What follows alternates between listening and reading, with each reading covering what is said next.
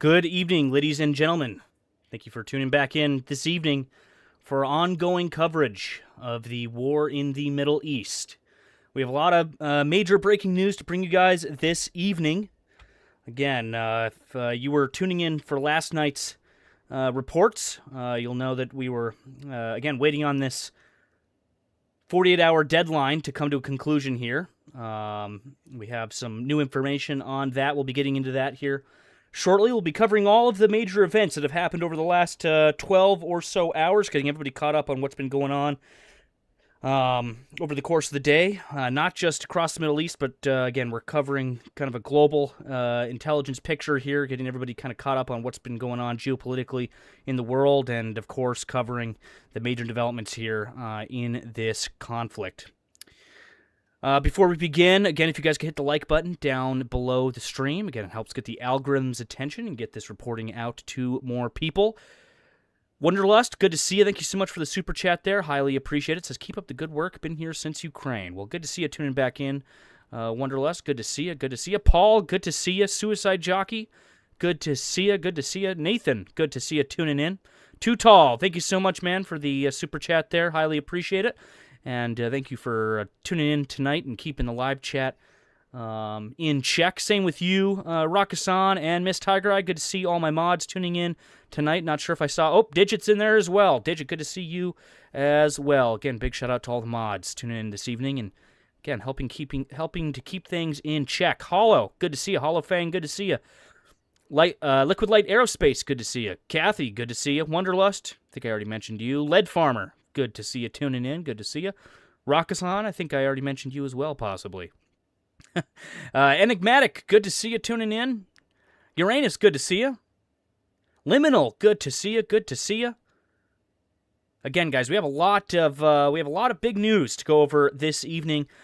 First, I'll be going over our main headlines tonight. I'll be getting you guys caught up on all of the major developments here, and then after that, we'll be switching into some of our open source intelligence tools that we have at our disposal via rPanel, Nemico rPanel. We'll be taking a look at some of the developments there. We'll be taking a look at some maps this evening as well. Let me see here, actually. Which one? Hold on, let me see, actually, really quick. Actually, that's the right one. Okay, so we'll close that one out. Of course, we'll also be taking a look at our X feed here. That's x.com/Nemico Network. Again, we post 24/7 open source intelligence updates over here on our X feed. We'll be going through the past 12 hours or so over there, getting everybody caught up on what's been going on again in the world. And of course, we are keeping an eye on our feeds here. We got a couple feeds actually coming in this evening. Let me switch over to our video focused feed here. We have, let me see here. We have Beirut. We actually have two feeds out of Beirut tonight. We have a feed out of Tel Aviv. We have three feeds out of Tel Aviv, sorry. And then, of course, we have our two feeds out of Beirut, again, being brought to us by a myriad of news agencies that are posted up on roofs here across the Middle East. We'll be taking a look at some of those feeds tonight. We have a couple other feeds on the back burner as well, in case we need to look at those from across the Gulf nations. We have Doha, Qatar. We have a feed out of Saudi Arabia, a feed out of the UAE, and we have a feed out of Jordan and a feed out of Kuwait. So again, if anything major happens there, we can take a look at those feeds. I'll be monitoring those on the sidelines here. Of course, we have audio coming in from all of these feeds as well. So if any strikes or alarms or anything goes off on those camera feeds, we'll be able to hear it. We'll be able to pick up on that and then tune into those feeds. Excuse me. Digit, thank you so much for the super chat, brother. I highly appreciate you. Highly appreciate the support, guys. Thank you. It means a lot, and again, it empowers me to continue to bring this reporting to you guys this evening. Kimberly in the Wild, good to see you. Says, hello, Nemico and family. I'm watching on the big TV, so I won't be in chat, but wanted to say hello to everyone. Well, thank you so much for tuning in tonight. Yorkshire, good to see you. Says, evening, Nemico. First time I've caught you in a while. You might not be getting notifications. It seems, in fact, I ran a poll over on the YouTube over the past few weeks here, and a good majority of people aren't getting notified by YouTube, unfortunately. But we're working on that. Andy Haynes, good to see you. John Holt, good to see you. So yeah, we'll also be taking a look at some of our other open source intelligence tools this evening. We have our air raid alert map here for Israel up and running. If an air raid alert comes in over Israel, we will get, hold on, give me 1 second here. We will get our air raid alert sound, just like that. You'll be able to hear that come through, and we'll be able to take a look at those alerts. We also have our flight radar. Flight radar 24 is up. We also have ADS-B up as well, tracking, I think we have it filtered to military flights at the moment, question mark. Now we have it, again, filtered to military flights there. And then, of course, flight radar. We're tracking all flights, but flight radar actually shows quite a bit more military flights than ADS-B does across the Middle East. Their tracking's a little bit better, so that's why I've been utilizing that platform a little bit more. Quite a few of these aerial refueling tankers up in the skies again tonight. We'll be, again, keeping our eyes on the skies here above the Middle East, tracking all of those aircraft for you guys. We also have a fix on the weather. We're tracking weather across the Middle East as well, so we can correlate that data to anything else that might be relevant. Of course, marine traffic as well. We're keeping an eye on all the traffic in and around the Strait of Hormuz, the Persian Gulf, etc. So we'll be taking a look at that. We have our NASA firms satellite imagery up as well, so we can take a look at any fires that are burning and are being detected across the Middle East. Here, let me get that zoomed out here. We'll bring that back in on Iran here. So again, all these red dots you're seeing are detected fires, again, from across the region. We'll be taking a look at some other rPanel tools this evening, most likely. We're also tracking oil futures and oil prices. Again, have slid a little bit today after, again, those announcements by the president earlier, which I'll get into in just a second here. But they are on the way back up at the moment. Those oil futures are on the way back up. So again, we'll keep an eye on that. Of course, we'll also be taking a look at our live UA maps. If there's any relevant data over there, we'll be taking a look at that. And I have a few other maps here as well, again, where we're tracking different events and stuff that have been logged, strikes and stuff that have been logged across the Middle East, including our rPanel recon map, which, again, this is not the final version of that. The final version is in the pipeline. It's coming your guys' way soon. We have another version of the rPanel map here, again, which is kind of more purpose-driven for this stream here that we'll be utilizing this evening. Again, without further ado, we're going to get into our primary headlines tonight first. Really quickly before I do that, though, again, if you haven't hit the like button, hit it down below. I'm also going to get a live chat poll going here in our YouTube live chat. Last night's poll question was, do you think that the U.S. would strike the Iranian power grid? I think it was like something like 80% said yes, to a good 20% margin saying no. Tonight's poll question is going to be, do you think that the U.S. will follow through on striking the Iranian power grid after this new 5-day ultimatum here, this new deadline? Let me get that going for you guys real quick in the live chat, and we can get that up and running.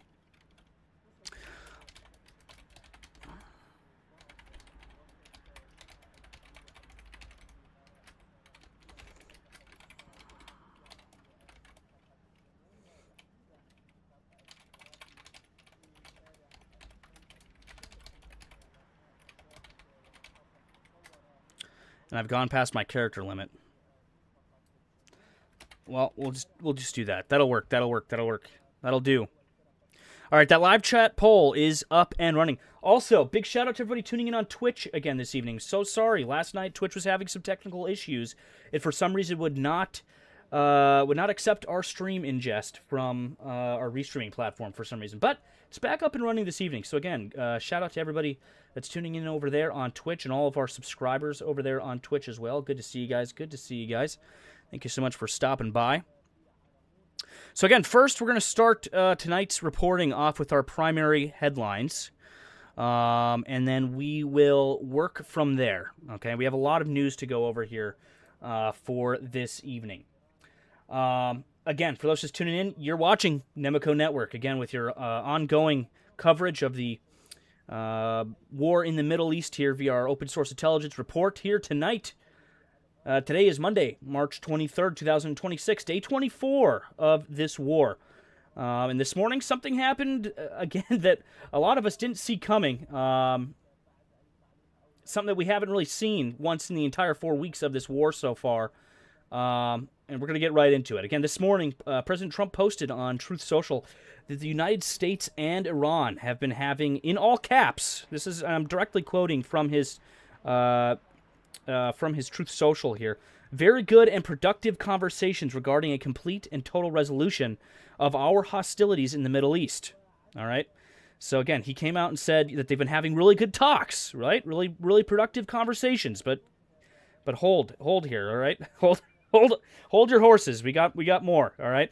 He announced he is giving Iran 5 more days, instructing the Pentagon to postpone all strikes on Iranian power plants and energy infrastructure, all right? He said the two sides have a, quote, major points of agreement.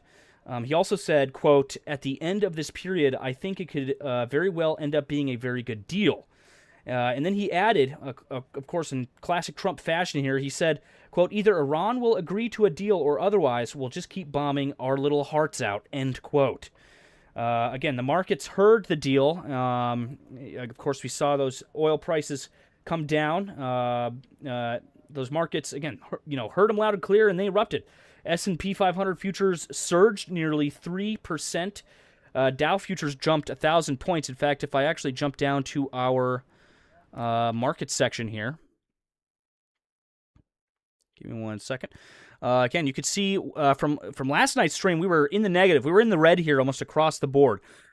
And tonight, again, everything is looking in the positive here for the markets. Again, Dow futures jumped about 1,000 points. Oil dropped 10% within minutes. In fact, you could see, if I head back here to our focus here, again, you can see that jump here. That jump here is literally minutes. The minutes after his announcement is this immediate sharp decline there, okay? And if you notice, and we'll come back to this in just a second, but again, U.S. crude falling below $90 a barrel for the first time since the war began. Keep in mind, its high over the past week has been about $112 it's been holding steady at. Again, this is the single largest single-day market swing of the entire conflict so far. But again, I have something to add to that, and that's, again, Iran responded literally minutes after he put out those statements. Iran's response was pretty blunt. They said no negotiations, no discussions, nothing. They're basically saying that there was no talks at all. There's no talks ongoing with Trump here. Iranian state media is calling Trump's announcement, quote, psychological warfare. And they've declared that Trump retreated out of fear of Iran's response. That's what they are saying here. The Tasnim news agency insisted the strait will not return to pre-war conditions. Iranian state TV said, quote, Trump withdrew his 48-hour ultimatum. However, and here's the, kind of the key intelligence detail underneath all of that, public posturing that we're going over here. A senior Iranian foreign ministry official told CBS News exclusively on the background here that, quote, we received points from the U.S. through mediators, and they are being reviewed. So the channel is open. There is a discussion channel open here. However, there has not been any talks. Contrary to what President Trump has said, there are no discussions that are currently ongoing. Iran is, again, reading what the U.S. sent. They're not just going to say so publicly yet, right? That distinction matters enormously, all right? Again, watch these mediator nations, Turkey, Pakistan, Egypt, Qatar, over the next 72 hours here or so, very closely. Pakistan officially offered to host direct talks in Islamabad as soon as this week. If you notice in front of you on your screen here, we have this deadline countdown going here. Again, 5 days. We're now at 4 days, 15 hours. All right? 4 days and 15 hours here for this new deadline. Again, originally it was 48 hours. But again, we've now been extended here out to 5 days. Well, now 4 days, 15 hours, as you can see in front of you. Again, bottom line up front here, Trump has backed down from that 48 ultimatum. Iran says no deal is being made currently. And again, that 5-day countdown begins. All right, day 24 of the war. Our current threat level is sitting at around critical here, still in the Middle East, again, which is our key theater. So far, we have an exact count on how many waves of attacks Iran has launched at not only Gulf nations but Israel. That current count is at 78. All right, Brent crude maxed out about $112 a barrel earlier this week. I know it's slid down, but it's on the climb back up now after Iran came out with that rebuttal, that retaliatory statement saying that there are no talks that are ongoing between them and the White House at this moment. Even though points have been sent over by the White House, they have not been conducting any talks. All right, Iranian casualties over 1,500 at this moment, and again, a deal remains unconfirmed. Okay. All right. Next up, while we track that whole diplomatic side of things, the physical reality of this war hasn't paused for a second here. Okay. Today, the IDF launched what it's called a, quote, wide-scale wave of strikes targeting Iranian terror regime infrastructure. Dozens of Israeli fighter jets over Iran, again, with powerful explosions reported across Tehran on Monday morning. I have a lot of footage and images to show you guys of that tonight. Israel is striking, again, while Trump is talking. That's kind of the key takeaway here. With that said, the U.S. is still conducting strikes as well. And I have some open source intelligence to show you guys on that here shortly. But that tension between Washington and Jerusalem on timing and strategy is becoming increasingly visible. Again, it's been definitely noticed here over the past few days on an incline. Give me 1 second here, guys, and we'll continue. I'm just taking a look at some of the stuff I got coming in on my end here.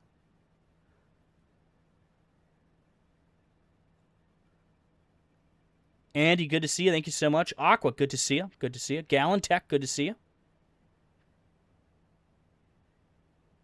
Yep, we have live feeds again coming out of Beirut. In the lower right corner, you're seeing our feeds right now. 2 feeds out of Beirut, 3 feeds out of Tel Aviv. 3 feeds out of Tel Aviv and 2 feeds out of Beirut. Audio coming in on all of those right now to your guys' ears. All right, via these feeds. I've got 5 feeds worth of audio that you're technically hearing in the background. So if any explosions or air raid sirens or anything goes off like that, again, we'll be able to hear them. We have some other feeds. We got quite a few other feeds as well, kind of on the back burner in case anything happens major in those locations. We can jump over to those. Give me 1 second here. So even as oil prices dropped on Trump's deal announcement today, as I showed you that chart just seconds ago of those prices jumping back down, the IEA chief, that's the International Energy Association chief, stepped in with probably the most sobering economic assessment yet that we've seen. Again, the IEA executive director, Faith Birol, speaking in Australia this morning, stated plainly this energy crisis is the worst in recorded human history. That was their words, exactly. Not since the 1970s, not comparable to the 1970s, worse than the 1973 oil shock, the 1979 oil shock, and Russia's 2022 invasion of Ukraine combined, is what they're saying. The war has cut 11 million barrels per day of global oil supply. Again, both 1970s crises together cut about 10 million. On gas, about 140 billion cubic meters has been lost. Again, Russia's Ukraine war cut about 75, give or take. And perhaps the most alarming detail out of all that, Birol said 40 energy assets across the region have been, quote, severely or very severely damaged. Meaning even when the shooting, eventually stops here, prices will not immediately return to pre-war levels. So they're talking about things like those refineries, things like storage depots, things like oil tankers, things like those liquid natural gas facilities, stuff like that, right? So over 40 energy assets across that region have been severely or very severely damaged. That I'm literally directly quoting from their statements earlier today. Also, a critical intelligence development here today. U.S. intelligence has confirmed to reporters earlier today that there are at least a dozen Iranian mines currently deployed in the Strait of Hormuz. That's not very many, but there, again, any amount of mines is kind of a big deal for that shipping traffic through the Strait. So about 12, at least a dozen here, Iranian mines currently deployed in the Strait of Hormuz. All right. Iranian manufactured Maham 3 and Maham 7 Limpet mines. This means the strait is not just functionally closed by Iranian attacks on ships. It is physically mined to some degree, all right? So, again, even with the ceasefire, even a ceasefire here, it doesn't automatically reopen the strait, all right? The mines, again, they've been found and cleared in a contested waterway. Again, that is a weeks-long operation under the best of conditions for those mines to be, found and cleared, all right? So keep that in mind, and we'll have more information on that as we continue into tonight's reporting. Again, I got a lot of... We're just going through the main headlines here. I have a lot of in-depth analysis here to go over here shortly. Also today, the USS Gerald R. Ford, the U.S. Navy's most advanced aircraft carrier, again, arrived in Suda Bay, Crete, for repairs after a non-combat fire. That was that fire in that laundry facility on board that I reported to you guys in the past week or two here. I believe that was last week, if not the week before last now. Again, the Navy says it remains fully mission capable at this time, but the Ford is not in the Gulf right now. As we know, it transited down through the Mediterranean, down to the Red Sea. It's now gone back up for those repairs. So it is not in the Gulf right now. Again, it is in Greece. The physical withdrawal of the largest U.S. carrier from the active combat theater, again, kind of at the same moment Trump is signaling a possible deal, is worth noting here. Definitely worth noting. We're going to close, again, these primary headlines with the human and economic numbers here. I got some updates for you guys here statistically today. U.S. gas prices hit about $3.96 a gallon today on average across the United States. The 23rd consecutive day of increases in those prices, and it's the highest since August 2022. Diesel has already crossed about $5 on average per gallon. Let me know in the live chat here this evening, folks, where you're tuning in from, what your fuel prices are looking like near you. Would love to hear. What that's looking like in your neck of the woods. The UK Prime Minister Starmer convened an emergency meeting with the Bank of England governor today over the economic fallout. UK inflation is expected to hit about 5% this year. European gas benchmarks have nearly doubled, and shipping experts say the Strait of Hormuz is, quote, completely off the charts for the rest of 2026. The global rerouting around the Cape of Good Hope could persist for another year or more. And one final signal here, again, from inside the Iranian leadership. Supreme Leader Khamenei's senior military advisor, Mohsen Rezai, I'm not sure if I'm pronouncing that 100% correct there, said today in a statement that the war will continue until Iran receives, quote, full compensation for all the damage sustained. Again, that is not the language of a side rushing to make a deal here, all right? 5 days, the clock is running, as you can see on screen in front of you. Again, watch the mediators over the next 72 hours here. Watch Israel. Again, that's kind of like your key takeaway. Again, that's kind of your Nemico open source intelligence primary headline brief here. We're now going to jump into our in-depth reporting. But again, bottom line up front, we're on day 24 here. Trump blinked, or opened a door, depending on how you look at it. Iran denied it publicly, again, but admitted contact privately, which is interesting. Oil fell $10 in minutes. The strait is officially mined at this moment. The Ford has left the Gulf, and the IEA says we are living through the worst energy crisis, the worst energy crisis in human history, per their words, quoting them exactly. All right. The next 5 days could end this war or escalate it to a level which we have not seen yet. Okay, so again, guys, stay locked in. And we're now going to jump over into our in-depth reporting here. Again, if you haven't voted in the live chat poll this evening, go ahead, drop your vote in that live chat poll. It's over on the YouTube live chat at the moment. And also hit the like button on the stream before we continue, if you can. Again, it helps get this reporting out to more people. Lonnie Who, good to see you. It says San Diego Costco is about $5.24 a gallon. Bubba says, hello, Nemico. Arizona is holding at about $4.49. Gator, good to see you tuning in tonight. Wonderlust says Washington State, some gas stations are already at like $5.50 per gallon regular fuel. Wow. Suicide Jockey says diesel, I believe, is around $5.69 yesterday. Kathy says about $3.80 where she's at, over 90 cents since this started. Wonderlust, about $6 in Washington State for diesel, he's saying.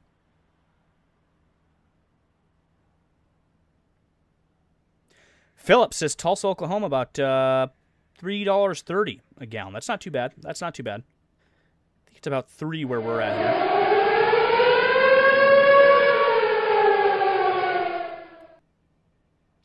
So that was a early warning that just came through here for northern Israel. You'll see all these areas kind of highlighted in red. Those are early warnings that are coming through, so we could expect to possibly see air raid alerts here in the coming minutes. So we will keep an eye on that. Bathroom Bobby, good to see you tuning in. Good to see you tuning in.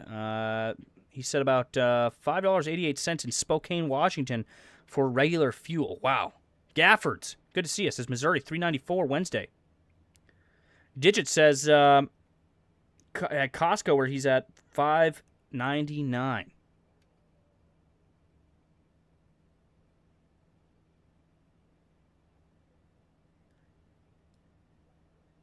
Oakland, California. Was that OC? Is that OC? Again, I'm not familiar with the abbreviation there.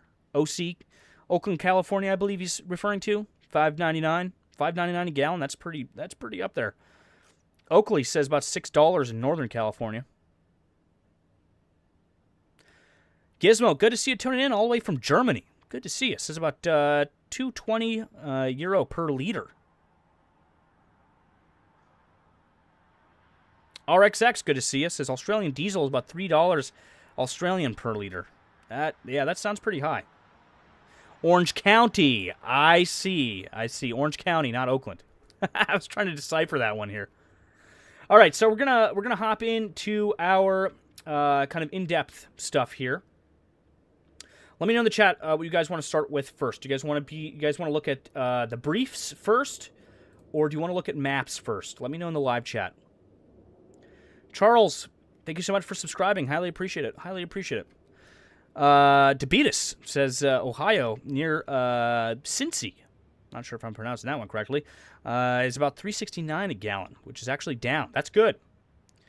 GC Guion says Saginaw, Michigan, about $3.95. Wow, that's actually pretty expensive for that area in Michigan, if I'm not mistaken. Lucolo, Sweden, about $2.40. Lucolo says maps first. Uranus says maps first. Let me know in the chat, guys. What do you want to see first here? Are we going maps? Lead Farmer says 4 hours ago, $3.95. Saw 409 at a overpriced station. That is pretty expensive. In Tampa, Florida. So reaching right around $4 a gallon where you're at. Pax Americana, good to see you. Says $4 today in Richmond, Virginia. Richmond, Vermont? Virginia. I don't know why that state abbreviation got me for a second there. Maps, says Tiger. Yorkshire Funnies, good to see us. Says in the UK, $2 a liter. Again, I'm not sure what that conversion is directly. Let me look right here.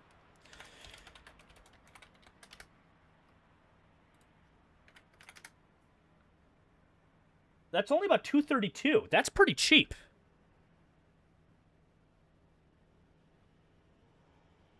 That is pretty cheap. Only $2.32?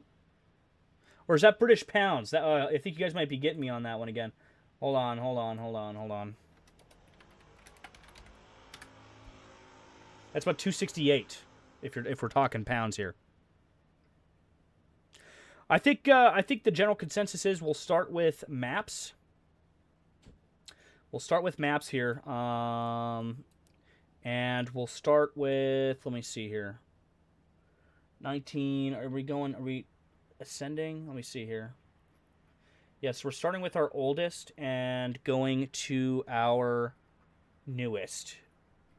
So I got this running here. Oh, per liter, not gallon. Alarm. Yeah. Gesher Haziv. Miluot Industrial Zone, north. And that's our alerts coming in here.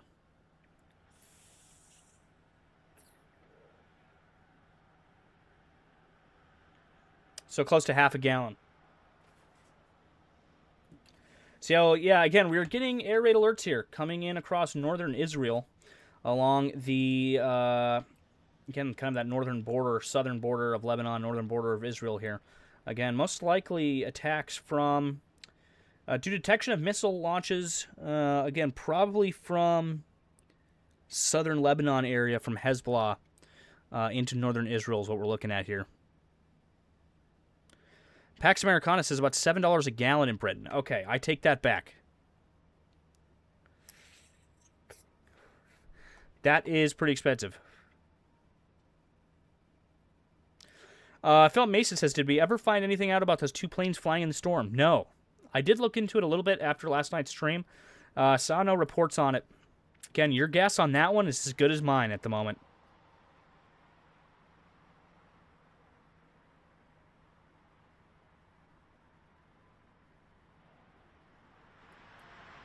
Yep, so, again, I am actually getting reports here right now that is confirming... Hold on, give me 1 second here.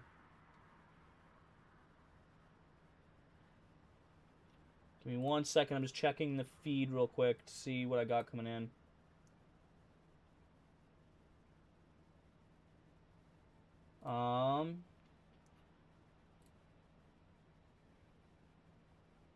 So it does look like these launches being detected are from Hezbollah in Lebanon at the moment. Again, these are early warnings. We're getting other early warnings in here right now. Again, at the confrontation line, southern Golan and northern Golan areas here is what they're saying. Initial reports coming out at the moment are that, again, these are detected missile launches coming from Hezbollah fighters in southern Lebanon. I'm waiting to get a little bit more information on that right now.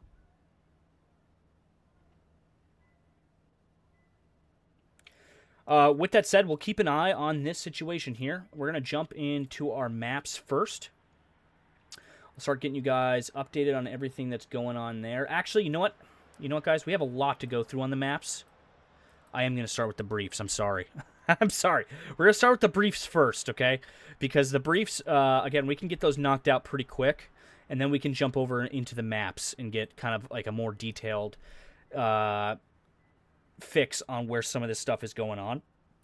First, we're gonna knock out the briefs. I got to knock the briefs out of the way first, which we got quite a few here to go through, but it'll take a lot less time than going through the maps, because the maps, we're going to be doing this for probably quite a while here. All right, listen, to update everybody that's just joining us, again, if you're just tuning in, we're just kind of getting started here. These briefs, we just did our main headlines. These briefs here will kind of also get you caught up on what's going on.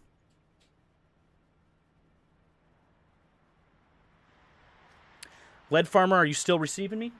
Am I still coming in clear to you guys? Give me 1 second here. Give me 1 second here.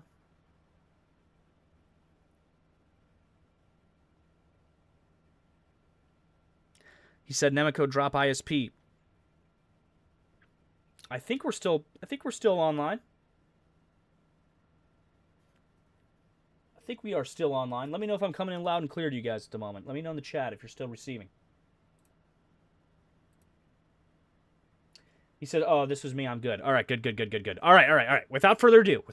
Again, I'm slacking here. All right. So, here's our situation brief. All right. This is 23rd March. All right, at 22 UTC. So, we are about 4 hours past this last generated brief. Probably towards the end of tonight's stream, I can regenerate. I have it currently on like a 6-hour window.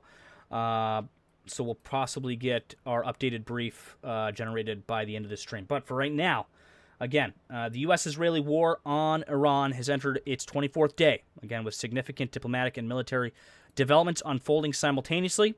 Again, for those that tuned in at the start of the stream, I kind of covered this, but I'll go over it once again.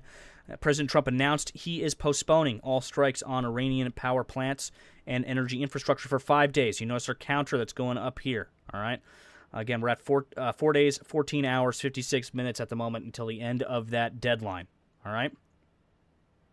Again, a claim Iran's foreign ministry flatly denied, again, is that they're having very good, productive conversations. There are no conversations, all right? That has been confirmed. Again, Iran's calling it fake news designed to manipulate oil markets, which, if you looked at the oil markets, again, it worked for sure. We got a pretty sheer drop. After Iran came out with those rebuttal statements, though, again, we kind of saw the oil price start to climb back up again. I'm expecting it to probably climb right back up to where it was, probably by tomorrow. Probably by tomorrow or the next day there. But again, they said Iran's parliament speaker, he confirmed no talks with the U.S. have taken place despite the diplomatic ambiguity. Strikes continue on both sides at this hour. And again, I have a lot of details on that coming up here momentarily. On the military front, U.S. Air Force B-52s have been confirmed carrying out bombing runs over Iran using 2,000-pound JDAM-guided munitions. I actually have footage and images to show you showing that this evening. The RGC launched its 78th wave of ballistic missile and drone strikes targeting Israel, U.S. bases, and Gulf nations. We're currently at the 78th wave currently of strikes. An Iranian ballistic missile carrying a cluster munition warhead was launched at the Haifa area. The USS Tripoli, USS New Orleans, and about 2,200 Marines from the 31st Marine Expeditionary Unit are set to arrive in theater by Friday, which is the 27th. So right on time with my original estimates of late March there. Again, we were going to say it was going to take about 10 to 12 days, give or take, from the time they took off. Update on the Hormuz Strait. Iran has threatened to completely close the strait and lay sea mines along the entire Gulf if the U.S. strikes its southern coast. Bahrain submitted a UN Security Council draft resolution to authorize a naval coalition to secure the strait. Expected to be vetoed by China and Russia. We're waiting for more info on that. Brent crude, again, holding at about $112 a barrel average. Again, we know it did come down, but it's on its way back up. The IEA warns it's the most severe energy situation since the 1970s crisis. Both of those in the 1970s combined. U.S. gas prices rose for the 23rd consecutive day, hitting on average $3.96 a gallon here in the States. All right, day 24 of the war, 78 waves of attacks, missile attacks from Iran. Again, in Iran, we're looking at about 1,500 plus casualties. Again, we don't have a concrete stat on that at the moment. Because, the information in the fog of war here is a little bit iffy. But from what we can confirm, we're looking at about 1,500 plus, all right? 60 plus killed in Iraq, about 1,029 killed in Lebanon. These are including, these figures here are including, how do I want to put this, combatants, all right? These are including combatants. 15 have been killed in Israel. Again, our fuel prices right now, $112 for Brent crude, $3.96 U.S. gas price per gallon. 143 BHR missiles destroyed. 242 BHR drones destroyed. 12 plus Hormuz mines have been laid that we know of. All right, and of course, 22 nations for the Hormuz coalition have been brought together again to support that reopening of the strait there. Okay, our active theaters, all right, the situational status for our active theaters at the moment. For Iran, which is, again, our primary theater here in this conflict, again, active strikes are underway still by the U.S. and the Israelis. In Tehran, wide-scale U.S.-Israeli strikes are ongoing. Explosions reported across the east/central areas of the city. I have footage of that, which I will show you later. In Isfahan, footage of airstrikes on IRGC/military targets have been circulating today. I'll show you that later as well. In Urmia, a Revolutionary Court judge eliminated in an overnight strike that came in between last night's stream and tonight's stream. And again, that death toll has been confirmed at about 1,500 plus. In Israel, all right, again, still under attack by Iran and Hezbollah. Haifa. Iranian ballistic missiles with cluster warhead was intercepted. I have more reports on that later. In Eilat, third missile detected today, down from 10 yesterday, so kind of a drop in those numbers. In Dimona/Arad, 180 were injured We've got some updated figures from that area. Again, 180 injured from Saturday's strikes by Iran. No nuclear damage confirmed. That's from the IAEA. And then, of course, the IDF is still striking Hezbollah in Beirut. For Lebanon, again, the IDF is expanding its operations there by the day. The IDF announces a new wave of strikes versus Hezbollah targets in Beirut. That came today.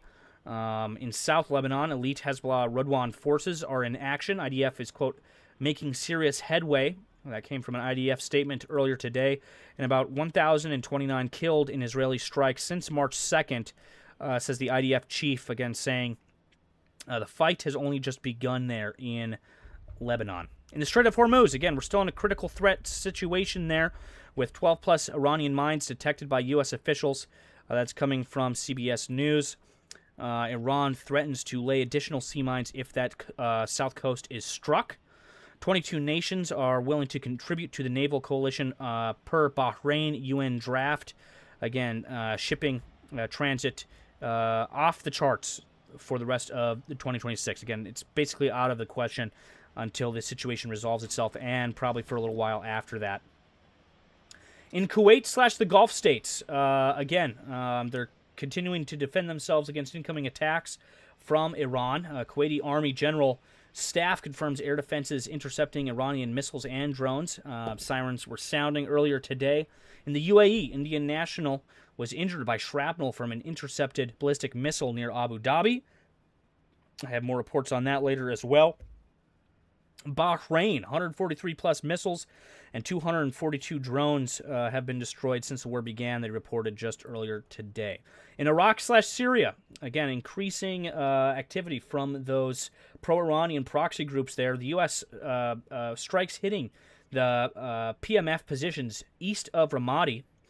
Drones targeted Karab al-Jir base near Rimalan.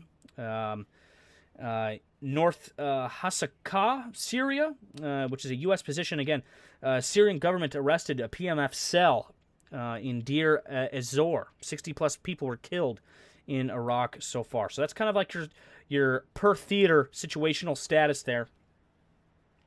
Getting into our briefs here, we have, let me see here. I think we got like the last couple hours here lined up.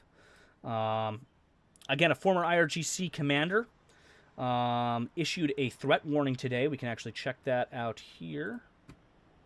So again, this is coming from a former IRGC commander. He says, quote, if Trump attacks Iran's infrastructure, it won't be an eye for an eye anymore.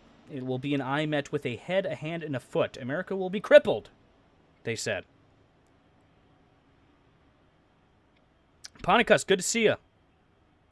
Construction, good to see you over there on Twitch. Says, hey, it's working. Hopping back to YouTube. Yes, we are live again on Twitch tonight. For those that don't know, we always dual stream both to Twitch and YouTube. Give me 1 second here, guys. Just taking a look at some of the other stuff I got coming into my feed here. We had an update here today. Again, a new missile was detected launched at Eliot.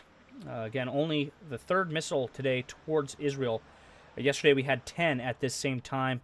Again, that pattern may be dwindling. Again, this was coming through open source intel there.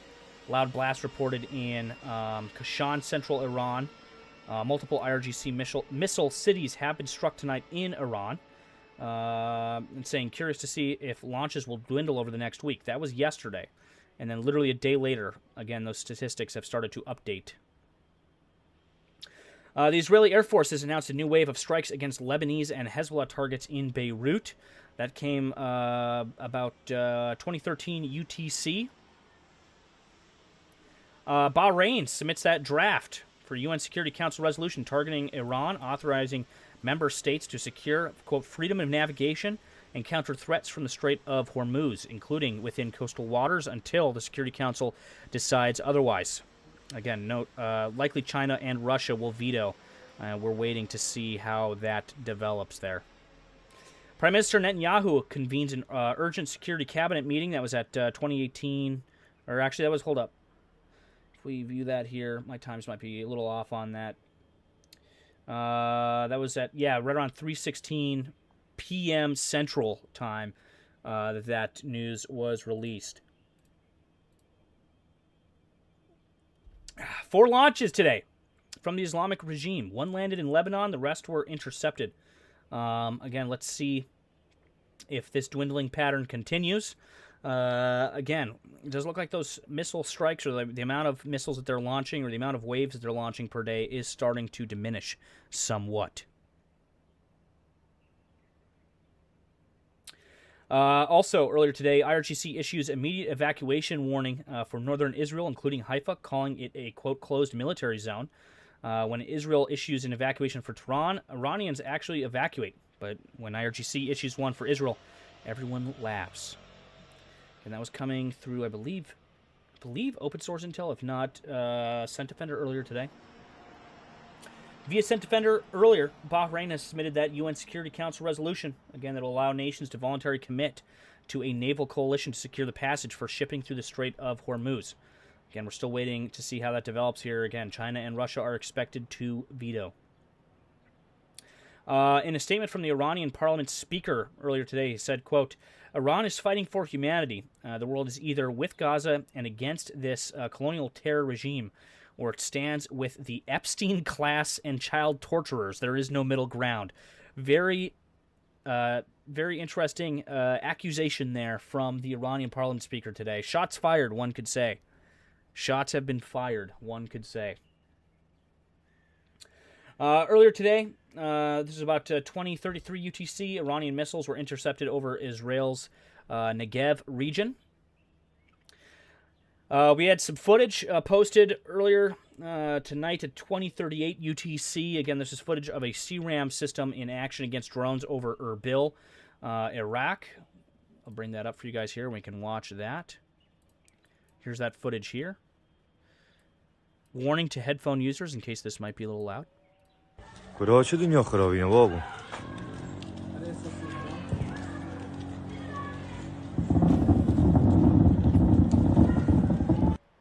کجا چه دنیا خرابیه بابا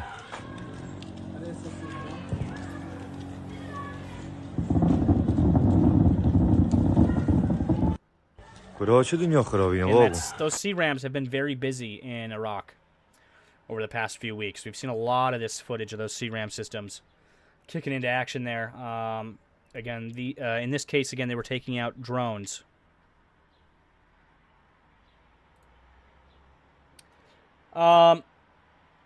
We had a video here circulating of some Radwan unit operators from earlier today.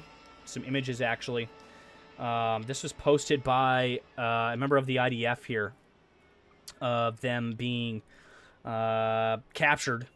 Again, these elite Hezbollah Radwan forces, again, being captured earlier today. Also, again, we had breaking news earlier that drones targeted Karab al-Jir base near the city of Ramalan in northern Hasakeh, eastern Syria. Again, a recently vacated U.S. position, so keep that in mind. We also had some footage, purportedly, of strikes in Isfahan in Iran tonight. Strikes on Iranian military and IRGC targets continue. Take a look at this footage here for you guys. This was posted at 2053 UTC. This is when we got this footage in via Scent Defender.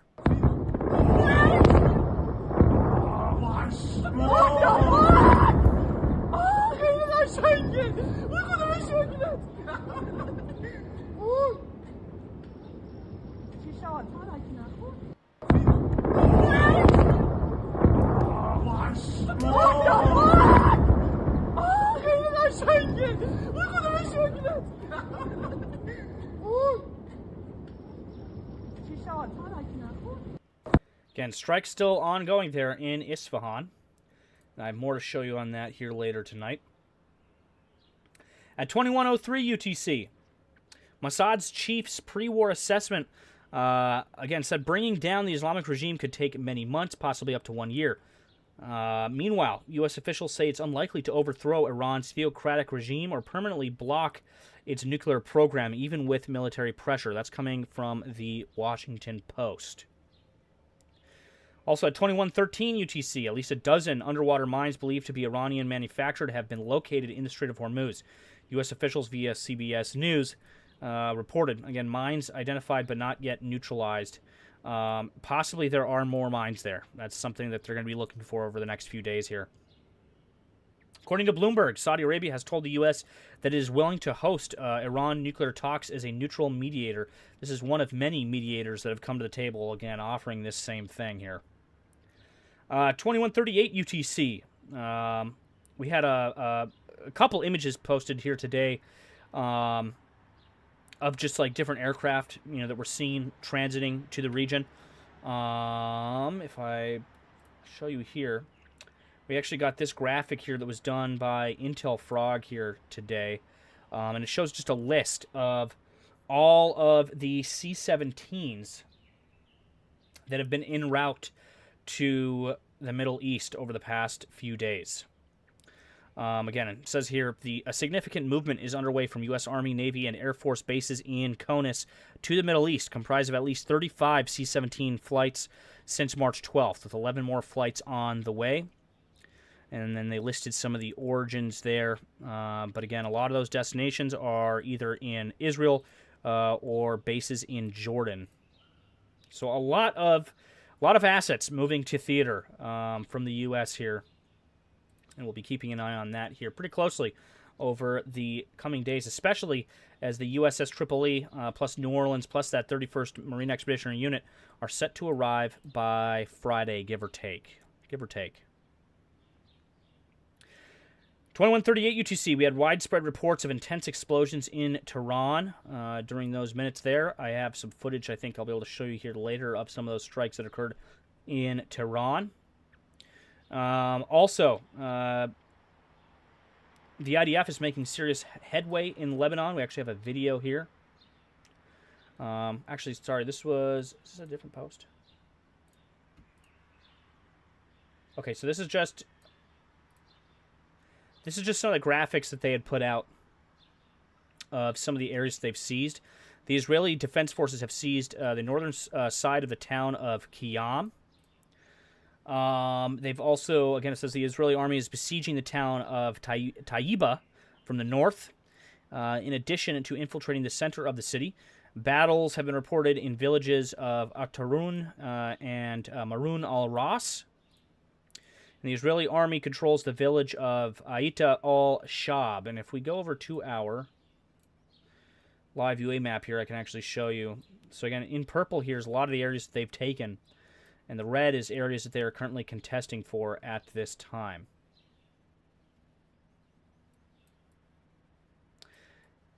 So you can see they've taken some pretty big chunks of territory throughout here.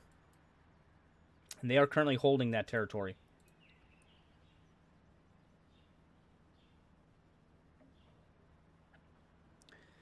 Javi D, good to see you. Thank you so much for tuning in tonight. Good to see you. Posted at 21:43 UTC via our X feed at 0400 last night. Strike in Urmia, West Azerbaijan province. A judge, Alirzia Sheikhalu, I'm not sure if I'm pronouncing that 100% correct there. A judge tied to Iran's revolutionary courts was eliminated. His court handled national security cases, dissident, and death sentences against Iranian protesters. And we actually have a video of that strike that occurred. But again, this strike occurred in West Azerbaijan province in northwest Iran. You can see an image of the guy there. This footage here is the aftermath of that strike that occurred there. You can see emergency services and personnel conducting cleanup at that site.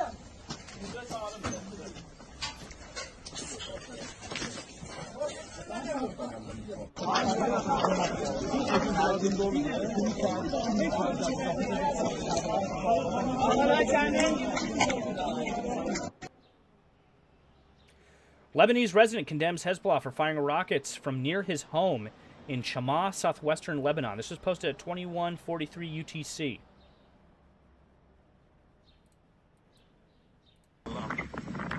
أنا هذا بيتي هون وجماعة الحزب اللي عم يدافعوا عن الشعب عم يدافعوا عن أهل الجنوب عم يضربوا لي من حد مني من هون. So he's basically, again, he's talking about how they're launching missiles from near his home there.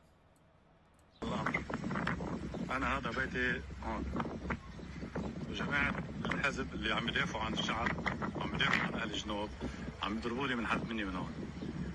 حطوا الصواريخ على الزيتون بيضربوهم بينزلوا بالشمعة والمنصورة. حكي 400 مرة بعدوا عن البيت في عائلة بالبيت ما بيردوا. فإذا صارنا شيء علموا إنه تعالوا الحزب اللي يضربونا مش إسرائيل هي البيت هون.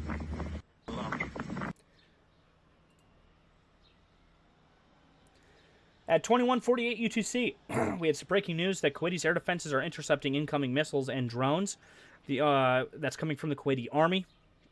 Explosions heard from interceptions, and sirens were sounding across the country at that time.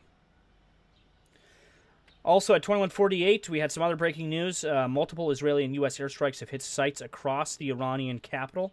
Again, that was at 21:48 UTC. Posted to our X feed there. Also, at 21:48 UTC, a statement here came out from the Pakistani Foreign Ministry, routed through and Andalu News. I'm not sure if I'm pronouncing that one correctly. Says Iran, quote, still not ready for talks with the U.S. due to mistrust. And that was at 21:48 UTC. At 21:58 UTC, the amphibious assault ship USS Tripoli, the amphibious landing dock USS New Orleans, and roughly 2,200 Marines from the 31st MEU will arrive in the Middle East on Friday, coming from Wall Street Journal there. We have corroborated this with some satellite imagery. We're tracking the location of those naval vessels, and it does look like Friday, possibly Saturday or Sunday at the latest, is when they're going to arrive there. Actually, I have some more on that here. Again, according to the Wall Street Journal, citing two U.S. officials, the amphibious assault ship USS Tripoli, the amphibious landing dock USS New Orleans, and roughly 2,200 Marines from the 31st MEU, again, set to arrive possibly Friday, as early as Friday. Again, this image here you're seeing on screen, I showed you this in last night's reports, but the 31st MEU was conducting some weapons drills, basically conducting some target practice on the deck there while en route to theater, sharpening their skills. 22:18 UTC here, another misstep by Iranian-backed groups. The Syrian government announced the arrest of a PMF cell in Deir ez-Zor, Syria. Iran's influence in Syria continues to erode. 22:23 UTC, again breaking. The Kuwaiti Army General Staff had announced that Kuwaiti air defenses are actively working to confront Iranian missile and drone attacks. Many explosions are due to the interception of missiles and drones. Keep in mind, guys, as we're going back to these are going back through time, all right? So we started with our oldest, and we're going forward. We started with our oldest, and we're moving to our latest. It's the same way that we do it when we start with our X feed at like the 12-hour mark and scroll backwards. We're doing the same thing here, all right? At 22:28 UTC, after the IRGC announced the 78th wave of ballistic missile and drone strikes against U.S. bases and infrastructure in the region, Gulf nations and Israel, the IDF announced new ballistic missile launches from Iran towards Israel. You can see here some images of some of the areas that were targeted here, again, on these maps. Again, this is coming from to so far Red Alert here, which I noticed. I noticed they have like a different dark mode. If you look on these images here, they're clearly using so far Red Alert, but they're using a different theme for the map. We have ours set to dark mode now, so you'll be able to see it a little better there. Actually, I think the light mode you can see the red a little better. Oh well, but again, these are the current. We have early warnings currently going out across central Israel, as another launch from Iran. So I guess we could change our strike wave. We're now up at 79. We're at 79 now.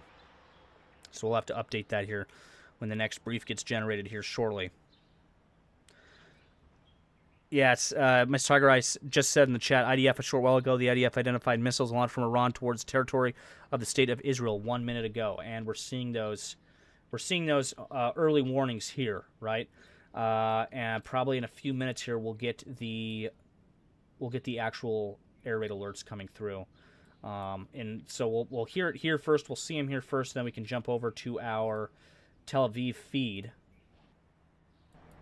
Which, let me update these real quick. I just want to make sure these are all currently running live. Yep, they are, except this one. All right, cool. Sometimes these get behind by a few minutes. All right, but we'll keep an eye on the Tel Aviv feed here once we get those alerts in. These are early warnings coming through, so usually after the early warnings come through, we get the actual air raid alerts.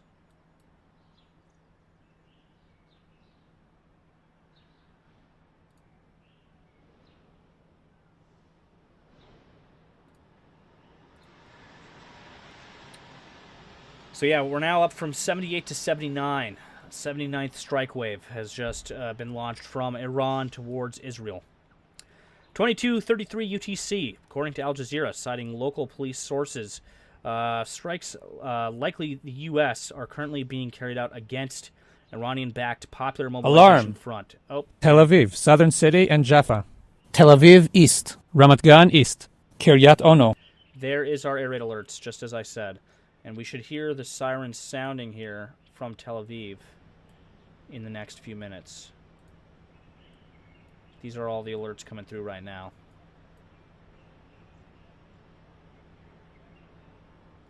And more are coming through too.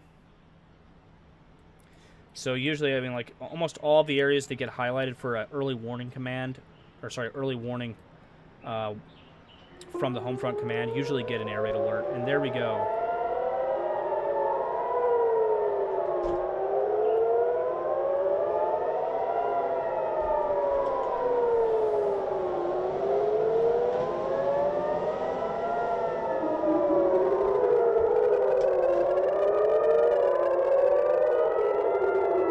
So this camera panned down. This camera is still pointing at the sky, though. So we'll keep an eye on this one.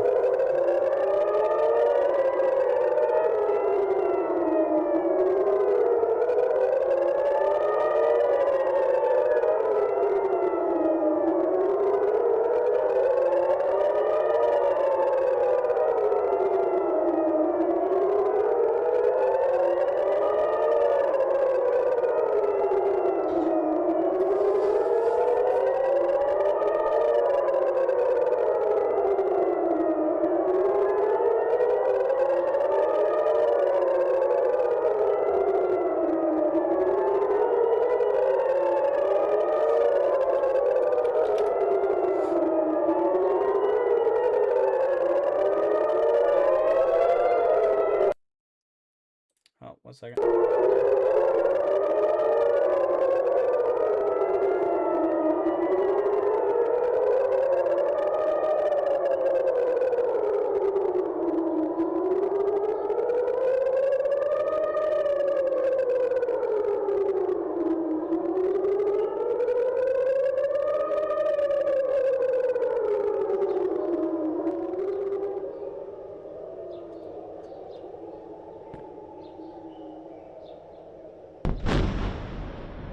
And we just heard an explosion there.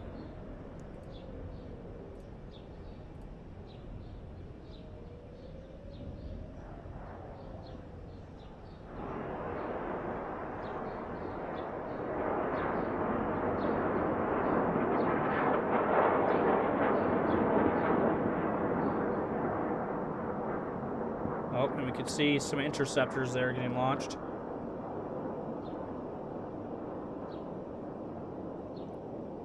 And many more.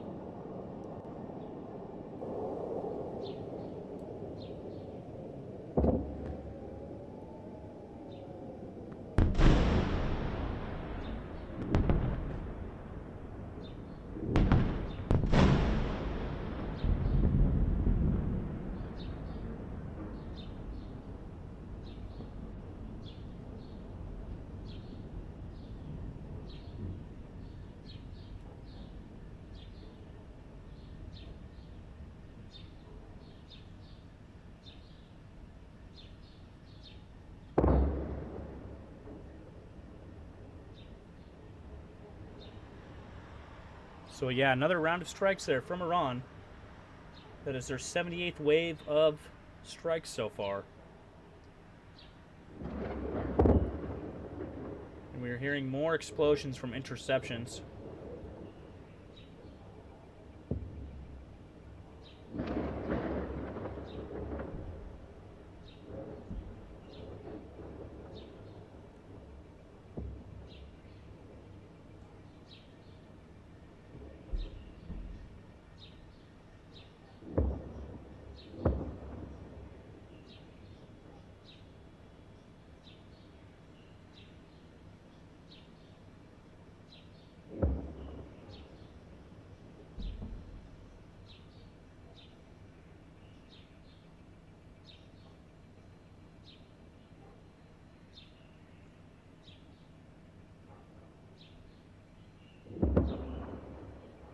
And more, too.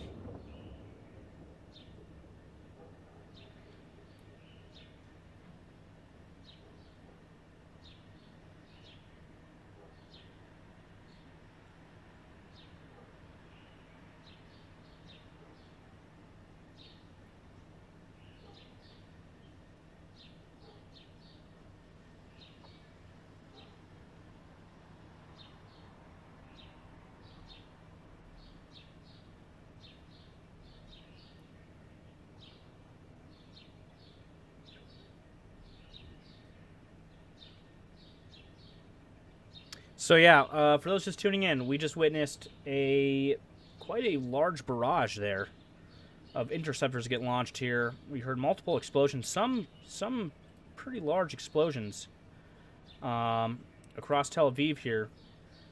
Some may have impacted, some may have been interceptions. Again, it's hard to tell just from listening to the audio. We were hearing some off in the distance as well as right there in the foreground.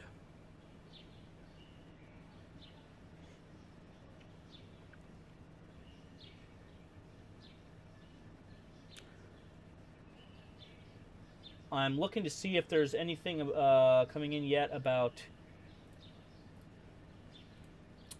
if anything got through.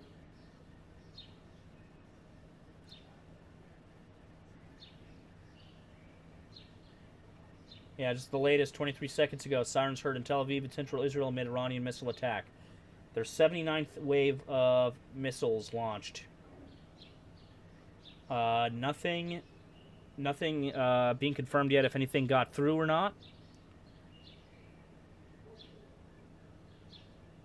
It does look like, again, most of those were probably intercepted, but it's hard to tell. Again, we did have those early warnings come in prior to the actual alerts, as we've been seeing lately here. They've been putting out early warnings before the actual alerts go up to give people a little bit more time to prepare and respond. Our two other Tel Aviv feeds are still pointed down at the ground. This feed here doesn't like to do that, though. They keep it pointed right at the skyline.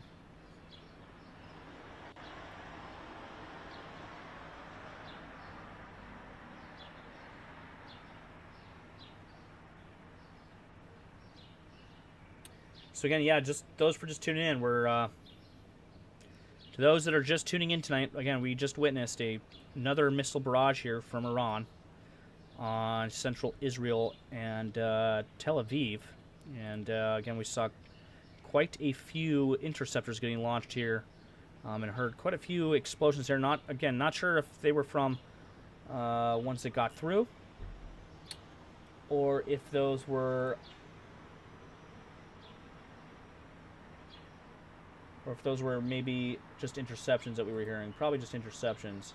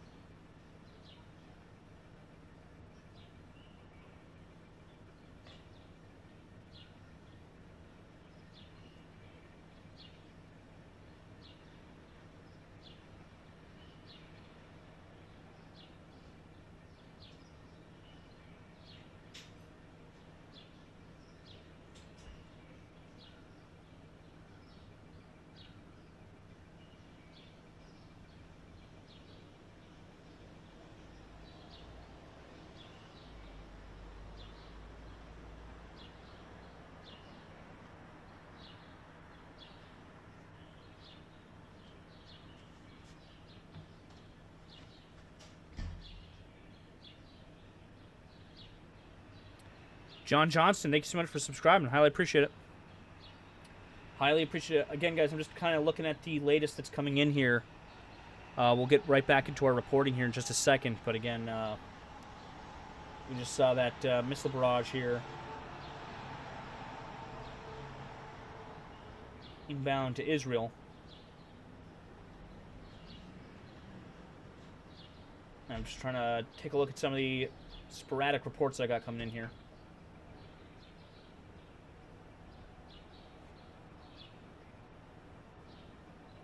We heard some pretty massive explosions there on the camera for coming in from our camera feeds here. And again, it's hard to tell if those were interceptions or if those were impacts. I've got a few sporadic reports saying that maybe a few got through, but I'm trying to look and get some confirmation here for you guys.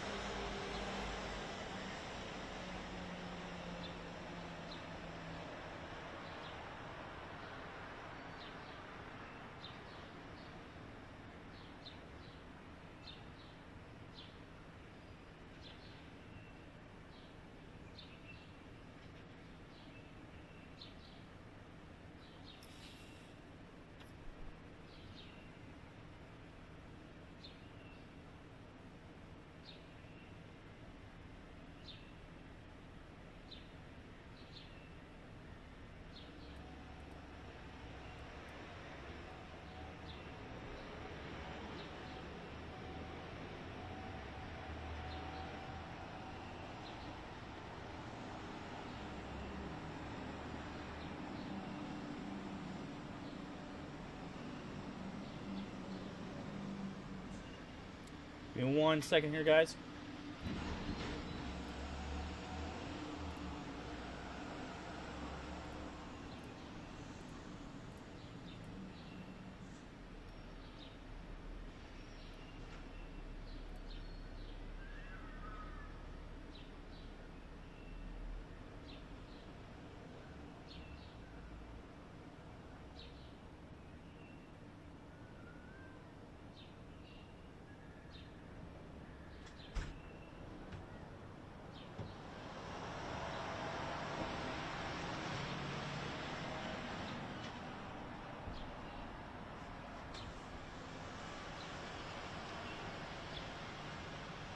All right, so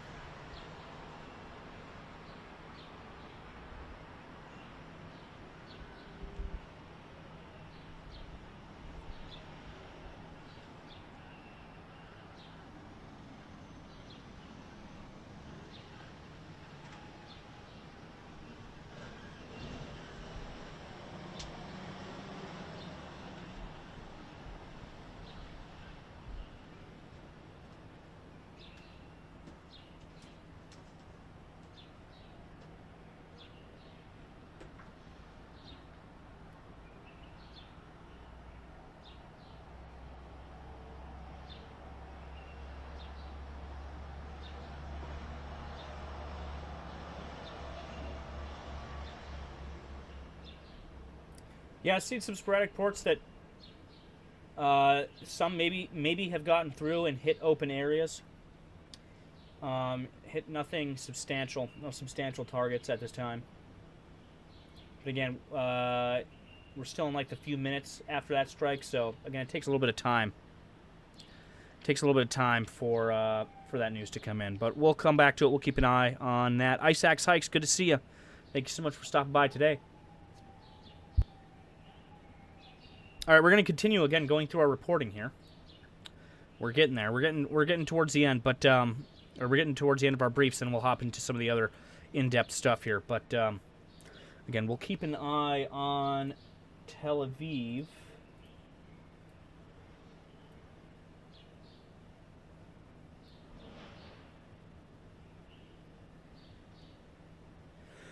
We'll keep an eye on Tel Aviv. We have that going in the bottom right corner. While we continue to go through our reports here. Again, at 22:33 UTC, according to Al Jazeera, citing local police sources, strikes, likely the U.S., are currently being carried out against Iranian-backed popular mobilization front positions in east of Ramadi, Iraq. Again, that was at 22:33 UTC. We had some geolocation data there of where that was located. At 23:38 UTC, one of the ballistic missiles launched by Iran at the Haifa area carried a cluster warhead, and we have some footage of that here. Which is...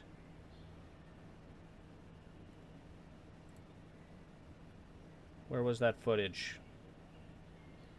Oh, here we go. Here's the footage here. Yeah, one of the ballistic missiles launched by Iran at the Haifa area a short while ago carried a cluster bomb warhead, footage shows. Let's take a look at this footage here.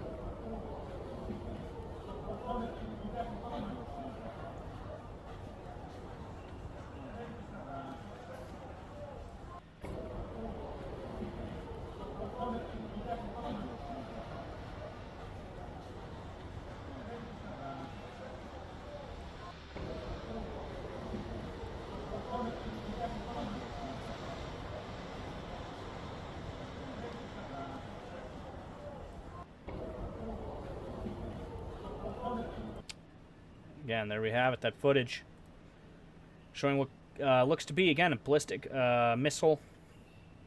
Again, carrying a cluster bomb warhead. Again, launched by Iran at the Haifa area, again, at 22:38 UTC. At 22:38 UTC as well, we had a report of U.S. Air Force B-52s began to carry out Iran strike missions yesterday using 2,000-pound JDAM guided bombs. And I believe I have some footage here of them taking off. And you can see, hanging from the wing tips here, hanging from the bottom of the wings, you can see some of those JDAMs there. That's what those are there. JDAMs, 2,000-pound bombs.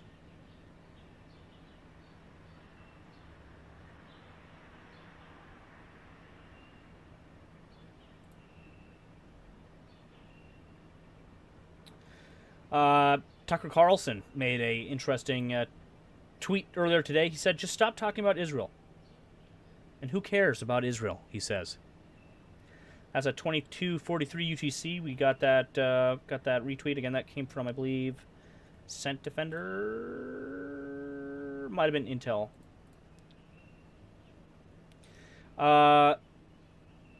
We have some additional open source intelligence here. Again, Trump postpones that power plant strike, claims productive talks with Iran. Again, Iran has denied. Iran's response was immediate and a flat denial. Iran's foreign ministry and parliament speaker both stated no talks with the U.S. have taken place since the war began. The ministry accused Trump of trying to manipulate oil prices and buy time for their military plans. That's what the Iranians are saying at this moment. Day 24 summary here. Again, the war has entered its 24th day. Israel launched what its military described as extensive and unprecedented strikes across Iran. UAE air defenses intercepted a ballistic missile, near Abu Dhabi, injuring one Indian national. Kuwait confirms active interceptions. Bahrain has destroyed 143 missiles and 242 drones since the war began. At least 60 people in Iraq and 1,029 people have been killed in Lebanon since March 2nd. In the markets, stocks in China and Hong Kong tracking for the worst day in nearly a year due to stagflation fears. UK Prime Minister Keir Starmer called an emergency meeting on economic fallout. The IEA head Faith Birol warned the situation is, quote, very severe, worse than the two 1970s energy crises combined. Some news out of Pakistan. Pakistan direct talks. Islamabad may host Iran-U.S. negotiations as early as this week. A Pakistani official and second source tells Reuters that direct talks on ending the war could be held in Islamabad as soon as this week. Egypt, Pakistan, and the Gulf states have been relaying messages between Iran and the U.S., a European official confirmed. Iranian president and Pakistani Prime Minister both spoke by phone today, with the Iranian president stating Iran is committed to, quote, preserving stability and security and countering foreign interference.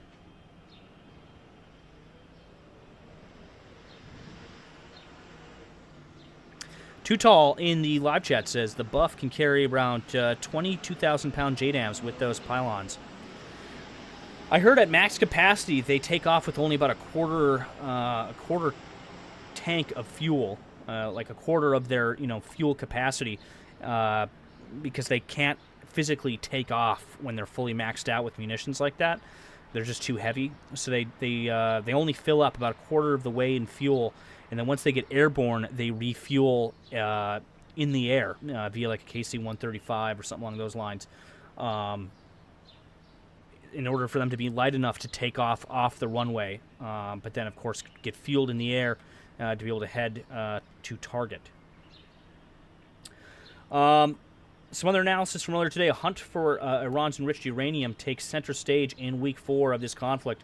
Again, as the war enters its 4th week, a key strategic objective has become locating and eliminating Iran's enriched uranium stockpile. IDF Chief of Staff stated that the Iran campaign is at the, quote, halfway stage. IDF spokesperson noted the war is expected to continue several more weeks. Iran's fire at Diego Garcia, about 3,800 kilometers away from Iran, demonstrated missiles can reach Europe, prompting warnings from Tehran's foreign minister about British lives being at risk. I showed you guys those last night. And then finally here, in global shipping here, Hormuz, again, stated today, is off the charts for the rest of 2026. Again, we're looking at a Cape of Good Hope reroute here for a lot of those shipping vessels. Vessels transiting through the Strait of Hormuz, again, are not going to be utilizing the strait, again, probably for the rest of 2026. Vessels will likely steer clear of Bab al-Manab and the Suez Canal too, again, forcing a full reroute down through the Cape of Good Hope for potentially another year. U.S. gas prices, again, rode for the 23rd straight day, reaching $3.96 a gallon average here, again, highest since August 2022. All right, so that about sums up our briefs here.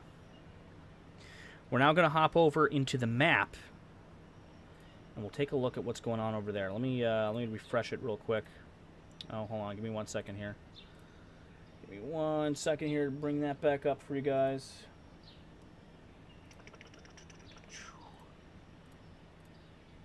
So yeah, still waiting to get more concrete information on those strikes that just occurred, that we just witnessed a few minutes ago. Give me 1 second here. Open this up. Yeah, that looks good. All right, we'll bring that over to here.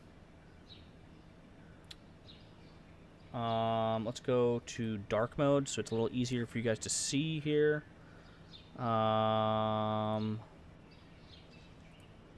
So let me bring that in just a little bit so you guys can see it a little better. And let's go back down to here. There we go. That's a little bit better. Easier to see there. All right, so we got some maps. Got some maps. What are we at right now? 0252 UTC. So I have the latest here pulled up on the map as well. Again, sirens heard in Tel Aviv and central Israel amid Iranian missile attack. Again, that is in relation to our latest attack there that just came in from Iran. Again, we're now at 79. 79 strikes so far. I'm going to show you some of the geolocated stuff here that we have for you this evening. Again, all of these lines you're seeing here are missile flight paths. Again, estimated, right? Just kind of rough view here, rough visual, again, of where Iran has attacked today. This is for like the last 8 to 12 hours, give or take. So again, they've attacked down here to Abu Dhabi. Again, the UAE intercepts ballistic missile near Abu Dhabi. Again, the UAE air defenses intercepted the ballistic missile. One Indian national was injured by shrapnel from that interception in that area, and I can actually show you our source here. I believe this was posted by Al Jazeera. They had, hold on, where's the UAE? Here we go, right here. Abu Dhabi media office said an Indian national suffered minor injuries from falling debris in Shawamake area after the UAE Emirates air defense systems intercepted a ballistic missile targeting the country's capital On Monday, the UAE said it was, quote, responding to an incoming missile threat from Iran. In Dubai here again, those troops are looking at arriving here in the Gulf probably by Friday. We had a report of 12 plus Iranian mines, again, detected in the Strait of Hormuz.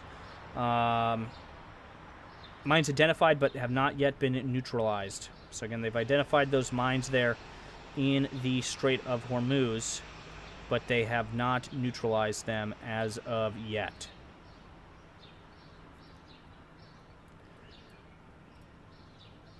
Again, U.S. Air Force B-52s conducting bombing runs over Iran today. Again, carrying those 2,000-pound JDAMs that I showed you just moments ago in that footage of them taking off. They've hit quite a few targets here around the country. Quite a few targets. In Isfahan here, strikes on Isfahan IRGC targets. Footage purportedly of strikes in Isfahan were recorded today. Again, I showed you this footage earlier.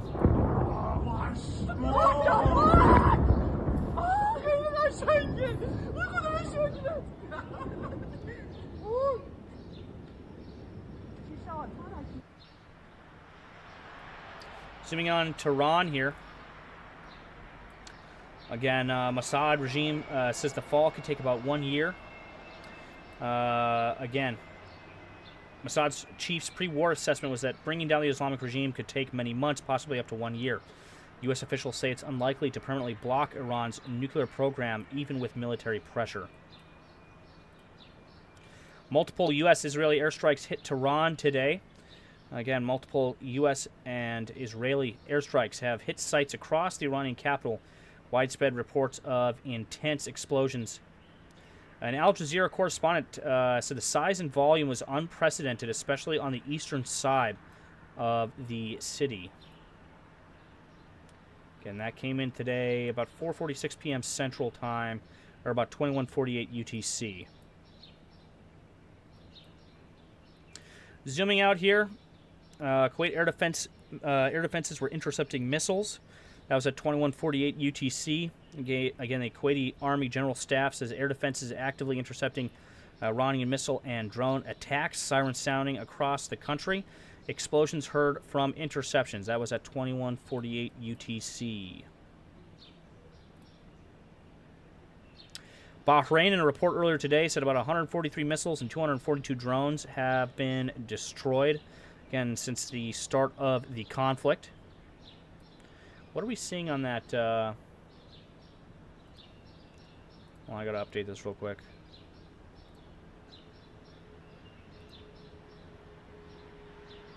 We're seeing a plane there on this other Tel Aviv cam down here. Coming into Tel Aviv, switching over to our flight radar if I refresh that real quick. That's probably one of these planes we're seeing here. That's most likely this plane here that we're seeing on that feed. Just minutes ago. And we got another one heading in as well. So 2 civilian airliners here heading into Tel Aviv at this time, right after those strikes that we just saw moments ago.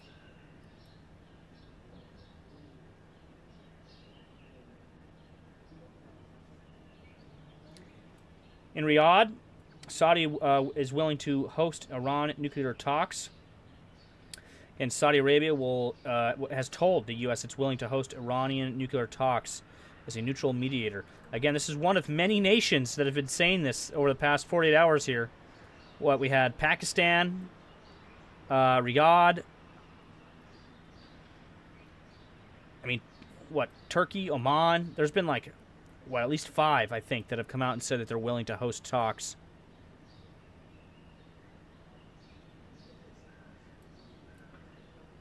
The U.S. strikes PMF positions east of Ramadi earlier today. Again, strikes likely U.S. are being carried out against Iranian PMF positions east of Ramadi in Iraq. That was earlier today. Looking a little bit north here. Again, we had that IRGC court judge eliminated.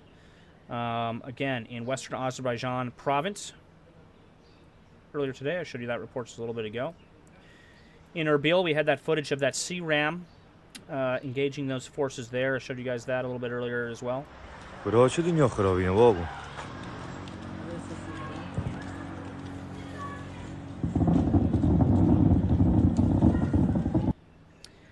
Ice Axe Hikes says, did we figure out if Bibi is alive? Yes. Prime Minister of Israel is still alive. Drones target Karab Algier base. Earlier today, drones targeted the Karab Algier base near the city of Rimalan in northern Hasaka, eastern Syria. And that base was recently vacated by U.S.-led anti-jihad forces. Switching down to Lebanon and Israel here. The IDF strikes Hezbollah targets in Beirut earlier today. The Israeli Air Force announced new waves of strikes against Lebanese Hezbollah targets in the capital of Beirut.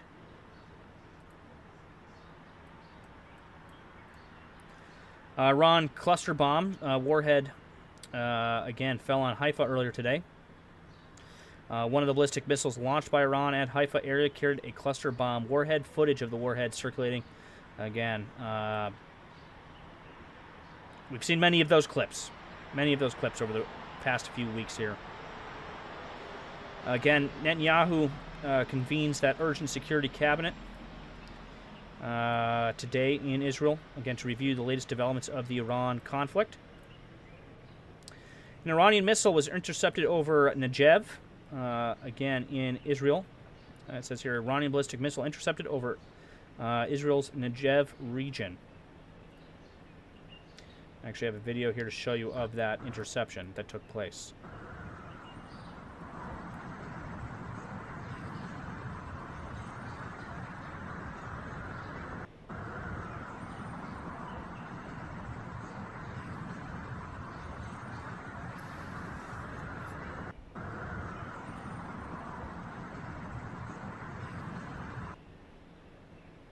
And then finally down here, we had a third missile detected today towards Israel. A new missile launched at Eilat. Only the third missile towards Israel today, down from 10 at this time yesterday. Again, that pattern is dwindling there. Let me scroll down here to my latest.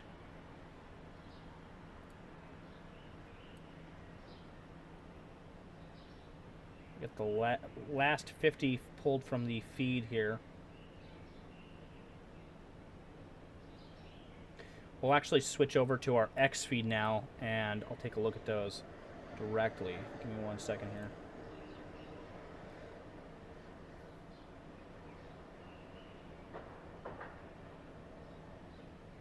So this is interesting here. 15 minutes ago, we had a report come in. South Korea's Prime Minister, Kim Min-seok, called off his planned visit to China this week, citing an urgent need to remain at home to manage the widening economic and livelihood impacts of the Iranian war, according to Bloomberg. That was 15 minutes ago.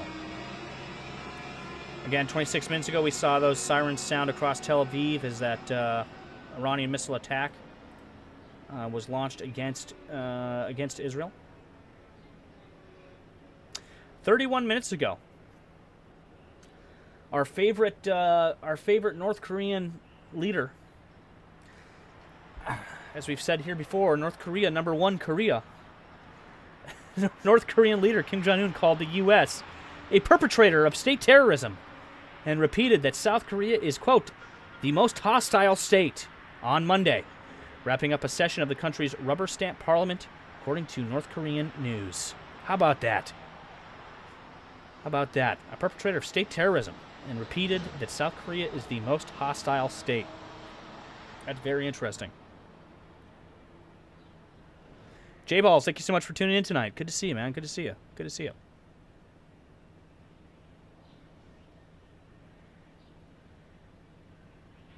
"51 minutes ago, U.S. Senator Tom Cruise says, quote, in the next 6 months we could see new governments in Iran, Venezuela, and Cuba. Keyword. Key word there, guys. Cuba. Cuba. There's a reason we have, again, that we have that elevated in the Discord and in our panel as a threat elevated country right now. Again, might be next on the map for the U.S. here is intervening in Cuba. Again, saying we could see new governments in Iran, Venezuela, and Cuba.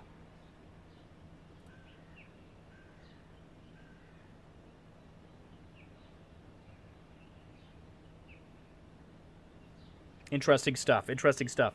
1 hour ago, again, at least 64 people were killed in the Colombian military plane crash in Puerto Leguizamo. I'm not sure if I'm pronouncing that one correctly. We actually had some footage earlier today of that plane crash. We haven't seen that yet. Not of the crash itself, but of the burning wreckage in the aftermath.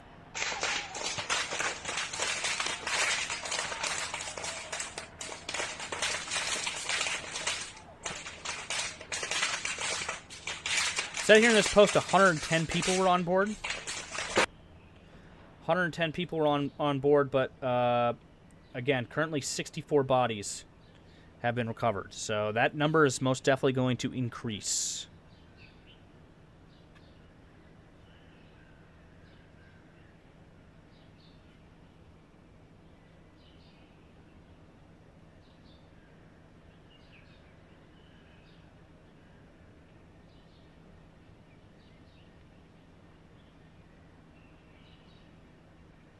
We had a little drop here 1 hour ago from everybody's favorite news anchor, Steve Lookner. Good old Steve Lookner. Again, explosion at Port Arthur Valero Refinery was likely caused by an industrial heater, the sheriff says. Interesting. Liquid Light Aerospace says, were those rounds cooking off? What was that crackling sound? Not sure if that was just like the burning, something else popping. It might have been. Maybe they had some ammo on board, and possibly that was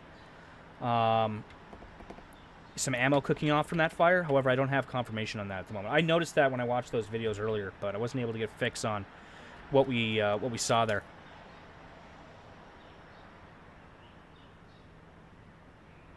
One hour ago, the Islamic regime is unlikely to accept Trump's demands unless something dramatic changes. That was about 1 hour ago. Again, here's that Valero oil refinery in Port Arthur, Texas, again ablaze after an explosion earlier this evening. Here's that footage here on screen now from a helicopter circling the scene there.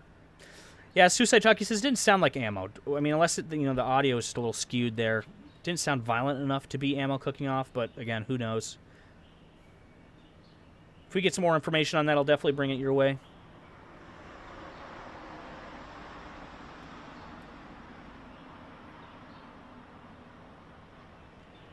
And here's that footage again out of Texas of that refinery on fire.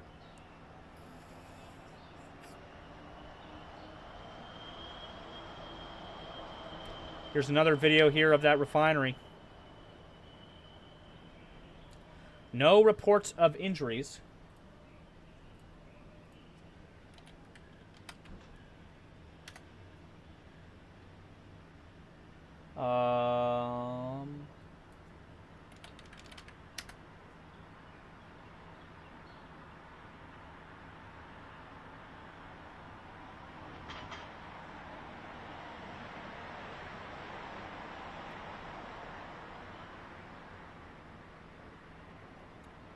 Give me 1 second here. I'm just looking at some other stuff about this refinery here.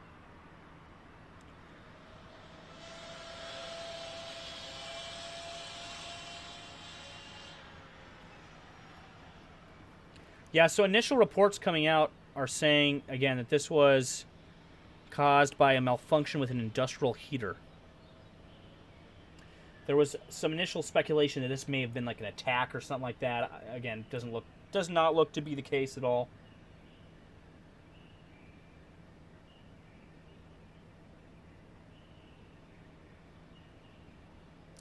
One hour ago, coming from Wall Street Journal, this one is interesting. U.S. allies in the Persian Gulf are edging closer to joining the fight against Iran.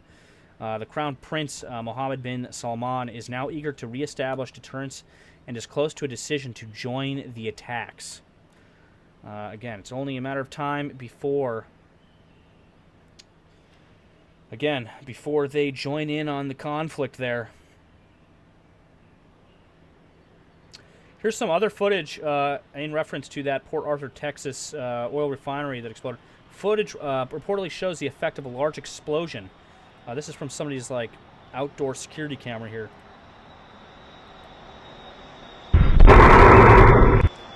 This is somebody's truck. That's somebody's truck, and it looks like, and I'm not sure if the shockwave blew it in. You don't see this like this scooter here or anything else move really. So they must have somebody must have been in the driver's seat and just pulled it into their driveway or something real quick. I'm not sure.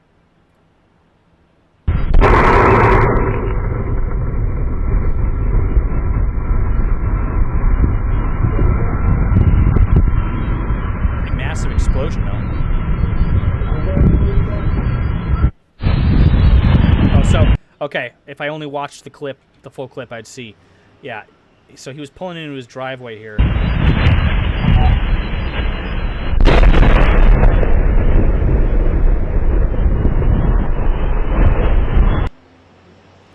First I thought maybe the shockwave could push the truck forward.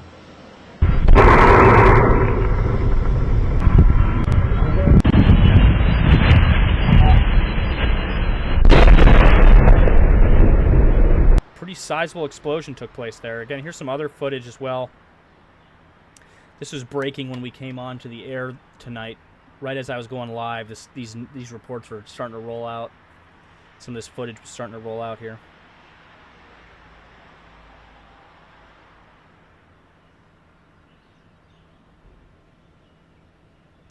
Yeah, again, we do have a live chat poll going. If you haven't already, cast your vote in the live chat poll. I'll be ending that off here in just a few minutes, and we'll be taking a look at those results. If you haven't yet, cast your vote. Yorkshire says, did you see the attack on 4 Jewish ambulances in London? Yes, I covered that last night on last night's report. Again, it's my assessment that we're probably going to start to see more. If this war continues on like it is, we're going to start to see more of those styles of attacks. Some more images here. Again, of that refinery, that fire burning at that refinery after that explosion. Again, yeah, triggered by an industrial heater is what they're saying at the moment.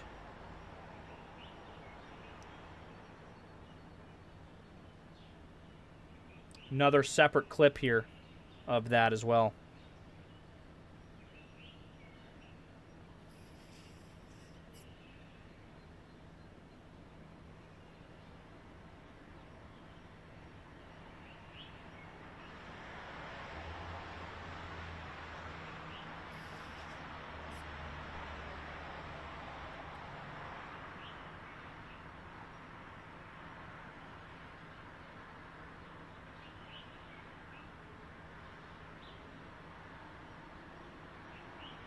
Three hours ago, U.S. Air Force and U.S. Navy strikes take out 3 senior PMF terror leaders in Anbar, Iraq.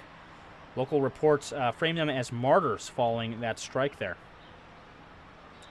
Got a lot of activity happening in Iraq over the past few days here.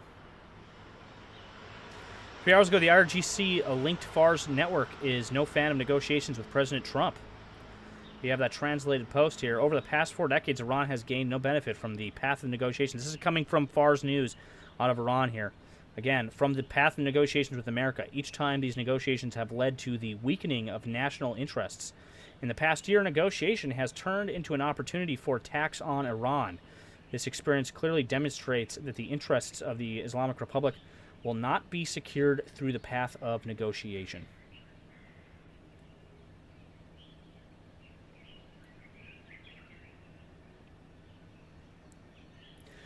Two hours ago, IRGC linked FARS News. U.S. and Israeli strikes targeted energy facilities in Isfahan and Kermanshah.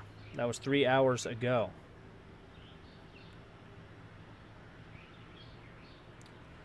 Part of a clock tower collapsed after a fire at a historic courthouse in Rome, Georgia earlier today. There's that clip there of that fire that broke out there. Again, in that clock tower at that courthouse.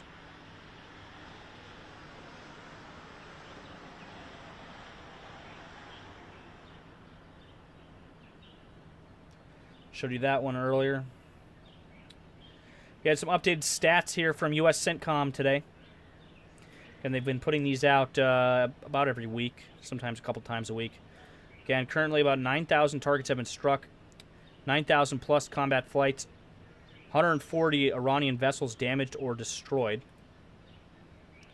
And they list off the types of targets, and then, of course, their assets they've been deploying there across air, land, and sea. They've added a few to this list here over the past week or two.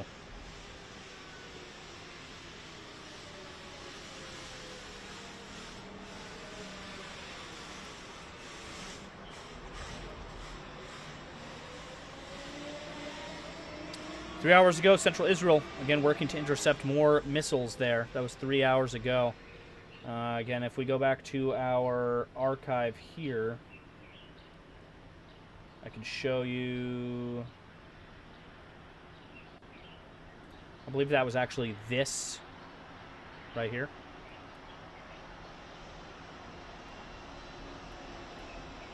Yeah. Yeah, that was this round of strikes here. Round of air raid alerts, I should say.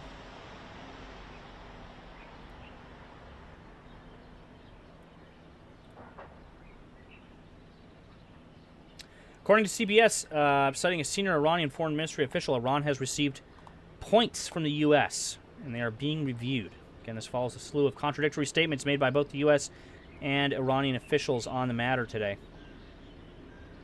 This is what we're going to be. This is what we're going to be watching over the next 5 days here, very closely. Bottle says, "I wonder what Forte 12 has been up to these days." I'm sure they have a Global Hawk up and about in the region at the moment. We just can't see it. Its transponder is most likely off. The Boeing P-8A Poseidon is up at the moment. Once again. And then we have KC-135, two KC-135Rs hanging out here in the moment, kind of running holding patterns here. Possibly to refuel this P-8 Poseidon and other aircraft that are in the area. Number 2 worldwide. This is number 1 worldwide right now. The P-8 is number 2, and then let me guess. Yep, number 3 is this KC-135R here.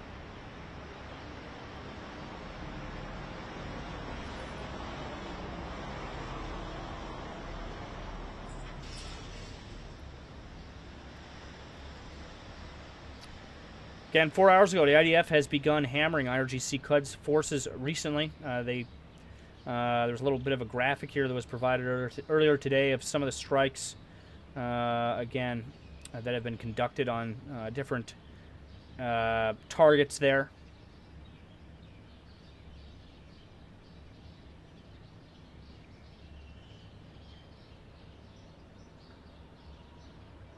Let me see here. We need one more vote in the live chat poll. One more vote. Cast your vote in the live chat poll. We need one more in order to end that off this evening. There we go. So tonight's live chat poll question was, do you think that the U.S. will follow through on striking the Iranian power grid? 60% of you say yes. 40% of you say no. So that's almost an even margin there. Only about 10% difference there. Yeah, again, that's going to be the main thing that we're going to be keeping an eye on here over the next week, is if the U.S., if they're not able to come to some kind of agreement here, some kind of ceasefire or something, to open the Strait of Hormuz, is the U.S. going to strike that power grid? If they do, again, that'll be a major escalation in this war. That's that's going to be the hot topic, the hot button item here over the next, I would say, 5 days or so. And I reiterate, I've said this before, but the U.S. has a habit of or I should say Trump specifically, has a habit of whenever he issues deadlines or ultimatums in the past, he often acts on those before the actual deadline.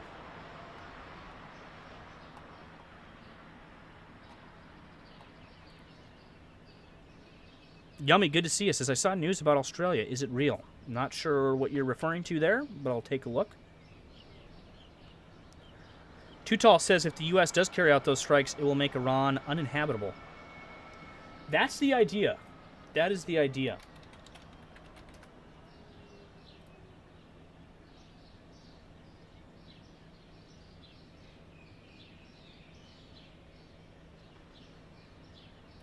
I haven't seen anything related to Australia come into my feeds.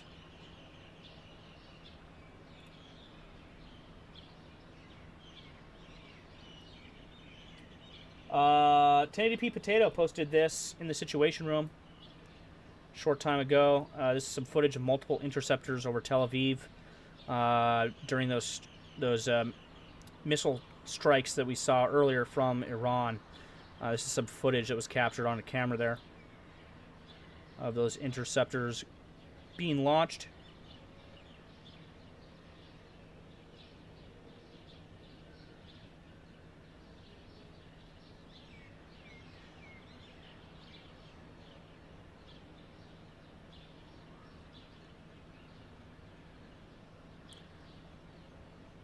Lonnie Who, thank you so much for the super chat. Highly appreciate it. Says thank you for being a clear voice in the chaos. I appreciate that. Thank you so much, Lonnie. Thank you much. Thank you much. Miss Tiger says she's talking about Michelle Dawson's comment. I didn't see that. Hi. Now I do. Michelle Dawson says, hey, I'm just tuning in from Australia. We are in trouble with our fuel supply. The government is saying that we may need to bring in rationing. And it's getting desperate. Yeah, I mean, there's quite a few countries that are looking at rationing fuel at the moment. Quite a few, unfortunately.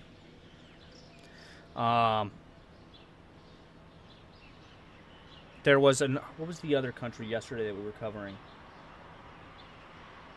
I'll bring it up here. Slovenia. Slovenia is...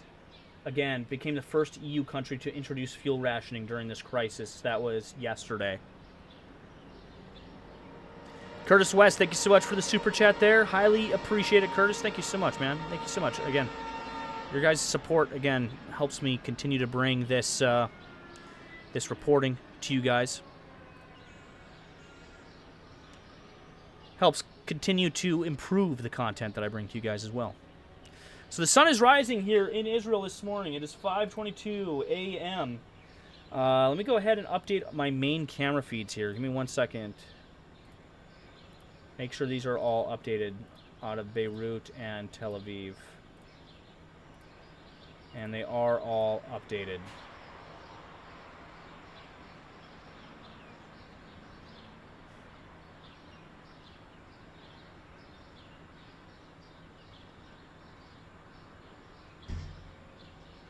Make sure this is unmuted as well. So if we get any alerts on that, we will have them for you.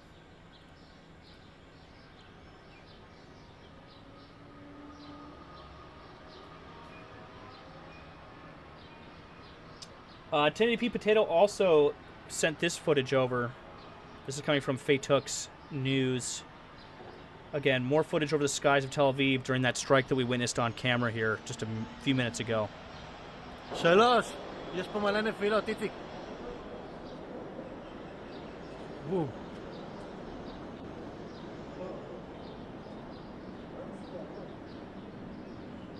כן, אני מסתכל איפה הטיל. 3, יש פה מלא נפילות, איציק. Wow. Yeah, a lot of interceptions happening there over Tel Aviv this evening. כן, אני מסתכל איפה הטיל. 3. And he also posted this one as well, which is a few different clips. Iranian missiles over Israel now. You might have to turn your head to a 90-degree angle here to watch this one, unfortunately. Miss Tiger Eye, thank you so much for the super chat there. Highly appreciate it. Highly, highly appreciate it. Thank you so much. Thank you so much. Thank you, thank you. And we have reached our goal. We reached our super chat goal tonight. How about that? Since we reached that super chat goal, again, I'll be streaming for another hour of reports this evening. and I'll be answering questions from the chat pertaining to the ongoing situation in the Middle East and the global intelligence environment. So, again, kind of doing like a Q&A, guys.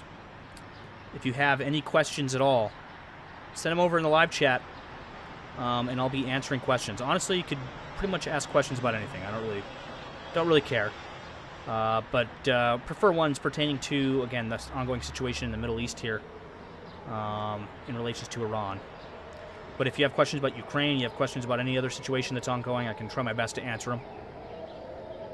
Another interception here captured.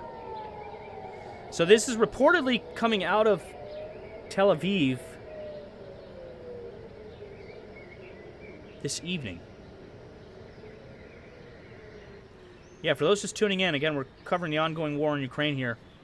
Or, sorry, I'm having flashbacks. Ongoing war in the Middle East with Iran. I'm just kind of going through some of the stuff the community has sent over here over the past hour in our situation room here on the Discord server. Take a look at some of these clips that we've gotten. These are coming out of Tel Aviv, what you're seeing here. But yeah, if you guys can, if you're just tuning in and you haven't already, hit the like button. Hit the like button on the stream. And it helps get the algorithm's attention. Helps get this stream out to more people.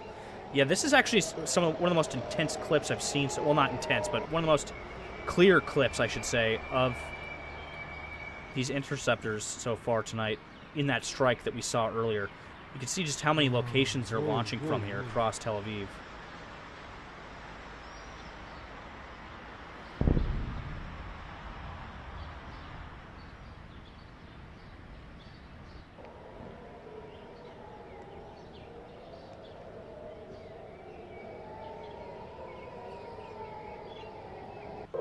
We got another one here as well.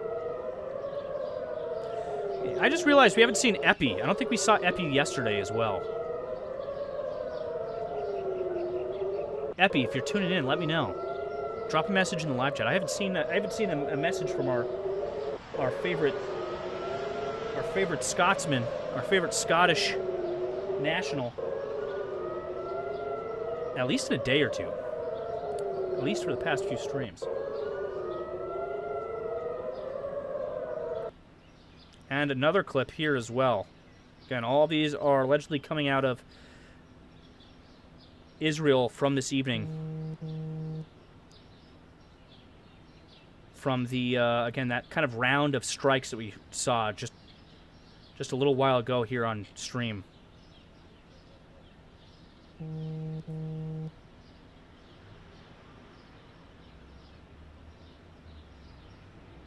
Andy Haynes, thank you so much for the super chat. Highly appreciate it. Thank you so much for the support. Says, I'm in love with your new panel more than any of my exes. Thank you for the time and effort you put into everything. Highly appreciate it, Andy. And I can tell you guys, over the next week here, there's a lot of stuff that I'm working on in the background that's going to be coming to fruition with the streams, with these reports we're bringing to you guys. A lot of new stuff we're implementing. A lot of stuff that's going to level up the content that we're bringing to you guys here. So I'm super excited for that.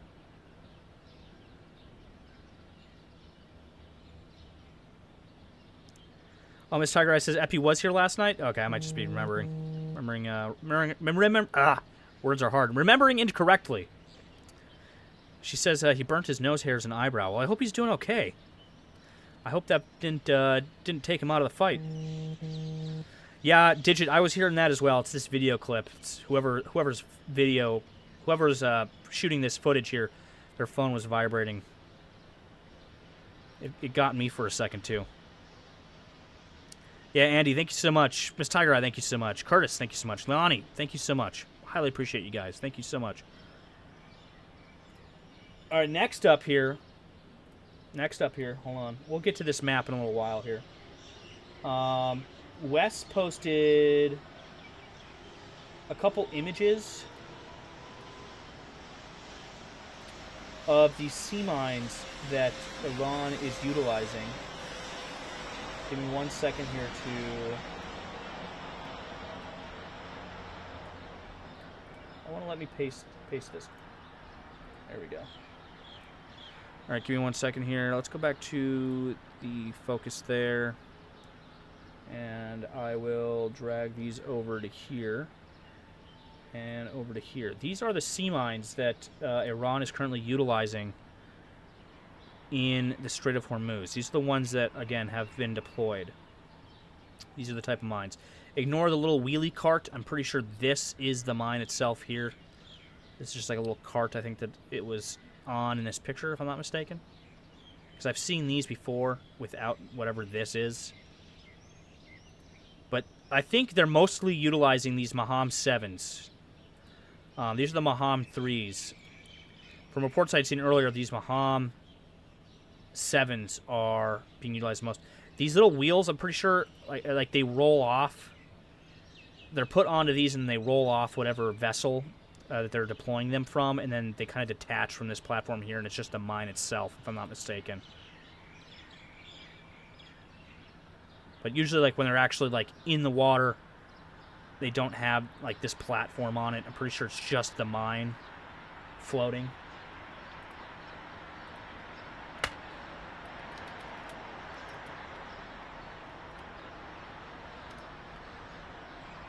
Yeah, the Maham 3 sea mine. It's a high explosive moored anti-ship naval mine designed for the Strait of Hormuz. It's designed for the Strait of Hormuz, developed by Iran. And it uses magnetic and acoustic sensors to detect and engage vessels without physical contact. These mines pose a significant threat to maritime traffic. It's a buoyant moored mine, equipped with intelligent sensors, rather than relying on traditional contact horns. And so it uses magnetic and acoustic sensors to detect the vessel is in its proximity. The mine is designed to target surface vessels and submarines, particularly those exceeding 250 tons, notes the Wall Street Journal. U.S. officials have indicated that Iran has deployed at least 12 of these Maham and Maham 7 mines in the strategic Strait of Hormuz to threaten oil shipping routes. Detection range. These sensors can detect a ship's presence from a distance of roughly 10 meters, according to the Wall Street Journal.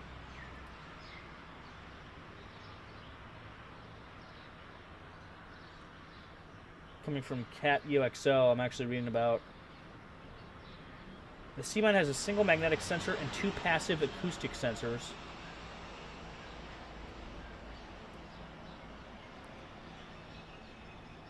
Various combinations can be programmed, such as Code 1 acoustic, low frequency against steel ships, Code 2 acoustic, low frequency and directional acoustic against non-steel ships, and Code 3 acoustic, low frequency and magnetic against submarines. Very interesting.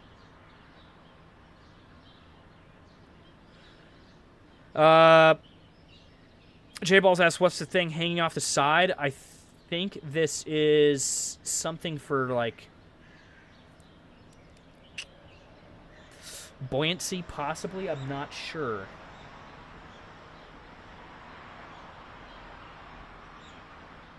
So an electric timer can determine a start time, 1 to 30 days, a finish time of 1 day to a year, and a self-destruct or self-neutralization time, and a vessel counter of 1 to 99. Interesting. So it can detect the vessels, right? And count how many vessels, and then explode on a certain vessel. Or maybe it's just using to count how many vessels are passing through. That's interesting.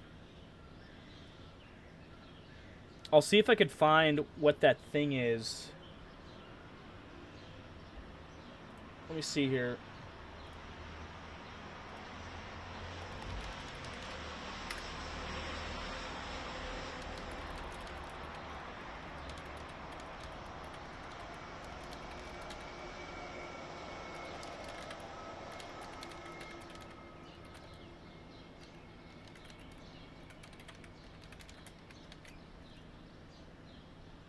Let me see if I can figure it out.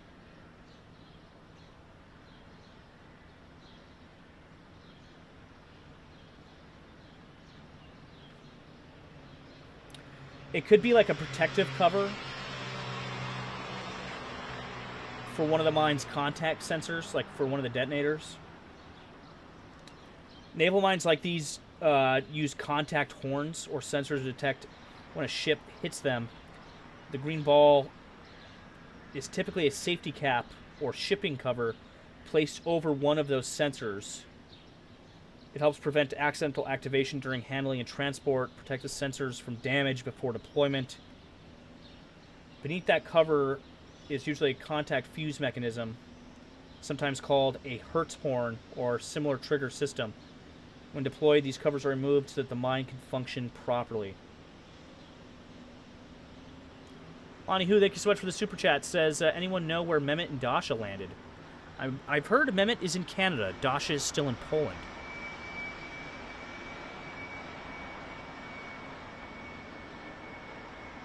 Tutal says, wow, Iran is upping their pool toy game for sure. Indeed, indeed.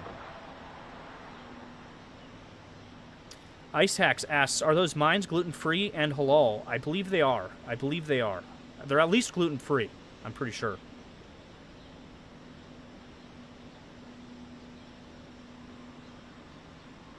I'm pretty much 100% sure they are gluten-free. Sea mines.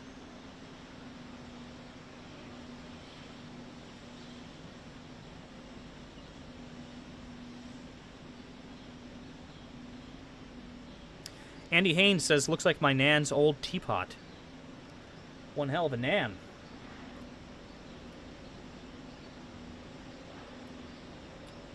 Posted by Wes via War Monitor. And hold on, let me close out of all of the insane amount of extra tabs that I had going here. Close out of that, go back here. We'll cover that in a second. Okay, well now where did I put that? There it is. This is footage of an Israeli strike on southern Lebanon tonight. They struck a gas station there. This comes as they've been striking quite a few fuel stations within Lebanon. Allahu Akbar, لك الحمد.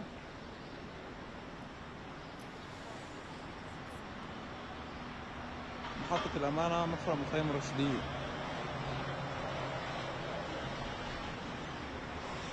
It's actually a couple clips here from different angles.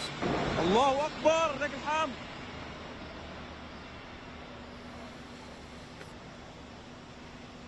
محطة الأمانة مفرم مخيم رشدية.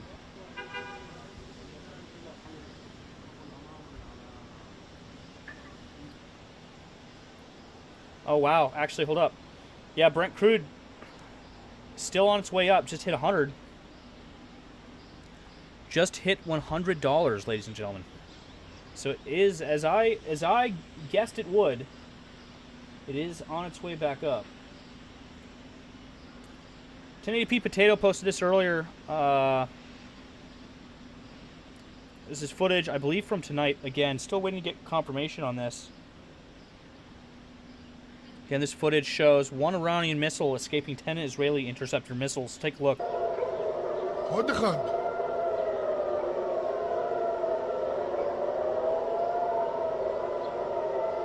עוד אחד, שתיים. שלוש. וואו, תראה מה הולך פה. תראה מה הולך פה, בת ים. אתם לא מאמינים מה הולך פה. עוד אחד.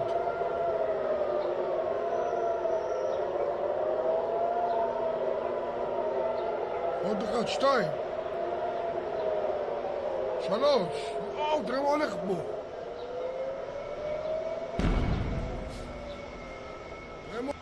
Again, still waiting to get confirmation on this clip here, but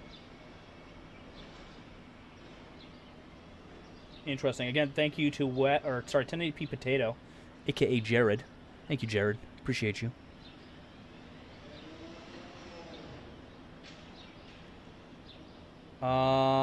Going over to our X feed.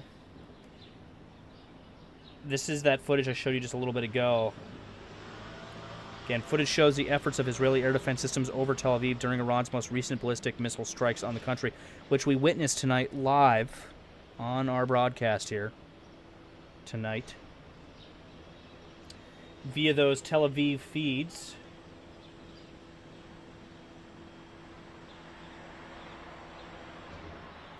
Wes also posted this This is an official statement by Kuwait Ministry of Electricity earlier this evening.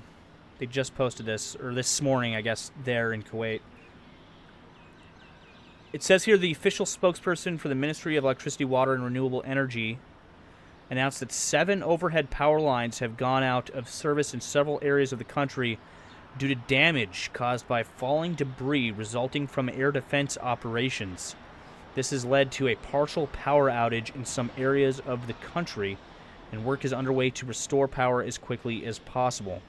She explained that specialized technical teams will begin their work as soon as the sites are secured, in coordination with security authorities, to assess the damage in preparation for repairing the damaged lines according to the highest safety and security standards. She emphasized that emergency teams are working around the clock to respond to any emergency on electrical grid and ensure that the continuity of service. Interesting stuff.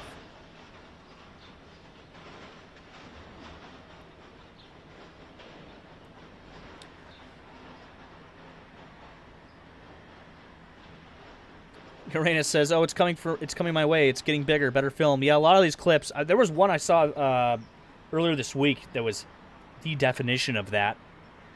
You guys might have seen it. It was that one clip of that missile landing near that guy.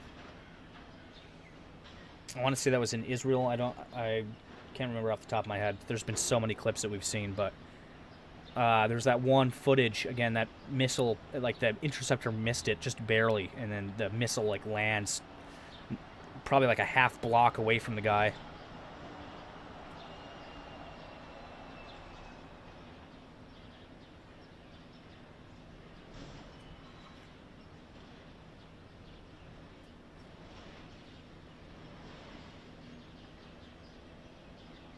Wes posted this other footage of that courthouse that's on fire, that was on fire earlier today in Rome, Georgia. This is another clip, another angle of that.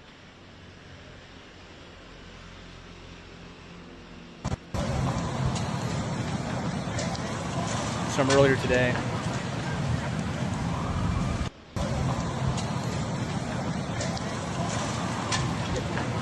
Too Tall says, "Hey, got to get the shot for the gram." Indeed you do. Indeed you do.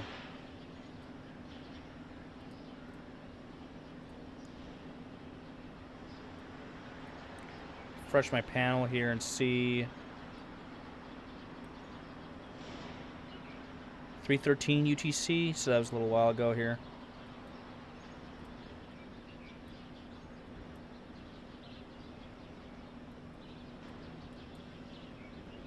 Excuse me.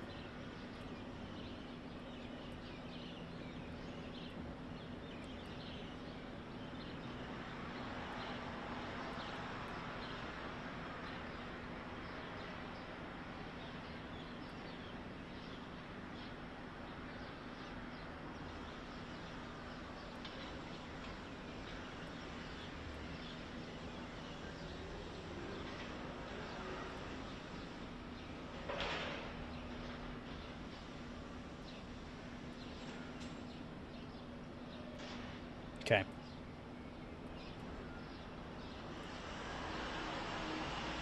And here was that other footage that we saw come from Faytuk's news earlier. Again, of those interceptors working over Israel. Again, footage of numerous Iron Dome Tamir interceptors attempting to hit incoming Iranian ballistic missiles over Israel earlier tonight. Again, we have some sporadic reports that a few of those made it through and hit open areas.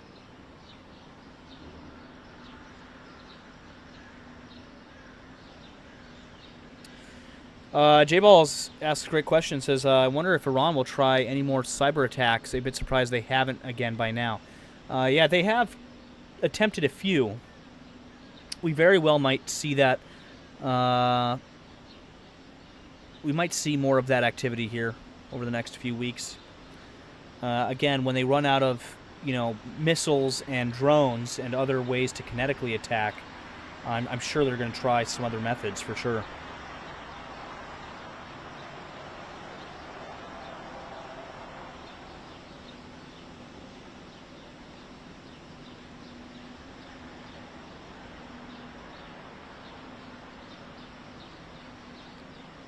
I have this footage here. I'm gonna review it real quick just to make sure it is stream safe here real quick, because I think this might be a new clip that came in that I have not seen yet.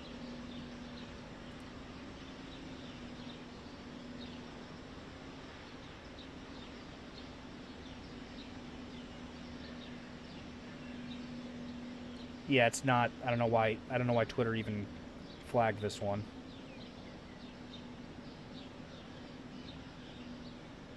I'm reviewing the full clip. Yeah, this doesn't look... Yeah, I mean, yep, I think that's stream safe.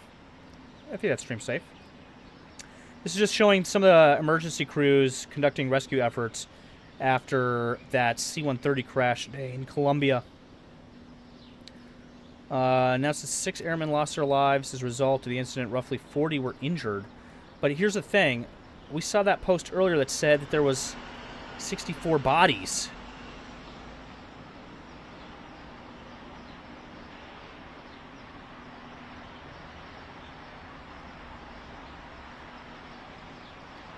Which if I scroll down here, I'll be able to find it. Where is it? Somewhere in here. Don't mind the infinite scrolling here, ladies and gentlemen. Oh, here's an interesting graphic. I'm having an ADHD moment here, but an interesting graphic of the different mines that Iran utilizes. Some interesting stuff here. This full graphic is over on our X feed if you want to go take a look at that, but let's stay on topic here. Try to find that clip, which was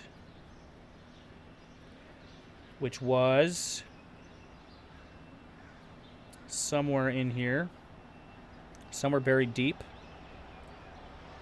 within the feed. Come on now. I know it wasn't too far back. We're already at 8 hours. Wasn't that far back. Was it? Was it, question mark? Yeah, I read that post earlier. Come on, where's that Colombian crash footage?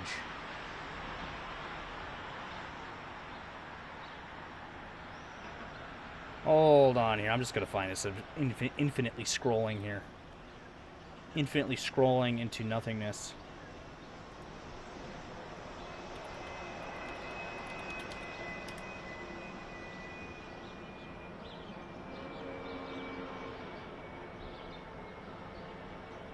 Yeah, so 121 people were on board.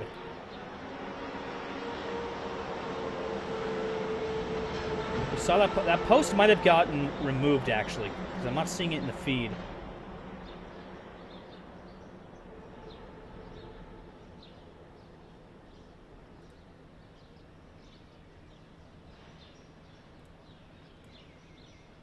Give me 1 second here.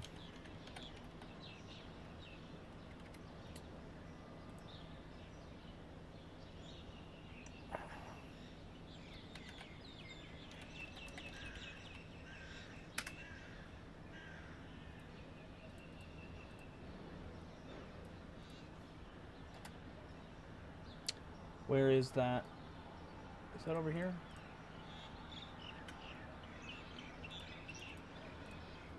Yeah, I'd utilize Control F Flex, but Control F doesn't work on the X feeds, unfortunately. Otherwise, I would totally utilize that. That would make things a lot simpler for finding something like that in the feed, for sure. Oh, here we go. I actually scrolled right past it. It was like right... It was right here. This is where... 64 bodies. So it said here, again, 64 people were killed in a Colombian military plane crash in Puerto Leguzimo. 64 bodies. But then up here, we have this post contradicting that, saying only 6 were killed. Right here. 6 airmen lost their lives as a result of the incident. Roughly 40 were injured.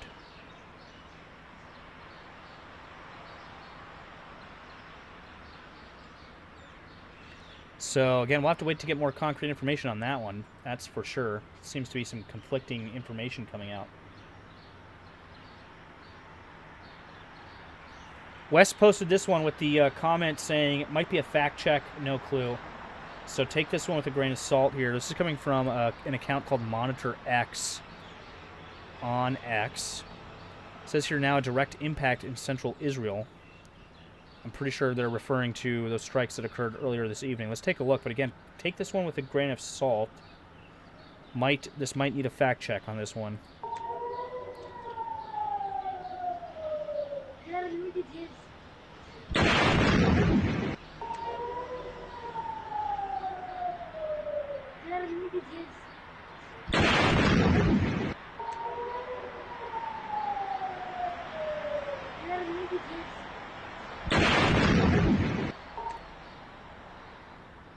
He also posted this as well. Breaking: Saudi Arabia is close to a decision to join attacks against Iran. Sources tell Wall Street Journal. Quote, it's only a matter of time before the kingdom enters the war, one source says. I actually reported on this earlier this evening. Again, I've been speculating on on some of these Gulf nations getting involved here for the past few weeks.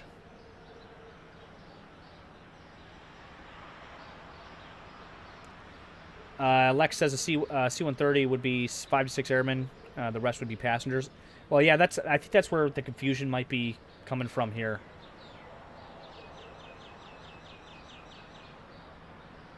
Yeah, again, we'll wait for more information on that one.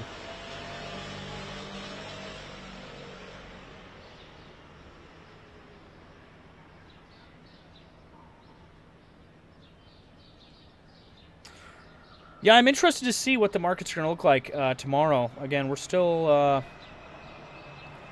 oil's still kind of coming up here. When I started this stream, it was, what, like 97? 95, 96? It's been kind of slowly climbing. If we take a look at our markets here...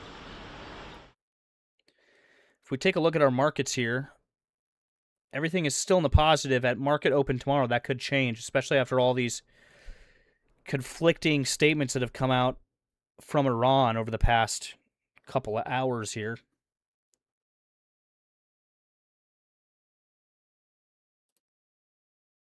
I'm expecting I'm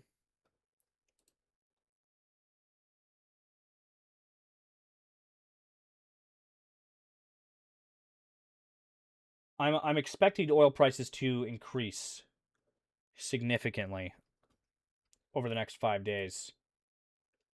Unless more reports come out, that Iran and the U.S. are able to kind of come to the negotiating table here.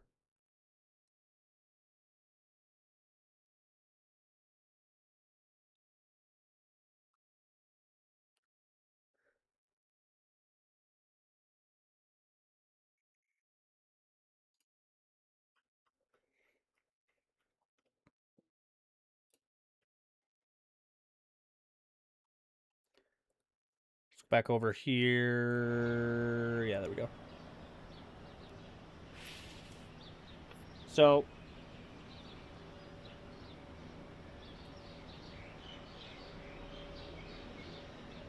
yeah, they crashed during takeoff is what they're saying.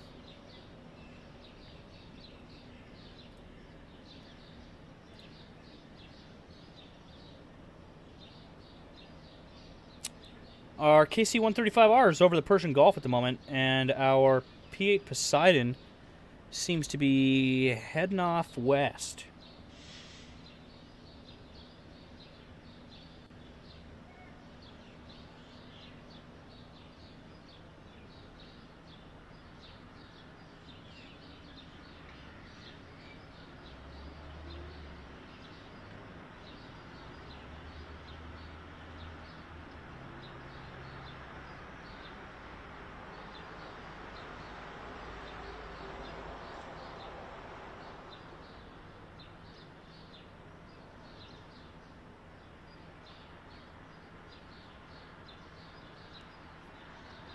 Heading off west, it would seem. We got this Airbus A320 looking like it's about to take off here.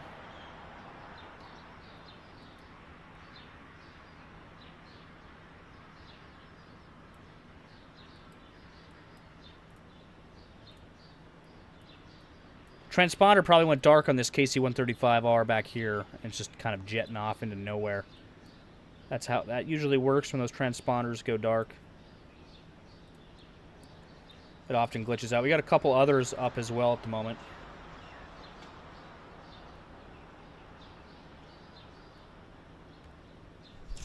Four days, 13 hours on this countdown. We're counting down here. Counting down the hours here, guys.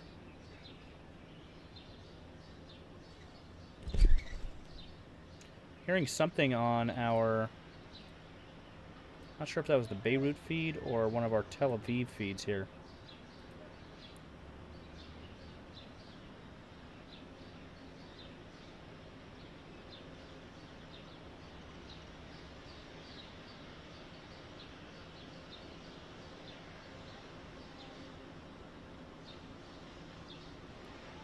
Ice Axe Hike says Nemico made me buy a 5.56 suppressor. Hell yeah. Hell yeah, brother. Is that one of the ones I saw you guys posting over in the Discord? No tax stamps on those anymore. Is that right, or did they change the law this January, I'm pretty sure?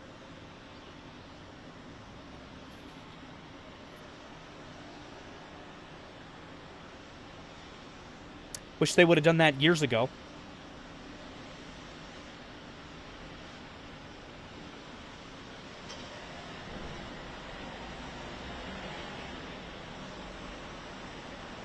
Yeah, guys, if you have any questions about the ongoing situation here in the Middle East, anything you want me to look into, let me know in the live chat. I'm currently answering questions. We're answering questions and kind of deep diving into various topics pertaining to the situation here. No fees, but still a stamp, says Too Tall. Yeah, didn't they change, like, the legislation this year or something? Was that nationally, or maybe that was just, like, certain states? Raymond, thank you so much for the membership, for the Nemico Premium membership.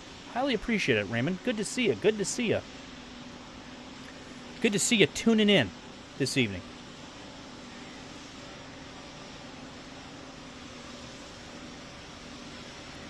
Ice Axe Hike says, I bought 3 in the last 3 months. Yes, no tax, but still registration.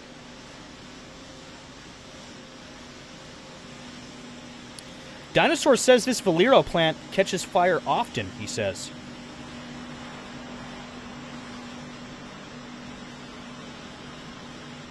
I mean, this is definitely a bigger explosion that occurred here today than usual. Raymond, good to see you. Says NFA changed the tax from $200 per device to 0. Yeah, so I remember that. So every time I've gotten one in the past, it was $200. You had to spend that freaking $200 fee for that tax stamp, but it's $0 now. See, I wish they had done that years ago. I would have saved a lot of money. All these years later, I have no need for any more suppressors. But that would have been nice. Too Tall, great question, says, can we see the amount of boat traffic that has passed through the strait in the last 48 hours? We can try. We can try.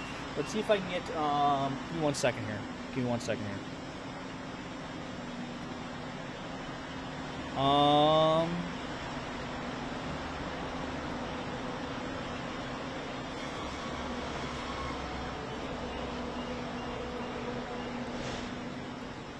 Oh, we have to... Okay, hold on. I have an alternative. Give me 1 second. Give me 1 second. I don't want to get a premium for maritime traffic. I might have to start getting premium subscriptions for some of these services that we've used.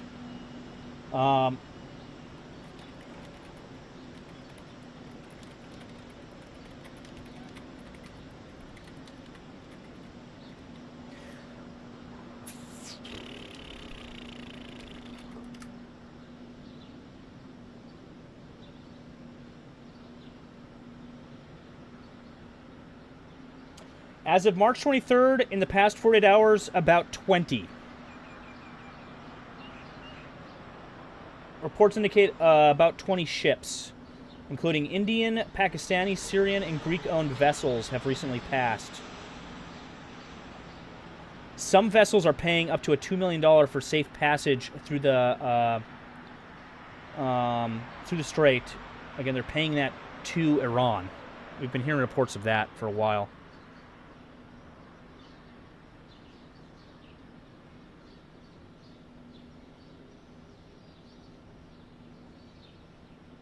Yeah, about 20 vessels here from all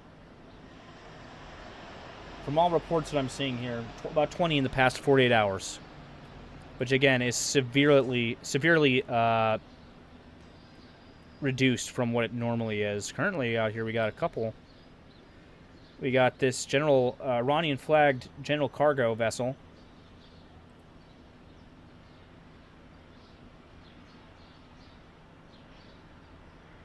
Raymond says you still have to submit fingerprints or ETF of them with long form for each device. Oof. Oof. Billy asked, did we ever hit the power supply? No, not yet. So they've extended the deadline. So it was 48 hours. We're now on a 5-day deadline here. Currently sitting at around 4 days, 12 hours. With, again, the Iranians, that Trump came out and said the reason he did that was because he's having talks with Iran.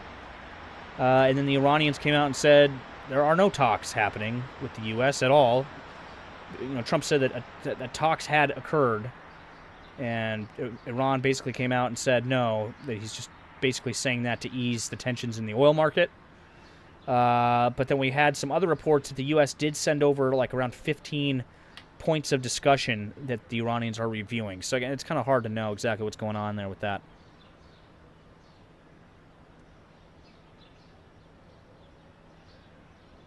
But yeah, to answer your question, no, we have not hit their power supply yet, TM.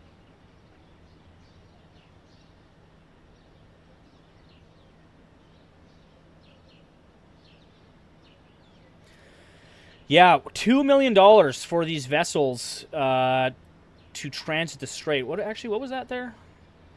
Nako 12265, a pleasure craft. Somebody's out there partying. An Iranian flagged vessel. An unspecified Iranian flagged vessel in the strait at the moment as well.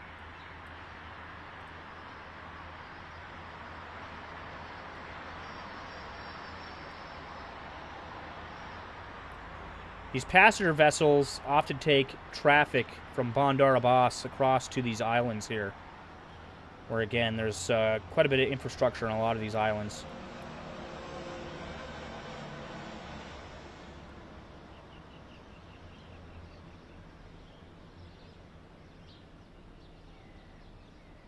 Dum Dum, good to see you.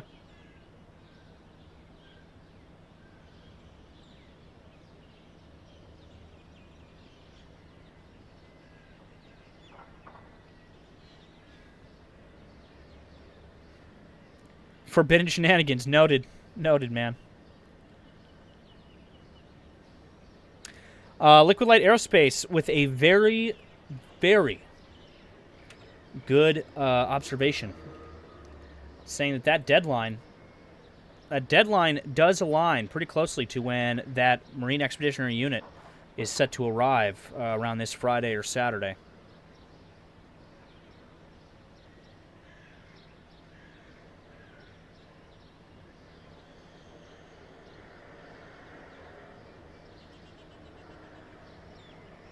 Raymond, really appreciate it, man. Says I've been following you for a while. Thought I'd make my contribution. I really appreciate it, Raymond. Don't worry. We're those contributions will go to good use. We have a whole bunch of stuff in the pipeline. Whole bunch of stuff in the pipeline for you guys. I got another video coming out here this week. I actually got 3 that are currently in edit. 3 new videos coming your way. A whole bunch of changes to our streams and layouts. A whole bunch of improvements on our 24/7 streams. We got a new newsletter that we are working on. The rPanel is coming your guys' way. You guys are going to be able to use that very soon. We have a couple software projects that are in the works. Stuff that you guys will be able to utilize and tinker around with. For some of you open source intelligence nerds out there. And what else have we got? We got a couple other projects in the works, but a lot of stuff. We got a lot of members only content and stuff that's in the works as well for you guys that I've been kind of working my way through. Some perks for people that have supported the channel.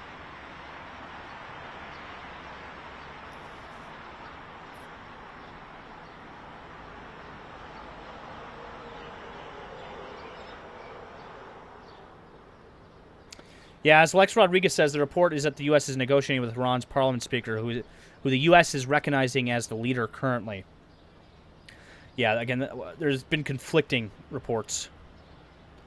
Conflicting reports on that. Raymond says, can you beta me into the panel? Yeah, so I'm pretty sure premium memberships get beta access to all of our software projects. I'll double check that. I gotta double check my perks real quick. Pretty sure it's either premium or ultra memberships get access to all the to betas. Let me see here. Let me see here. Let me see here.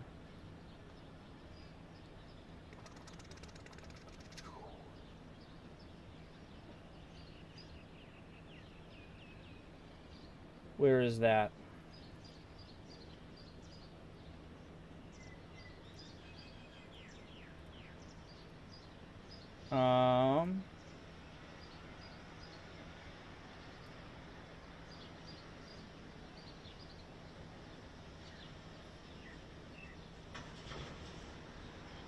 Where the hell is it?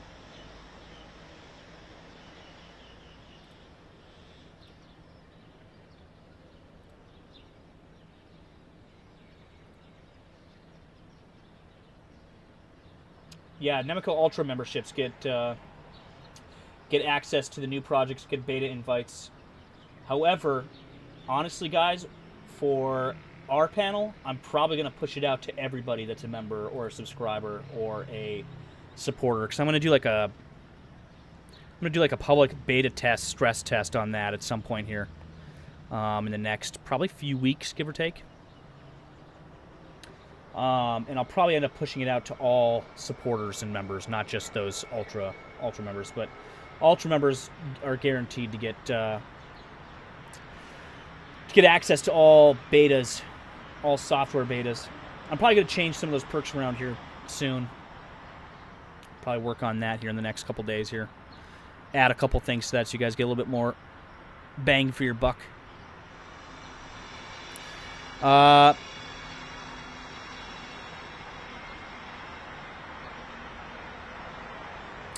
Ice Axe Hike says they're going to that island with the Klingon-sounding name. Yeah, Karg. Karg. That's the target that's been floated around. However, there are other possibilities with that Marine Expeditionary Unit, and I actually went into great detail on that in the video that I just posted on the YouTube channel yesterday? I think it was yesterday. But I talked about all the possibilities for U.S. boots on the ground involvement here in Iran. And that is definitely up there on the list. However, again, I kind of stand by my previous assessment that there are other possibilities, other things they could be used for before going as far as attacking like Karg or the coastline there.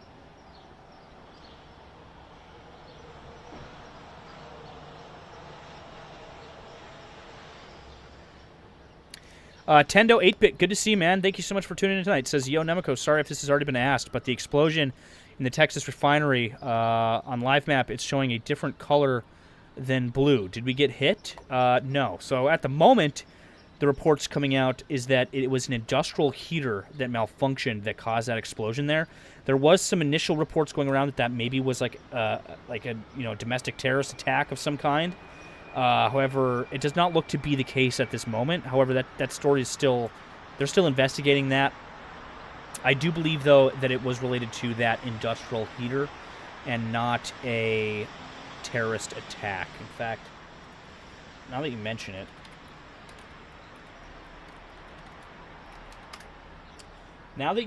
I actually want to take a look at that on...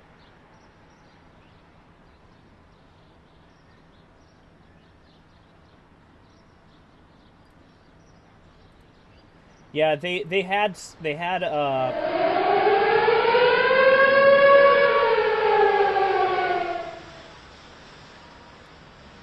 had early warnings come in here again, guys, in southern Israel.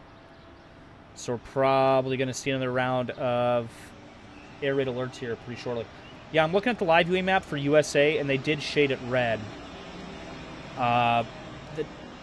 Which, again, usually is indicative of an attack.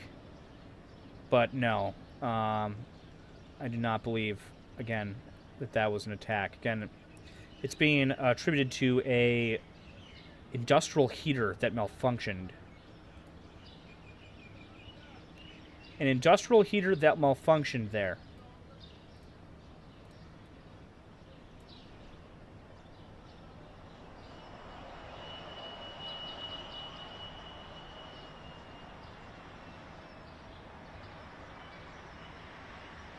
Bubba asked, Nemico, did you get any updates on the drones in Louisiana? Yeah, I've been looking into that over the past 12 to 24 hours here.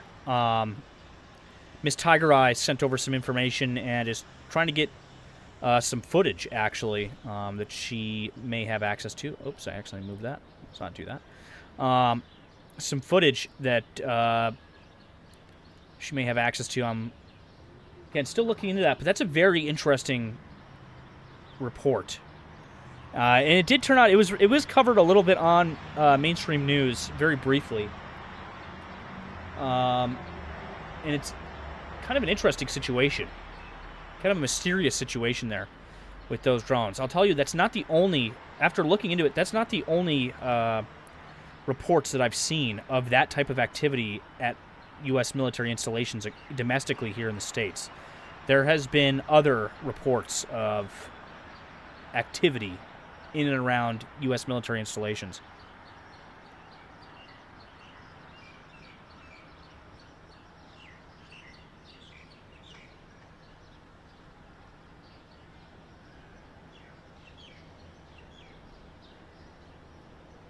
Isaac's Hike says, Mary Tiles, Texas said it happens all the time there. Yeah, I've heard people saying that today, that that at that refinery there's always fires that break out there. I mean, I definitely think this one was a little bit more extensive. This fire that broke out definitely was probably a little bit more extensive than some of the other fires that we've seen. And there was, we saw that footage earlier. There was a pretty sizable explosion that we saw there.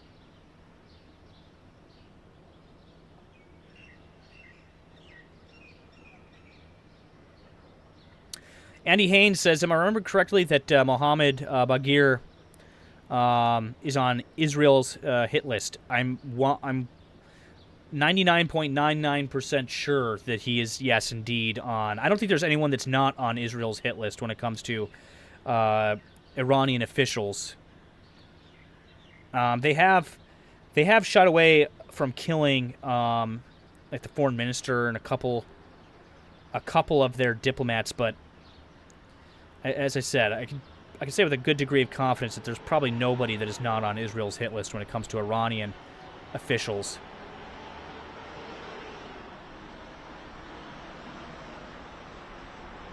I imagine there's some like back channel deconfliction going on between the U.S. and Israel on that sort of thing. You know what I mean? Wanting to keep certain people alive. You know, that's so that messages can be sent back and forth and discussions, you know, can still be had. Chet, good to see you. Good to see you. Thank you for tuning in.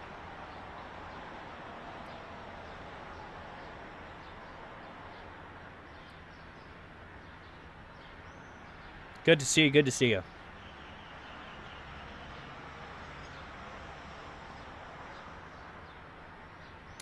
J-Balls asks, what would you be using an industrial heater for in Texas? Again, it's an oil refinery.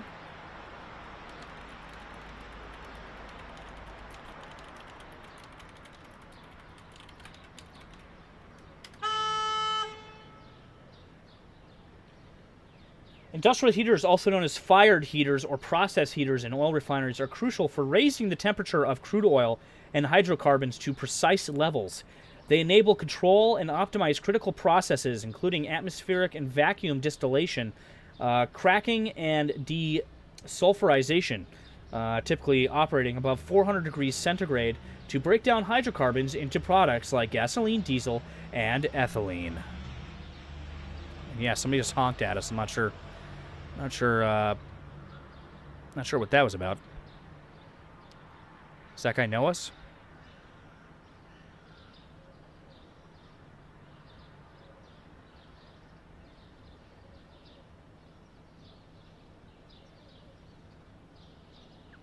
Chet says, I know the bases around Oregon have been quite active, more than normal. I can tell you I know of a few that have had, again, reports of some heightened activity here. Quite a few, personally, that I've seen. Again, having heightened activity here in the U.S. Let me see here.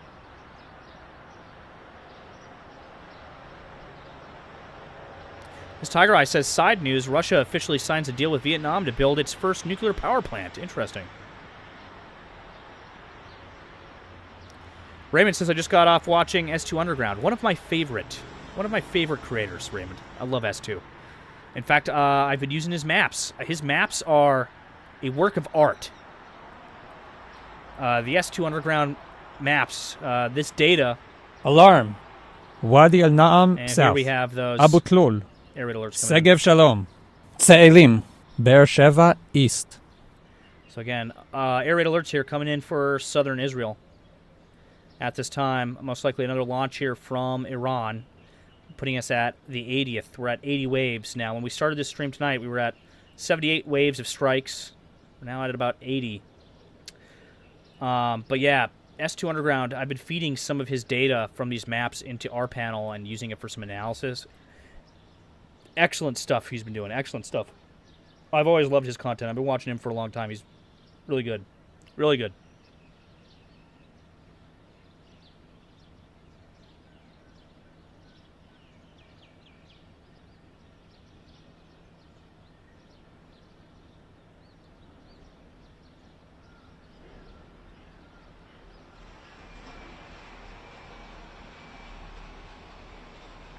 So yeah, air raid alerts here coming in across southern Israel. More are trickling in actually as I'm talking to you guys right now.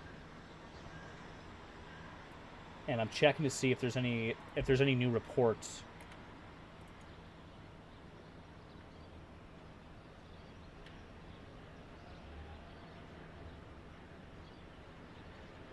Yeah, that camera down there seems to be having some issues with its exposure.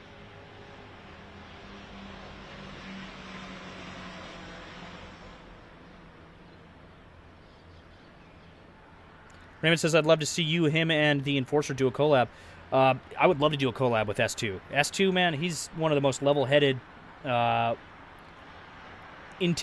source intelligence reporters I've ever seen. And his ability to continuously pump out very high-quality reporting is subpar to none, I think. I actually have him featured. He's one of the featured channels on our YouTube channel, on our home tab for the YouTube channel. I've recommended his stuff before. Yeah,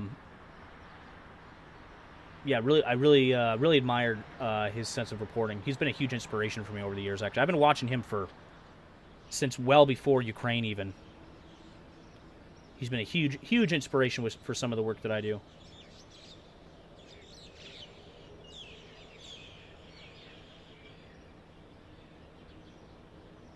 Yeah, S2 Underground, if you guys don't know. If he did live streams like this, I'd be SOL, because I'd just be watching his stuff. Again, he does some really good work, S2 Underground.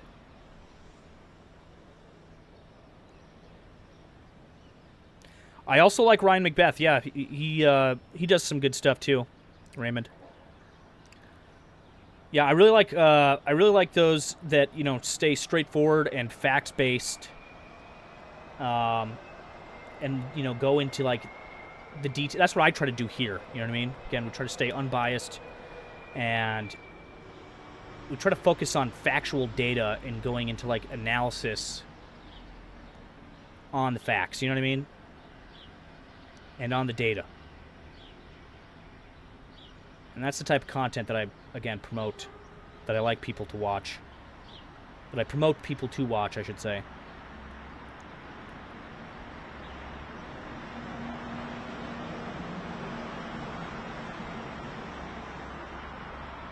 Preston Stewart's good. Yeah, I watch his stuff once in a while.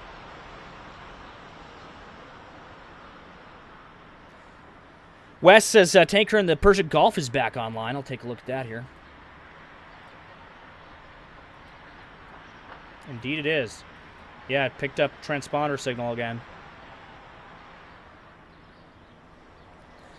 Yeah, Raymond, I just discovered habitual line crosser. Again, not a source I would go to for like, you know, purely for information, but if I want a couple laughs, you know, for the shits and giggles, yeah, he's pretty funny. I just discovered him, like, in the past couple weeks here. I didn't even know that guy existed. He's been around for a while, though.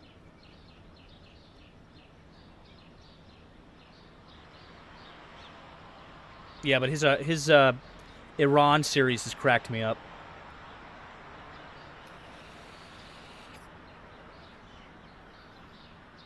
So yeah, we got our KC-135 here back up on radar above the Persian Gulf at the moment.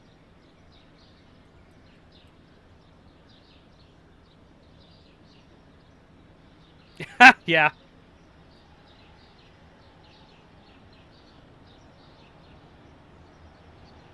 Yeah, there's definitely been a lot of memes. A lot of memes spawned from his channel.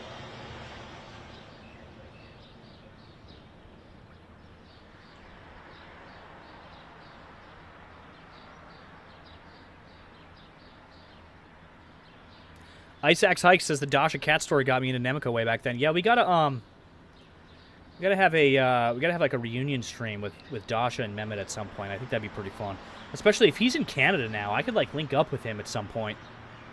Again, I'm in the States currently, and definitely would like to make that happen at some point. Get an in-person interview with Mehmet after all these years that'd be a legendary pull there.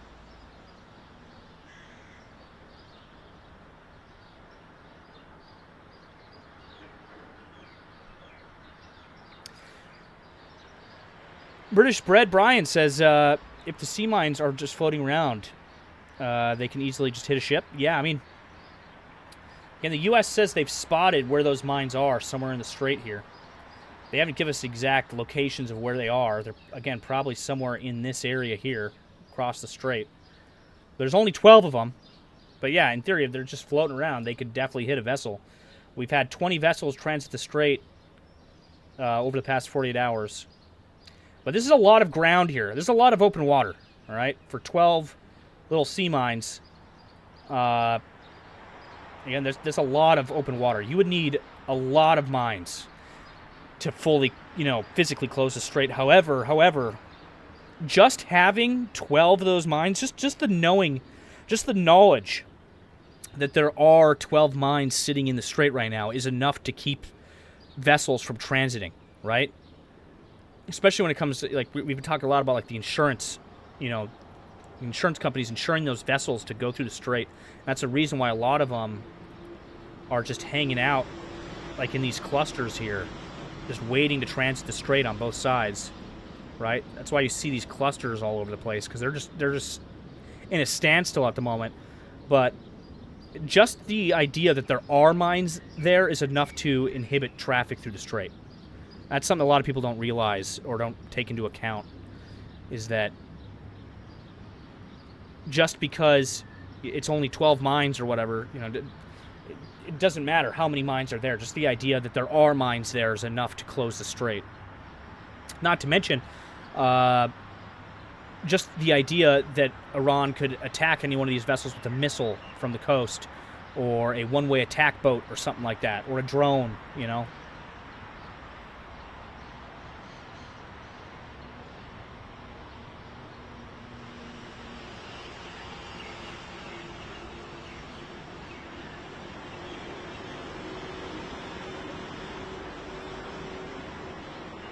Shiloh says brother would get stuck at the border, so you got to come north. I might have to. Yeah, I might have to take a trip up there and go see Mehmet. I'll have to hit him up one of these days here soon and see where he's at. See if I can get an interview or something with him.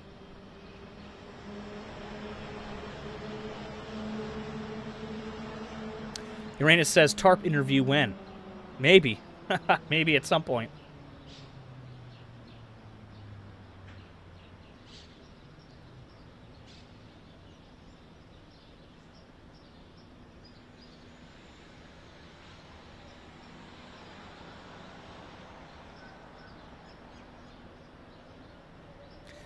Goochbooch says, yes, a TARP, Steve, Dasha, Mehmet, All-Star stream. Yeah, maybe that's in the cards.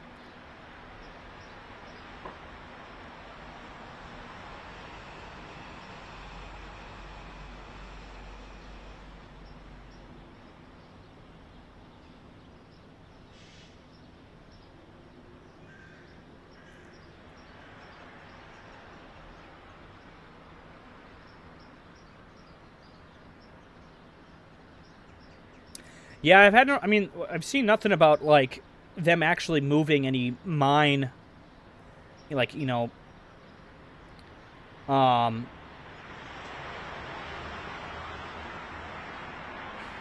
like mine sweeping ships to the region. I'm sure they have other capabilities, though, at their disposal. Like other methods of taking care of any mines that may be there.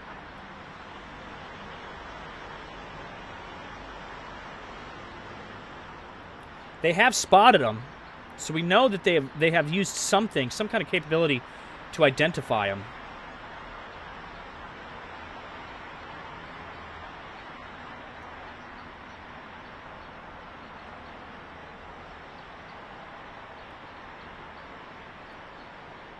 I'm going to update this. There we go. I'm going to update our secondary live feeds here.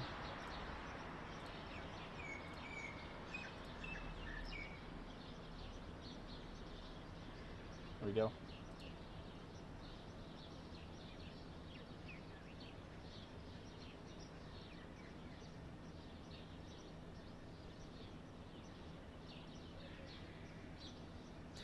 Yeah, as Will says, the other issue is unmanned surface vessels. Mines are bad, but one USV strike and shipping will refuse. Yeah, exactly. I mean, so it's not only the fact that there might be mines there in the strait, right? But you have possibilities of missiles on those vessels. You have possibilities of drones, and then you have, again, those one-way attack vessels, those one-way attack boats or unmanned surface vessels.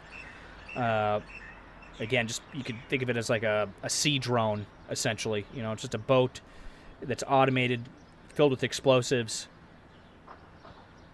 Yeah, I mean, all of those things compounded is the reason why, the strait is closed. Even if it's not physically closed by mines laid across the strait, there's, again, reports of only 12-plus Iranian mines in the strait that the U.S. has spotted. They have threatened, again, to lay additional sea mines if the southern coast of Iran is struck. So if that coast gets struck, they're saying they're going to lay more mines. If their energy infrastructure gets hit after this 5-day ultimatum here, now down to 4 days, 12 hours, if their power infrastructure gets taken out, we might see them attempt to lay mines just from that alone.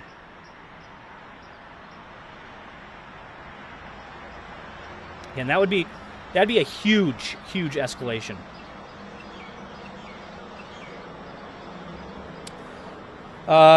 British Bread Brian says, don't get how all the Indian, Chinese, and Pakistan ships are able to go through without hitting the mines. Well, as we know, quite a few of these vessels have been paying Iran $2 million per vessel to transit. And so they're probably like, okay, yeah, transit, on the south side, or transit through this corridor, or whatever.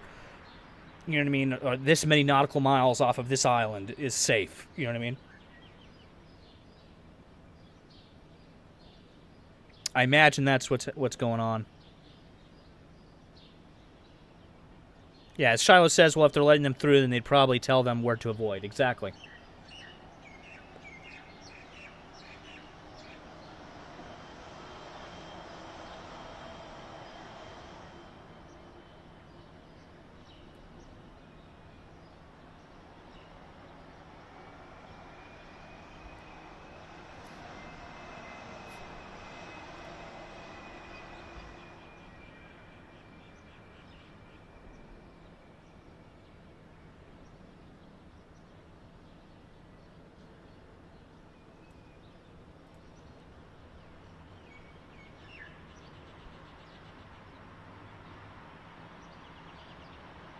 2 hours ago, Saudi Ministry of Defense intercepted and destroyed 5 drones over the eastern province there. Not too far off from the Shabai oil fields.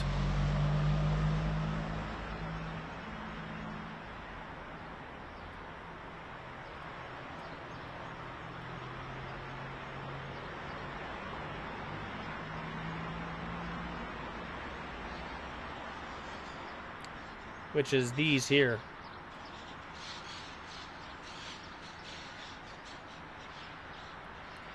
These are the oil fields that Iran has struck quite a few times.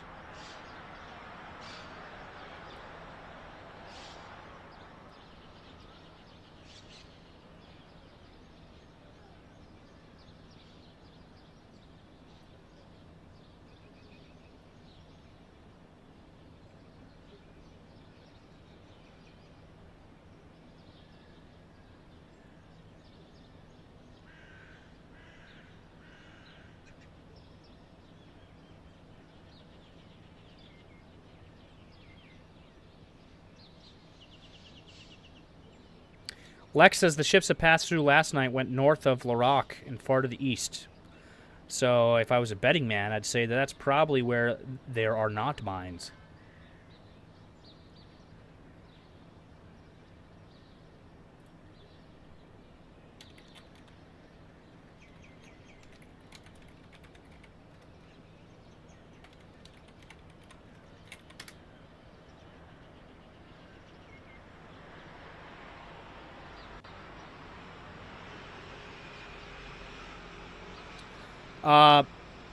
Aquasis Strait is also like 20 miles wide, so it's less than a mile. It's actually much bigger than that. So lengthwise, it's roughly like about 104 miles in length, and its width varies from about 24. It's 24 miles at its narrowest point, and about 60 miles at its widest point for those on the metric system.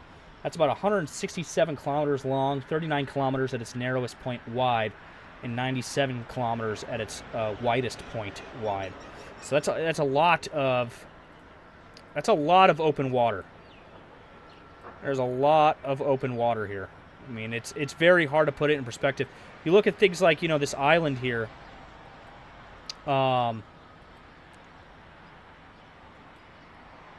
You know, you think from the air, oh, this is tiny, right? This is huge. This is this is about as big as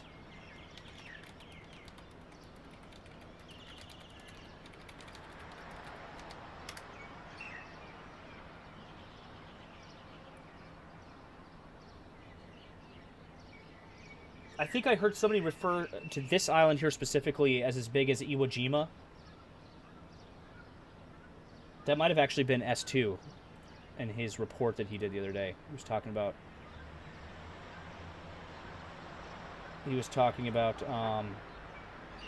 yeah, it's about as big as Iwo Jima. This island here, which is massive.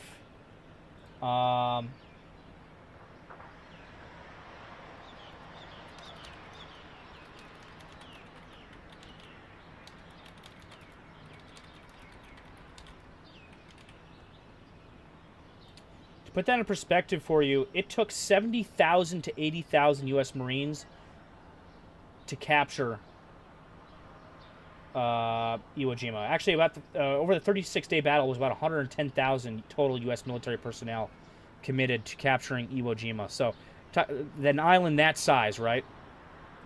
You know, you see this from air via a satellite view, and you think, oh, this is tiny. It's actually, it's insanely massive, just the amount of area here. You look at this tiny strait and you think, oh, it's, you know, it's small. It looks small, but it's actually very, very, very big. Very big. A lot of open water to cover here. Yes, as Miss Tiger Eye would say, huge. Huge. It's huge.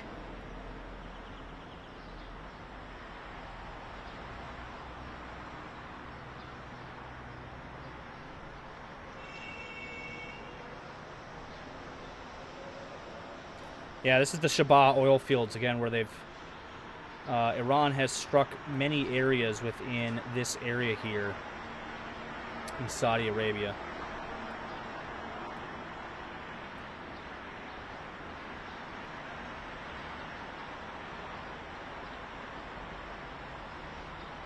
Too Tall says, I wonder what kind of coastal batteries they have on there. That's a good question, actually. I know that they do have coastal defense on all of these islands here. That has been confirmed over the past few days. Now, whether a lot of those have been taken offline by U.S. airstrikes is the question. We don't know the exact, like, how many of these have been taken offline. I mean, we definitely know a lot. We have a lot more information on islands like Karg up here. Again, all those strikes that occurred on Karg Island. Wes just posted this in the Situation Room here. Coming from War Monitor. Again, take everything you see from these random X accounts with a grain of salt. It says from the location of Israeli strike on Al-Manah gas station in southern Lebanon. Again, we saw that footage earlier of that explosion there. And this seems to be footage from the aftermath.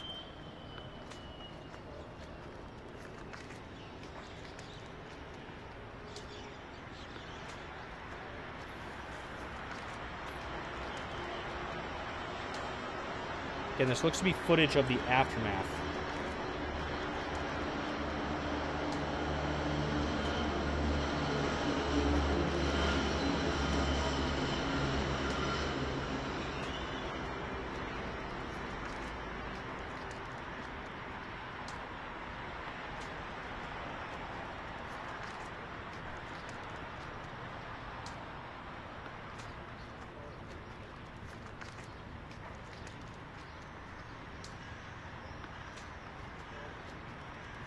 Too Easy just posted this in the Situation Room. Thanks for sending this over. Ships passing through the strait at 0430 UTC March 23rd on marine traffic, which of course is not going to show me. Not going to show me the playback there. Are you talking about the ones that went up above Lakura?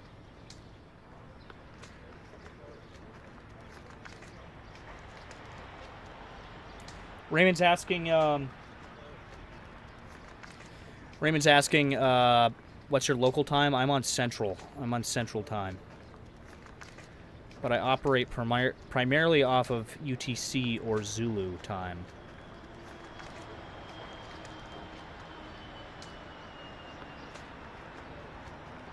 Bubba asks, do you think going through the strait they could play follow the leader to miss the mines, or do you think they're being watched as well? I mean, yeah, no doubt Iran is keeping an eye on the vessels that are transiting the strait. If they're not either paying the toll or Chinese flagged or something along those lines, there is a good chance that they could be struck.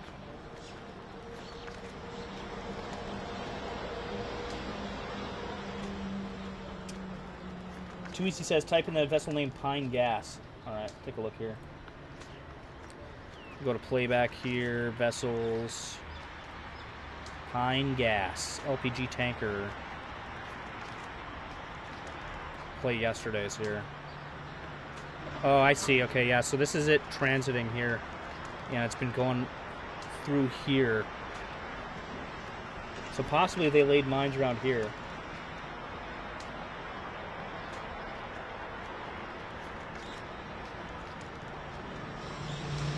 British Bread Brian says, I reckon that the Marines will take Karg Island over the weekend and use this as a bargaining chip to open the strait, hence why Trump is delaying till the Marines get there. That's definitely possible. Again, that's kind of the big speculation in the intel community right now. Again, there are other possibilities, 100%. I talk about that in that video that I put out on YouTube. There's definitely some other possibilities and scenarios here that could play out with those Marines.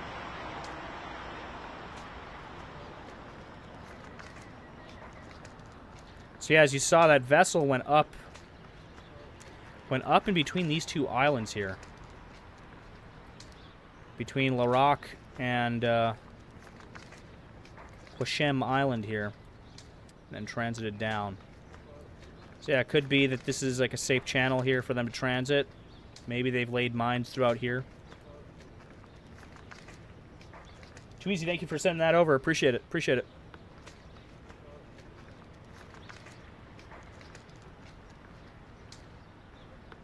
Andy Haynes says that island looks like an RAF Typhoon taking off. Do you mean that there is one taking off? And obviously not from that island, but I thought you meant like say from Bahrain or something. Oh, you just mean the shape of it?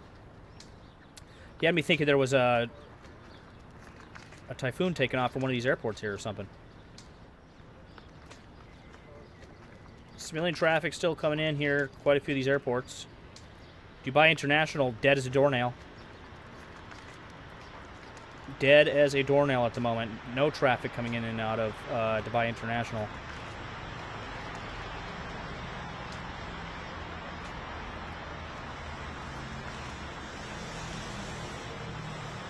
Hold on, let me curb the volume here. It's this one. Getting the traffic volume big time coming out of Tel Aviv. Andy Haynes says the shape. I see. That's kind of what I thought you meant. What I thought you meant there for a second.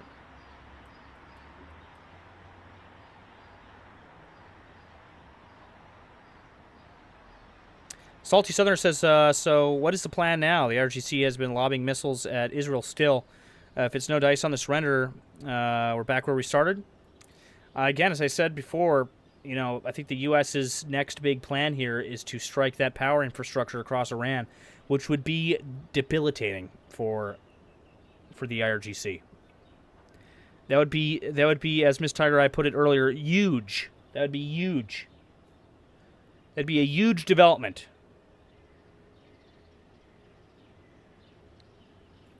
And Amatic says, I heard that in order to get to Karg, the Marines would still have to go through the strait somehow anyways. Most likely, yes. Again, if those amphibious attack vessels were to transit up through to get to Karg, yeah, they'd have to go through the strait. And I doubt that they would try an aerial landing on Karg. They could. They could, maybe. But no doubt that'd be a lot more dangerous.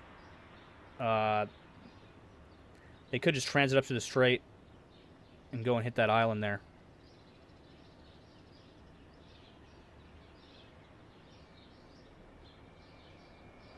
Ninja says, is there a playlist for the channel intro music? No, but maybe I'll make one.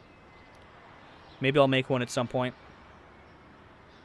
I'm still trying to get that side of the content flushed out. Things like our music playlists for not only the 24/7 camera, but our other videos and streams and stuff.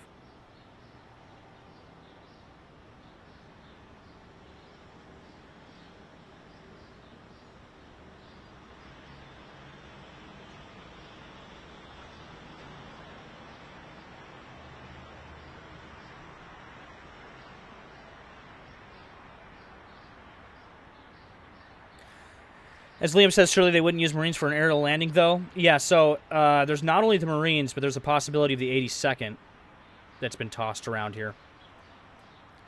But no doubt we would utilize the Marines first, and yeah, they wouldn't go in aerially. They would go in amphibiously, again, via amphibious landing vessels on Karg. That'd be the most likely scenario there.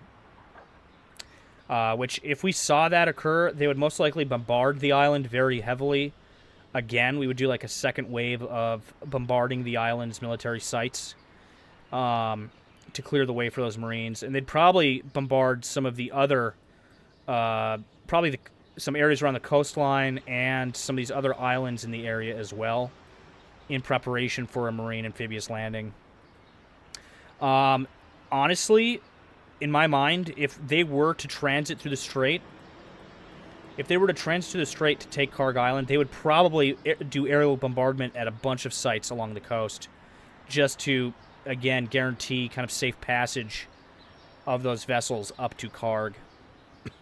That's how I see it going down.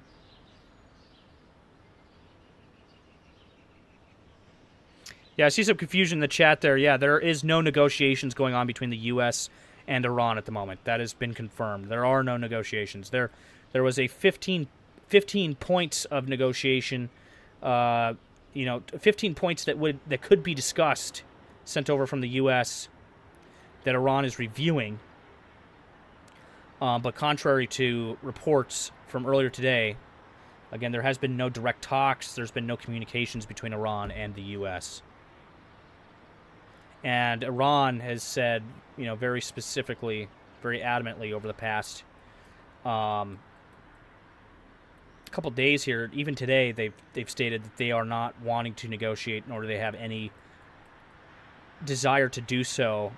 And they, again, are saying that they won't negotiate and that the war won't end until they receive compensation for all of the damages that have occurred.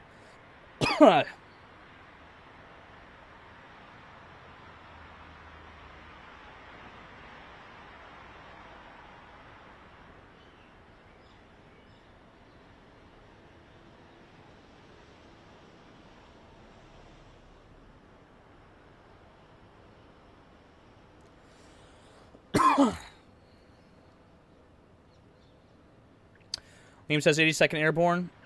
You're yeah, paratroopers. He says I'm British. Yes, those are again our parachuters. Paratroopers, you could say.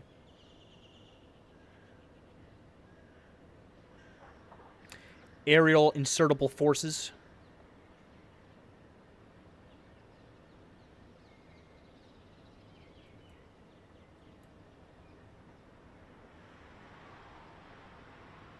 Papa says, any of these talks involve China or Russia?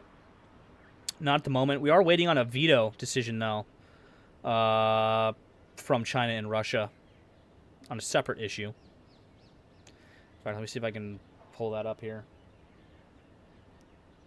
Where was that?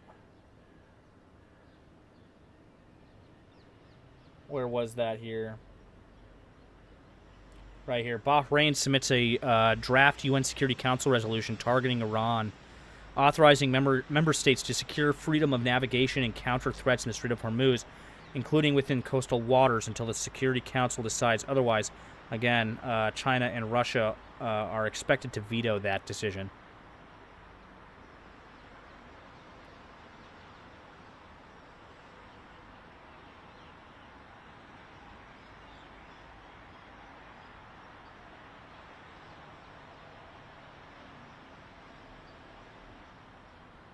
Iranian says U.S. probably already have some Marines chilling underwater eating crayons awaiting the signal. You never know. You never know.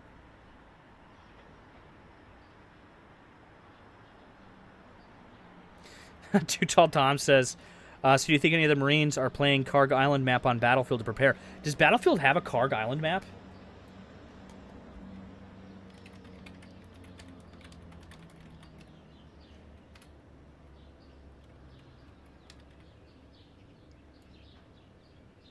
It does. And see, I haven't played Battlefield 6. I played a little bit of the beta. I did play a little bit of the beta quite a while ago. I'm not sure if Karg Island was in the beta. I don't remember. I have not played. Oh, it was featured in Battlefield 3. Never mind. This is back in Battlefield 3. Okay. Yeah, I feel like we've been slowly drip-fed this type of stuff in preparation for this war for years and years. I did not know Karg Island. Did Battlefield know something? Did DICE know something back then?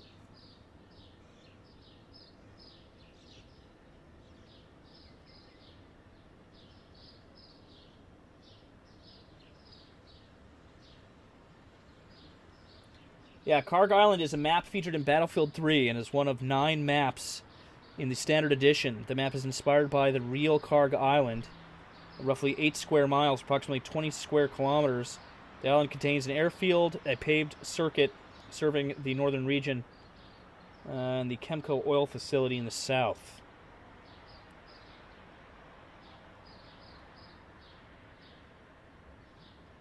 Yeah, I totally forgot about that. I didn't even put two and two together there. However, we were fighting Russian ground forces, if I remember correctly, in that game.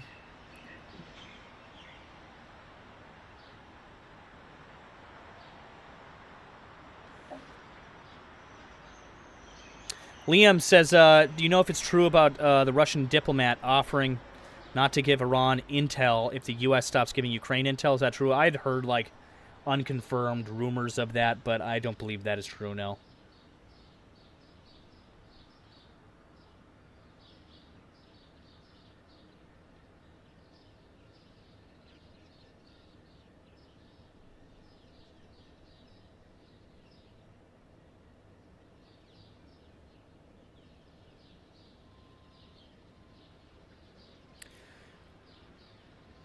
Jared says 7 countries in 5 years refers to a controversial claim made by the retired U.S. Army general and former NATO Supreme Allied Commander Wesley Clark in 2007. Yeah, if you guys have not seen that interview, that was a fascinating interview. Right before this war began, I actually went and watched a bunch of content from that period of time to see how like the U.S. administration and the military handled some of those events in the early 2000s. I watched a lot of content on the Iraq War, the Gulf War, the Iraq-Iran War. That's very interesting if you guys haven't looked into that. That was a bloodbath. Very interesting period in time.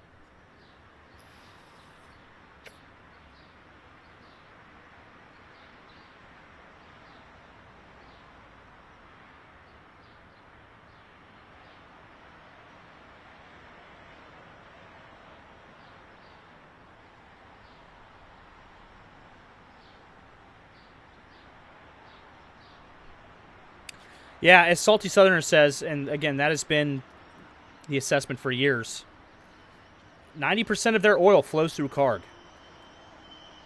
Karg is essentially the Iranian economy, is Karg Island.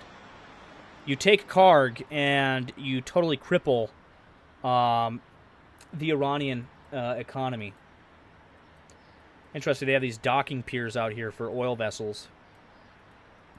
I imagine they have undersea pipelines that connect the main island and these oil storage depots here with these docking piers out here. And that oil transfers from the island to these docking piers and then they load it onto vessels.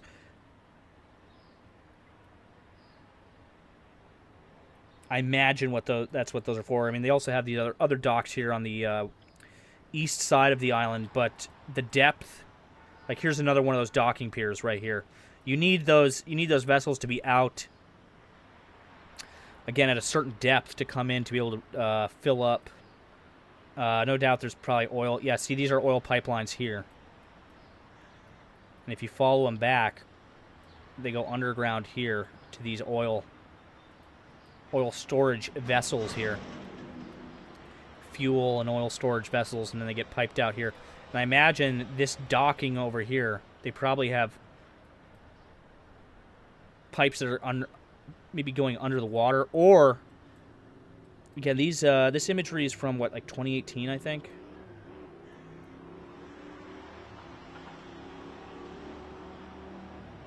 Oh, 2025. Okay, so actually this is a lot more recent than I thought it was. These images that you're seeing here. Could be that they're building... that they were planning to build another, basically what you see here on the other side, but over here. But if you notice, there's a lot of shallow water around Karg, right? And for those vessels to come in and dock and fill up, they need to be at a certain depth. The water needs to be at a certain depth.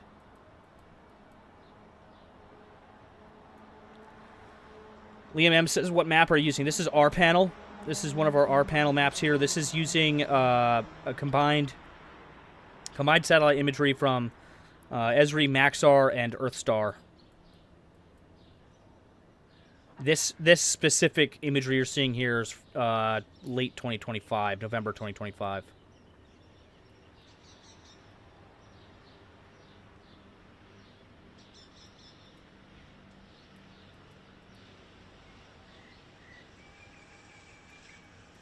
Unlike a lot of the islands and coastline around Iran, which is very, like a lot of the coastline further south up the strait is very, like, rocky, and there's a lot of cliffs. Kind of hard to see from this satellite imagery here, but a lot of it is rocky. There's a lot of cliffs and stuff.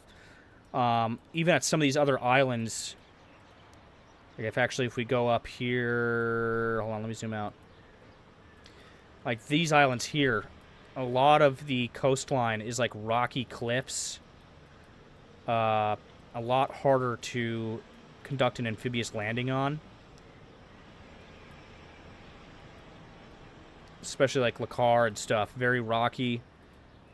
But Karg Island, surprisingly enough, is a little bit more tame when you look at the shorelines.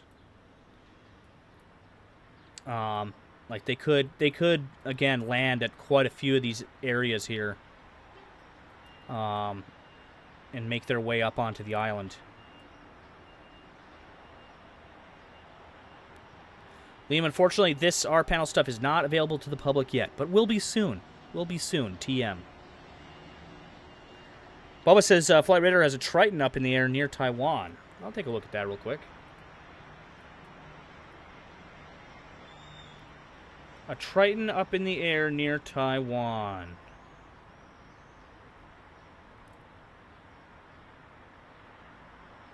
Where is said Triton? We talking the MQ-4C Triton? I have a feeling it's right in front of me, and I'm just... Oh, here it is, here it is, here it is. Yeah. It's not showing a aircraft descriptor. If I head over here to Taiwan, of course ADSB is showing me nothing. Of course ADSB is showing me nothing for Taiwan when it comes to military aircraft.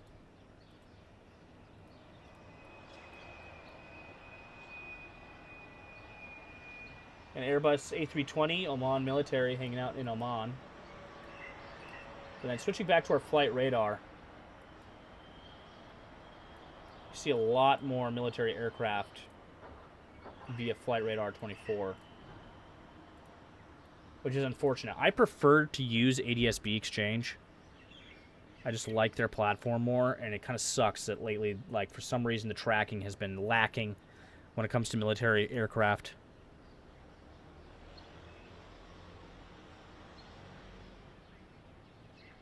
Yes, as Miss Tiger Eye says, soon TM, soon TM.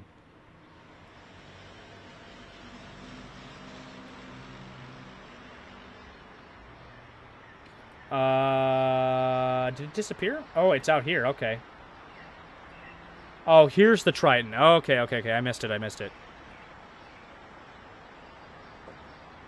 Took off here in Okinawa. This is interesting. United States Navy. Okay, that is definitely an interesting development. Yeah, that is a MQ-4C Triton, and it's a U.S. Navy drone, and it's off the coast of Taiwan at the moment.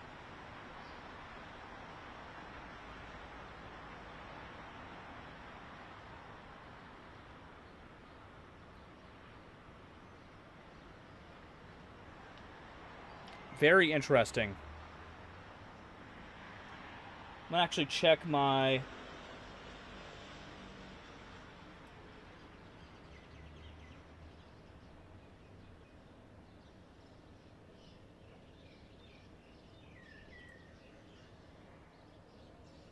I'm going to check my... I have a separate feed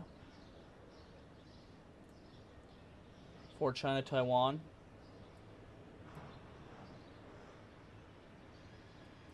We had this. This is from the Ministry of National Defense for Taiwan. This was 8 p.m. Central, so about like 4 hours ago. 3 sorties of Chinese Air Force aircraft and 9 People's Liberation Army Navy vessels, so Chinese Navy, and 1 official ship operating around Taiwan detected up until 6 a.m. UTC +8 today. 3 out of 3 sorties crossed the median line and entered Taiwan's southwestern air defense identification zone. And they've monitored the situation and have responded. That's the latest that I have out of Taiwan when it comes to Chinese activity.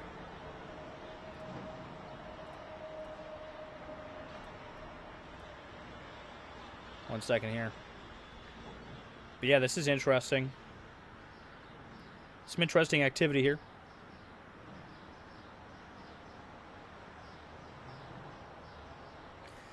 Salty Southerner says, I appreciate the coverage, Nemico, because it's been hard to hear what is actually happening due to politics, propaganda, and just the fog of war. Thank you so much, Salty. I appreciate that. I appreciate that. Again, we try our best here to cut through that fog of war. Again, it can be hard at times, especially with, you know, at the rate at which news and data is constantly coming out in a conflict like this. Very rapid. Very, very rapid. And it's been a sustained rapid tempo of news and events coming out of the Middle East here since, again, 28th February when this began. Which, you know what's crazy is that we're almost to a month of this war so far, you guys. We are on week 4 of this war. Coming up on week 4 here.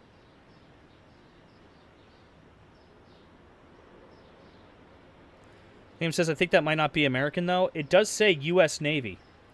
And it is a Northrop Grumman MQ-4C Triton, which the Navy utilizes those quite a lot.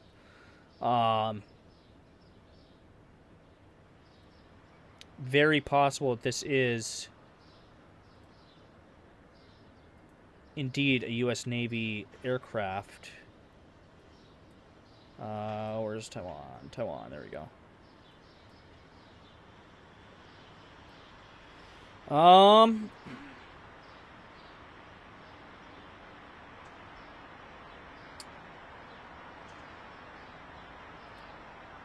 So it is currently transiting right around here. I'm just seeing if there's any vessels here worth noting. A crude oil tanker, an LPG tanker, fishing boat. It does look like, so if you look at the map, they did circle something here for a little while.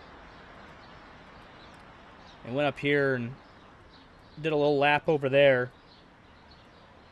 And now they're heading back south. Down towards the Philippines here. We do have two KC-130, or sorry, one KC-135 stratotanker here, also transiting in the South Pacific, and then it's kind of hugging along this Singapore to San Francisco aircraft. That's interesting.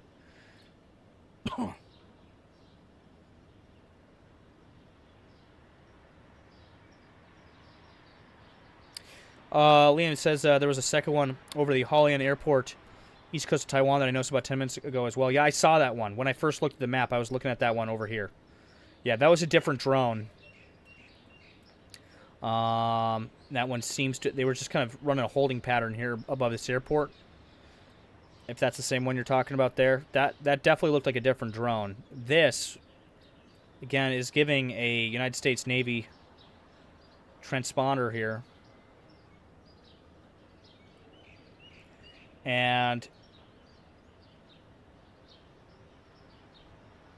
does seem to be operating at the typical altitude.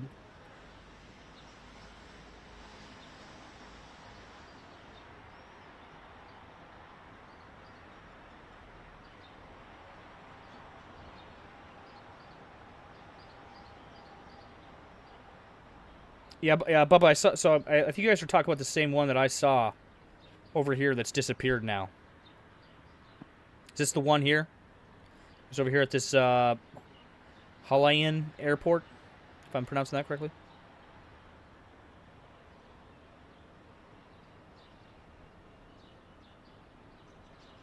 Pretty sure that's the same one.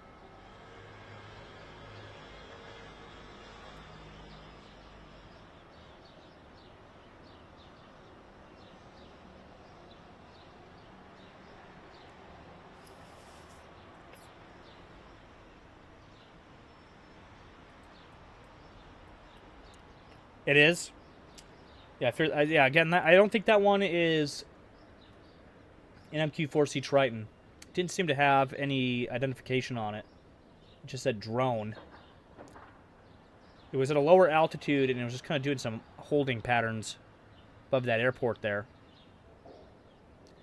Bubba says, any Chinese Navy drills going on? Well, that could be why this is out here at the moment. Again, I just showed you that post a few minutes ago. This is the latest update I have on breaches of the Taiwan air defense identification zone. They said there was 3 sorties of PLA aircraft, 3 PLAN vessels, and 1 official ship operating around Taiwan detected up until 6 a.m. UTC plus 8 today. So that was about 4 hours ago. Wayne and Win says, Marines going in, Nemico? They're definitely on the way. Again, if you guys want some more analysis on the involvement here, boots on the ground within the Middle East, talking about those Marines, talking about the possibility here of boots on the ground within Iran on Iranian territory, go and watch that video that I put up. Again, I talk about that at great length in that video. Go into some deeper analysis on that, what the possibilities are, what my speculation is on the different scenarios that could happen there in relations to those Marines that are heading into theater. Highly recommend you go and check that out. It's live over on the channel. Susajaki says, ask a stupid question. Can they refuel a drone mid-air? I don't think the MQ-4C can do mid-air refueling, but I will just double check on that real quick.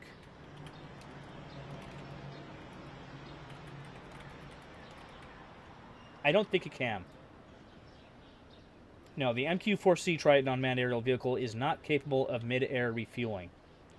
However, it can stay airborne for 24 hours, allowing it to loiter for very long periods of time without needing to refuel. Seems to be turning eastward here now.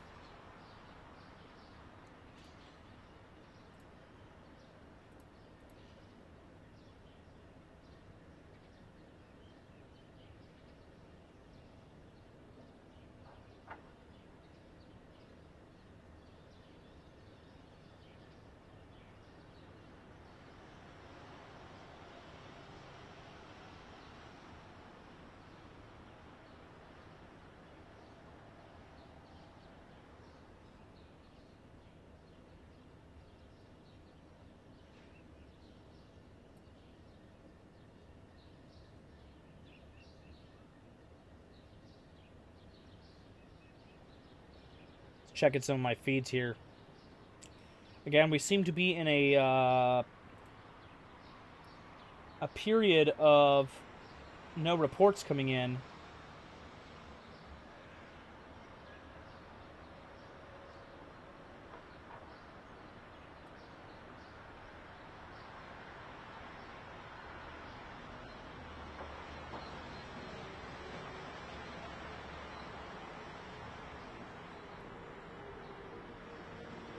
On our feed at the moment.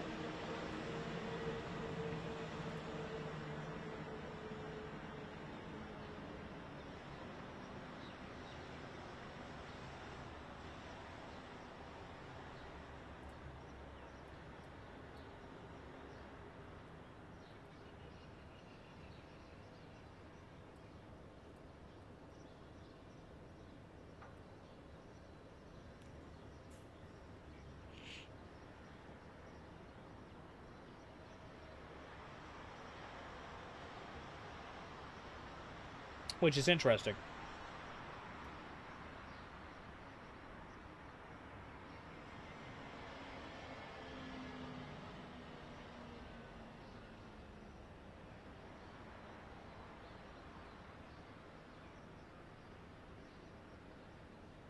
Yeah, I'm very interested to see. Again, how this next 4 days, 11 hours goes. You know, the huge question, the big question here is, you know, are some kind of negotiations going to happen? Are they going to come to, you know, some kind of agreement here? Are the discussions even going to happen? You know, is there any chance of that? Again, with all the rhetoric that's being passed back and forth at the moment. And at the end of that 4 days, what happens? And that was the question, you know, that was posed last night as well. What happens at the end of that 48 hours? Well, now that 48 hours has been extended out to 5 days. What happens at the end of this 5 days? Do they strike that energy infrastructure The Iranian power plants, the utility grid there in Iran, and how do the Iranians retaliate? What happens at the end of this 5 days when those Marines make it to theater?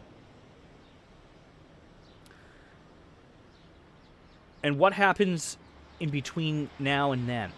That's the big thing that we're going to be keeping an eye on.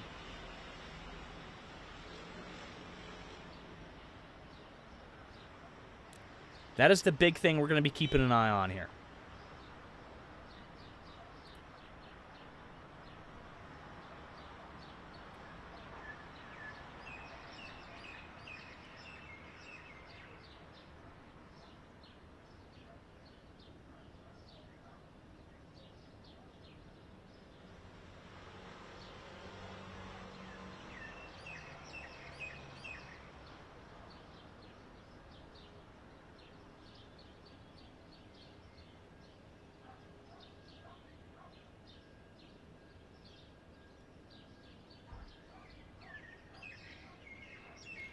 Yeah, as Wayner says, 5-day stall tactic. Yeah.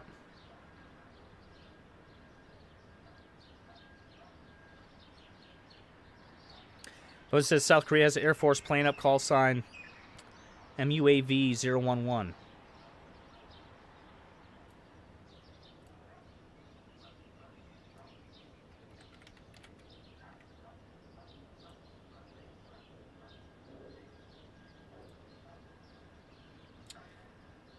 Aircraft type tactical hex.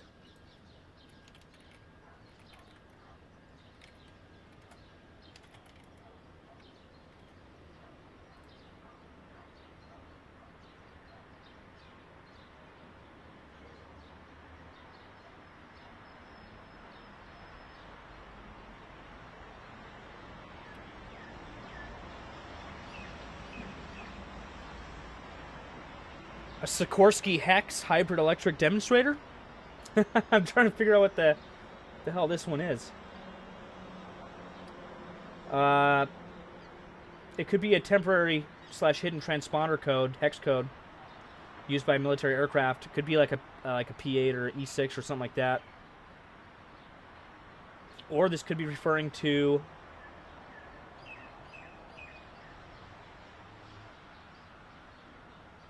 yeah, like that Sikorsky aircraft that I was talking about a few minutes ago. It does seem to be conducting holding patterns here, though.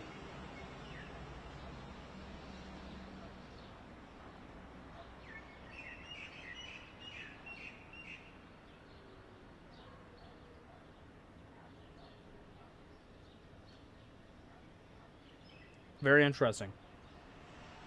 Let's take a look at our number one tracked is a KC-135R heading back to Tel Aviv. This is our number 2 tracked.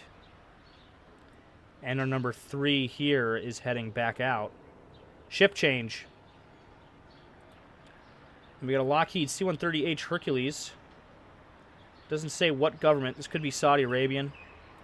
Yeah, probably. Probably Saudi Arabian.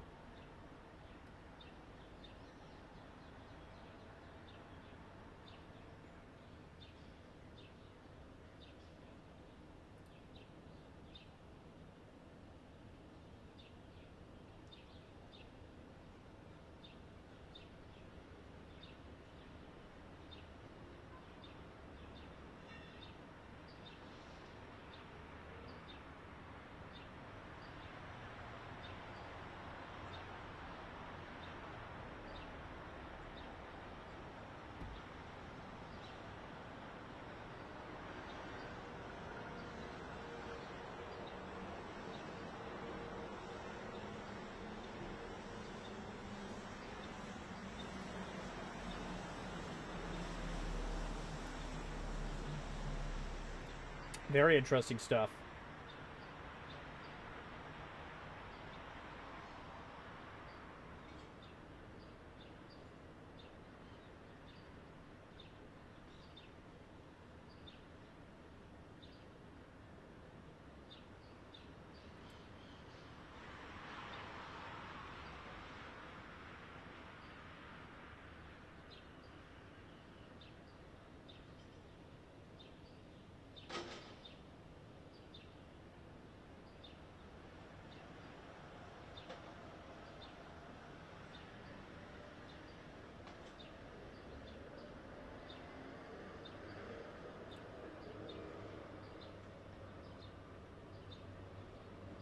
Did that just go off? Oh, yeah, it did.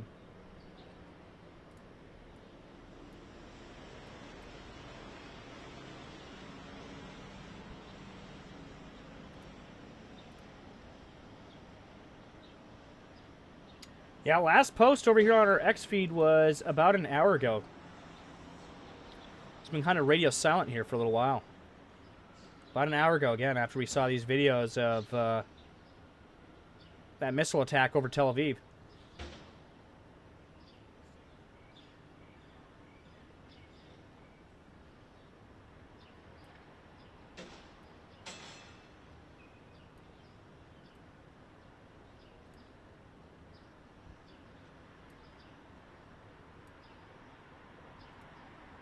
We haven't seen too much activity over Beirut over the past few days either. Right as I say that, they're panning and zooming onto something.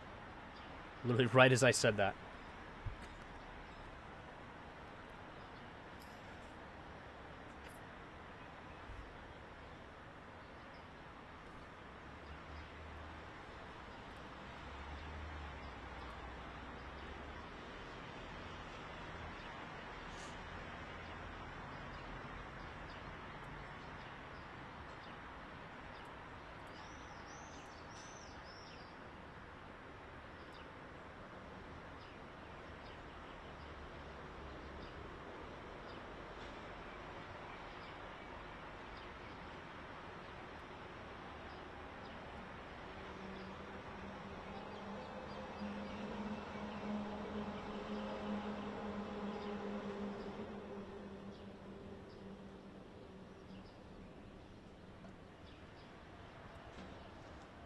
One second here.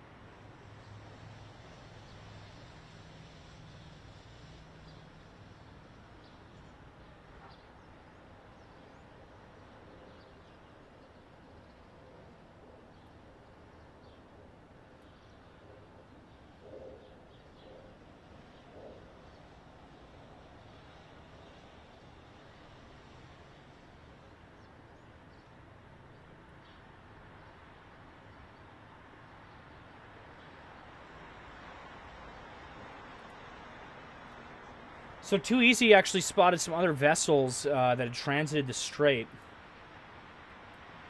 And we can track those here. We can track their path. I'm lost here in the sea of vessels. Here we go. I'm going to track their path here.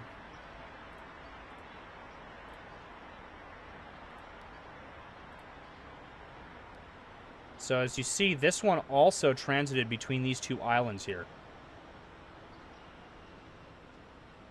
which is interesting. Bright gold, pine gas. The Caspia stopped at Larak. This is Larak here.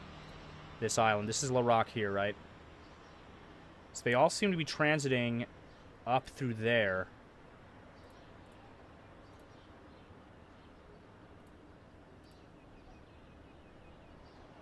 Caspia went up through Larak and then either went transponders off or something.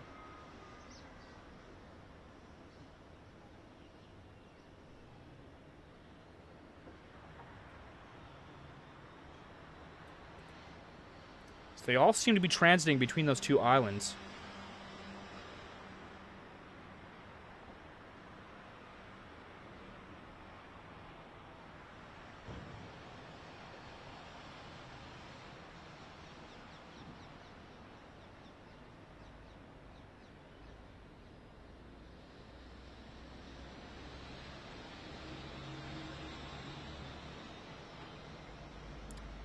Go here. I'll show you this one. This is the Levantes bulk carrier.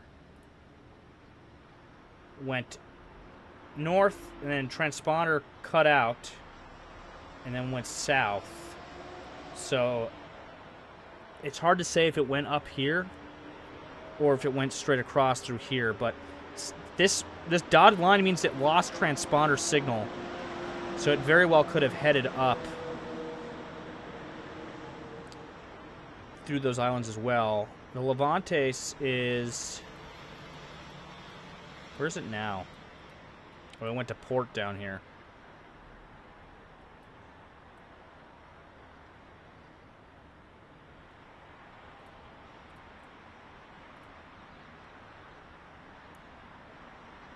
Yeah, it's just a bulk carrier.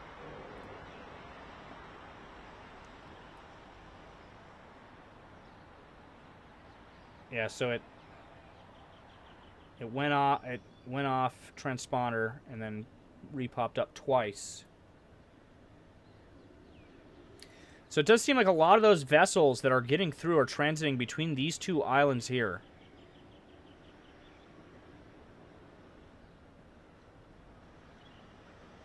Very interesting stuff.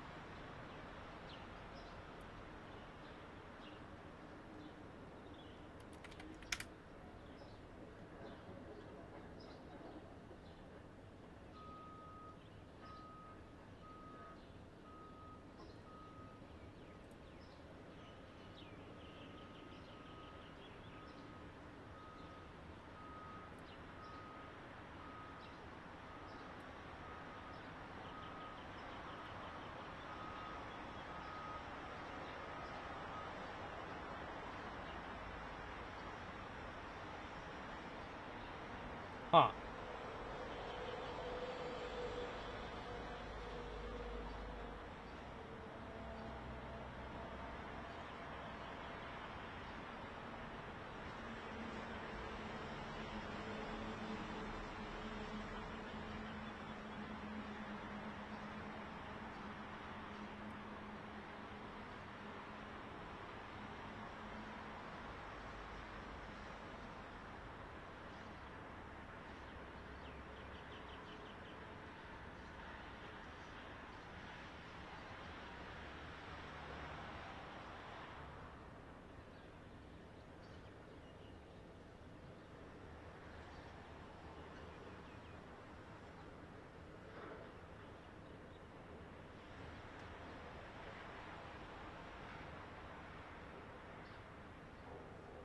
Interesting. Sorry, I'm just looking at some stuff here.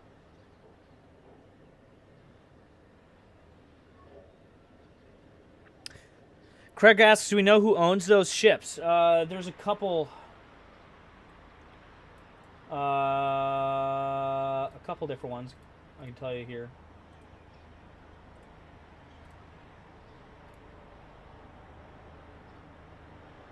The Pine Gas is a LPG tanker sailing under the flag of India.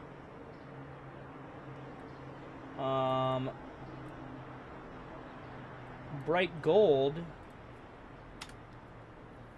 is a oil chemical tanker sailing under the flag of Panama. The Caspia is an Iranian flagged chemical oil products tanker. And the Levantes is a bulk carrier, cargo, sailing under the flag of the Marshall Islands. To whom owns them directly?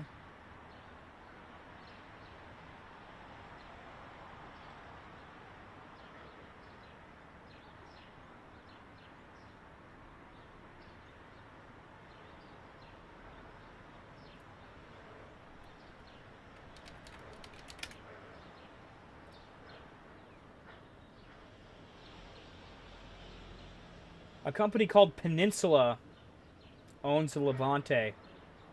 They're a leading independent supplier of marine energy. Bright Gold is owned by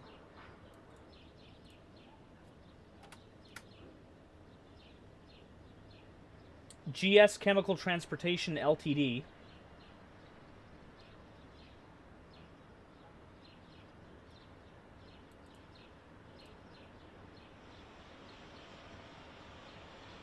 Which is a Chinese... They're affiliated with a Chinese company. I don't know if they are themselves a Chinese company. Pine Gas is owned by Seven Islands Shipping. It's an India-flagged gas carrier, a very large gas carrier. So yeah, like kind of a myriad of owners here. There's no real pattern there. But nonetheless, interesting.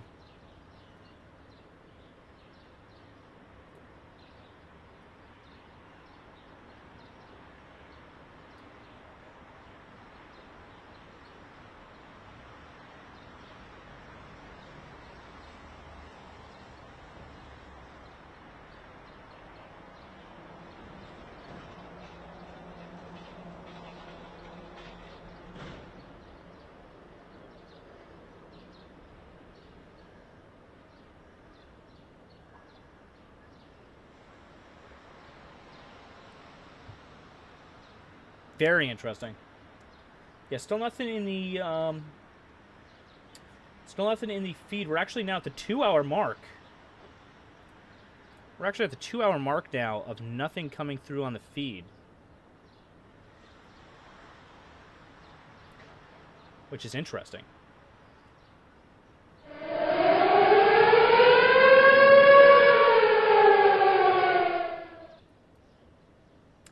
So just north of Tel Aviv, we have early warnings coming in, again, due to detection of missile launches.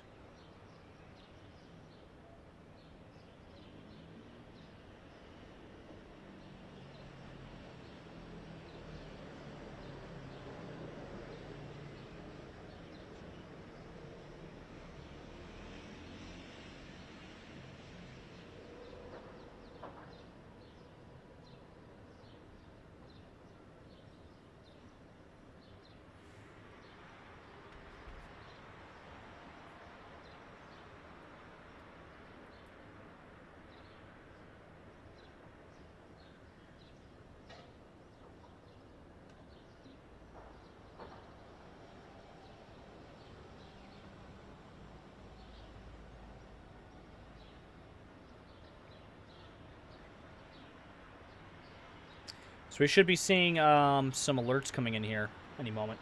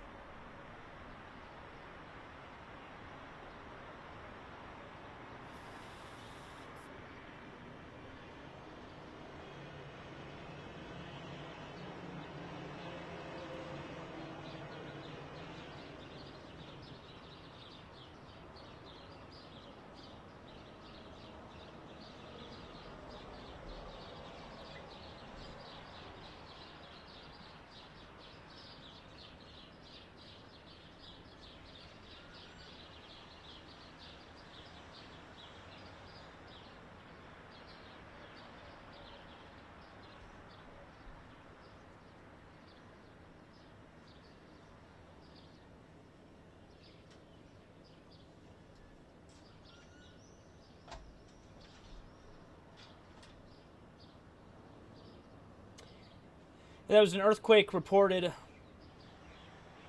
The Tonga Islands at 0438 UTC. It's a magnitude 7.6, but it was like 200 kilometers deep or something like that. Yeah, depth of 237 kilometers.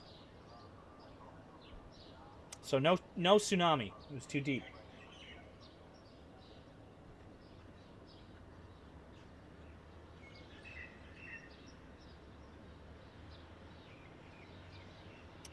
So what's interesting here, I actually have a report from CNBC from earlier. They were tracking the volume in stock and oil futures, and they're saying it surged dramatically just minutes before Trump's post that he put out earlier saying that he had spoken with the Iranians, which we know now didn't happen. And there's speculation that,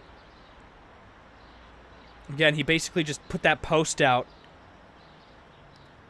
to keep oil from skyrocketing today. Again, as we look here at Brent, yeah, we're now sitting at, when I came on the air tonight, we were at about like 95, 96 a barrel. Alarm. And we're up at 100. Mikveh Yisrael. Here we go. Or Yeah. Yehuda. Yehud Monoson. Tel Aviv, Southern City and Jaffa. Tel Aviv East, Savyon, Ramat Gan East. Elad, Kiryat Ono. Tel Aviv Center, Givatayim, Ramat Gan West. Bnei Brak. Givat Shmuel, Rosh Ha'ayin. Tel Aviv, Yarkon Banks. Petach Tikva, Kfar Kasem. So yeah, pretty big launch here coming from Iran. We're going to be hearing these up and right on time. They are.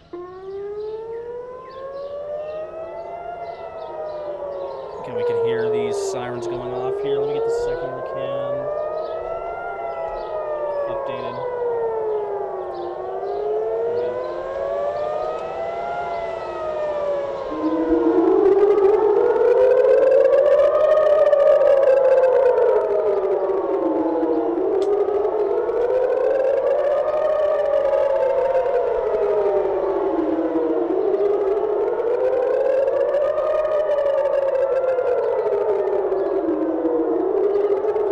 Miss Tiger Eye in the chat said IDF a short while ago. The IDF identified missiles launched from Iran towards the territory of the Strait of Israel. So another missile attack.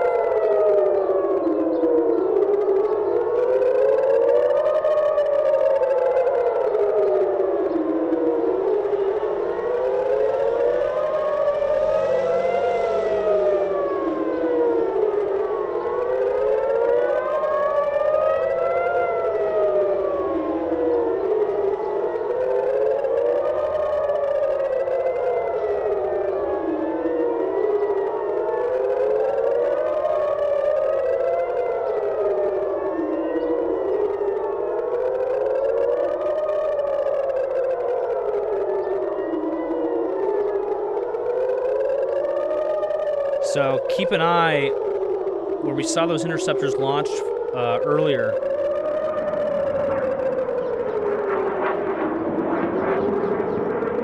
You're hearing sounds now of missiles here. We may see some launches from those interceptor locations that we saw earlier.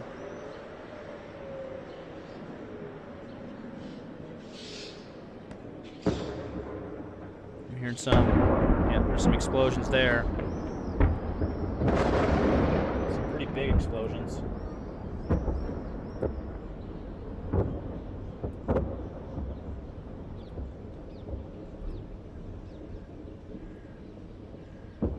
Can actually see what looks to be a puff of smoke there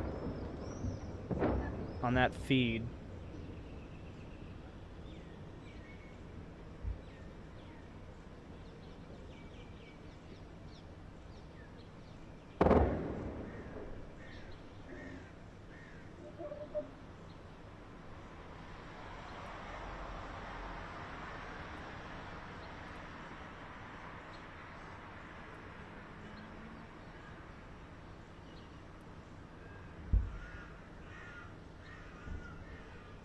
This feed might have been behind a few minutes, actually.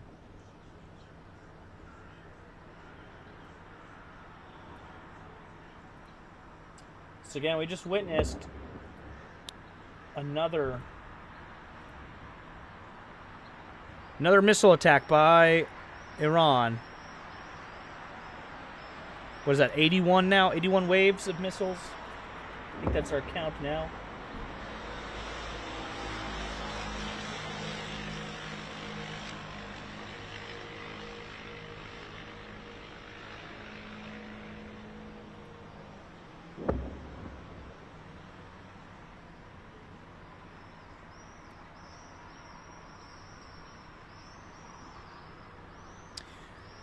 we'll keep an eye on that. I'll stay on this feed for now. Wes had actually posted that there's a Jordanian military aircraft. There's actually 2 of them. Yeah, these are both Jordanian Air Force here that are up in the skies above Jordan right now, heading towards Syria. Just came up a little bit ago. HMR 12 and HMR 11. And there's 2 more on the ground here.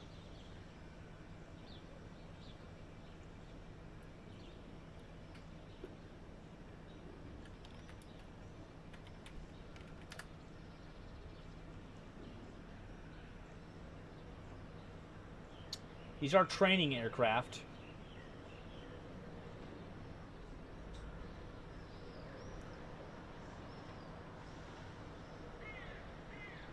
It's used for basic and advanced fighter-led in training, capable of simulating weapons and electronic warfare systems. We also have another Jordanian Air Force helicopter. Simultaneously, we have a KC-135R crossing Jordanian airspace at the moment. So we have 5 Jordanian military aircraft currently up on screen right now, and a U.S. KC-135 transiting across the airspace as well. And these are training aircraft for those that are wondering.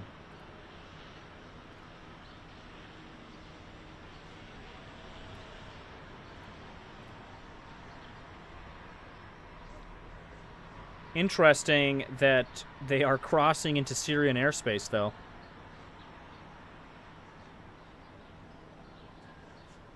I have seen these a couple times.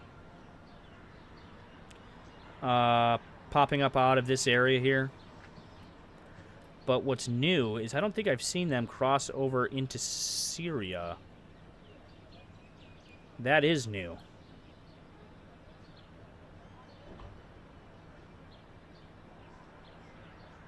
Yeah, again, we just saw another round of missiles fired at Israel here. No reports of anything getting through as of right now. And it's hard to tell. We did hear some pretty sizable explosions, though.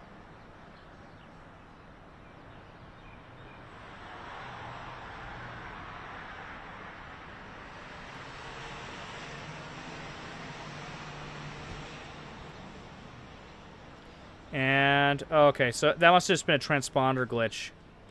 They're back down here.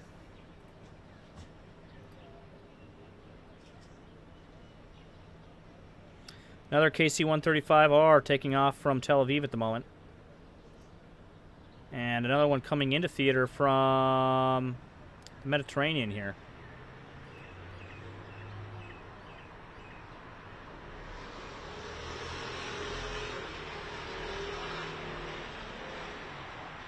Interesting stuff. It's hard to tell what I'm looking at. I'm not sure if we're seeing smoke here or if this is another building that's just being occluded by smog. It is really hard to tell. I increased our video quality there a little bit. This might be smoke rising over here. Let me know in the chat. Does this look like smoke here? I think we're seeing some smoke rising here in this area. That's definitely smoke. There's definitely smoke rising there. And if you notice, a lot of our other Tel Aviv feeds are still pointed down towards the ground. Nothing on this feed here. This is pointed in a different direction, though. But no, there's definitely a smoke cloud rising here above Tel Aviv. For a second, it was hard to tell what I was looking at there as it was rising, but that is 100%. 100% smoke rising there. Move that feed out of the way there for a second.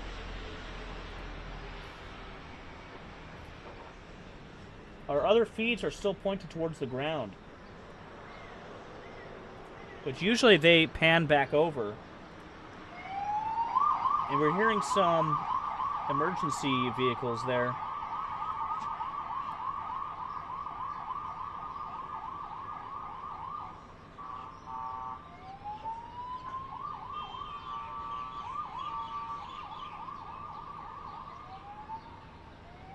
No, that smoke is definitely moving. 100% that is definitely moving.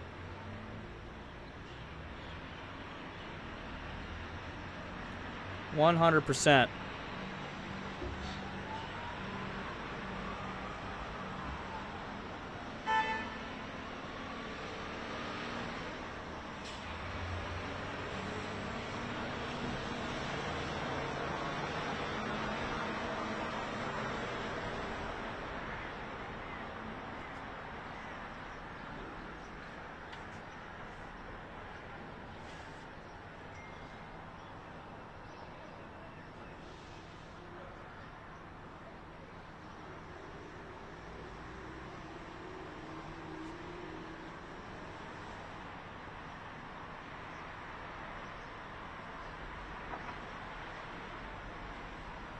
Yeah, so it does look like a missile got through there. I'm getting some initial reports in here of a missile, again, failure to intercept one of those incoming Iranian missiles here in Tel Aviv. 1080p Potato just posted this just 1 minute ago in the Situation Room. A ballistic missile launched from Iran towards Israel has reportedly struck Tel Aviv. This could be where we're seeing that smoke from right now. However, it's hard to tell. And this does look like it might be in a different area of Tel Aviv. But again, it's hard to tell from looking.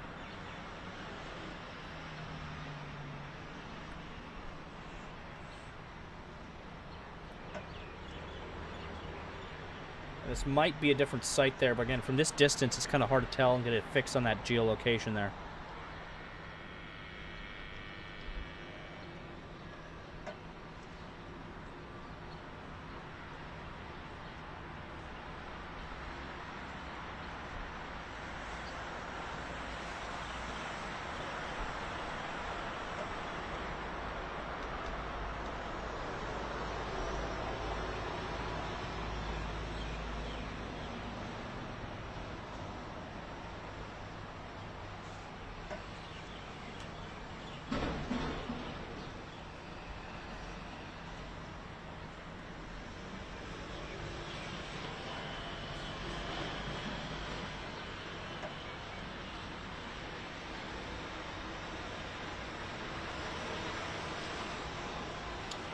Yeah, our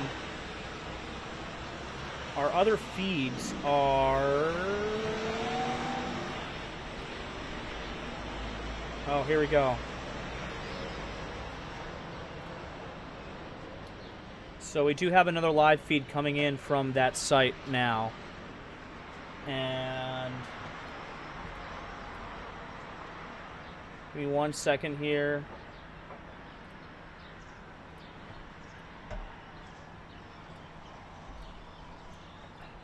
Okay. Give me 1 second.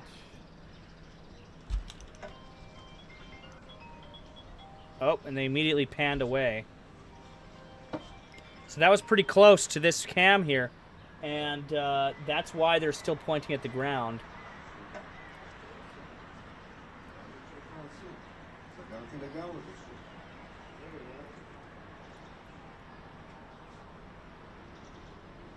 Give me 1 second here. Give me 1 second. All right, so we got that one up and running.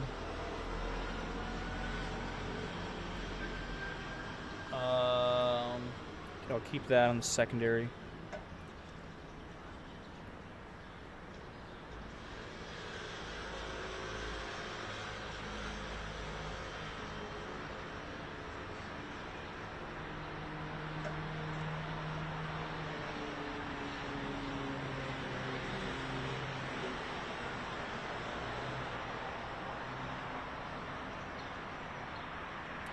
So again, initial reports here are that at least one missile did make it through the Iron Dome here and was kind of failure to intercept, and again struck a building here in Tel Aviv.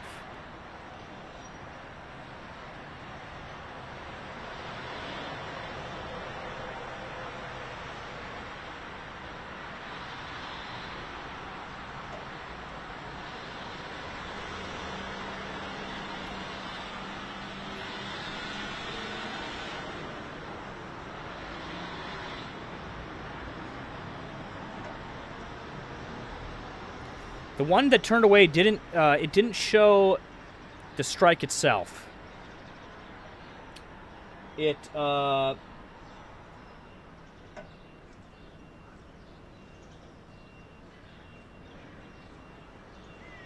go back and I'll rewind it here. We could take a look at what it was showing. I'll switch to that one for that now, and we'll go back here to this. I'll bring you guys back to where they panned the camera. So this is the footage from just a few minutes ago. This was after whatever had hit.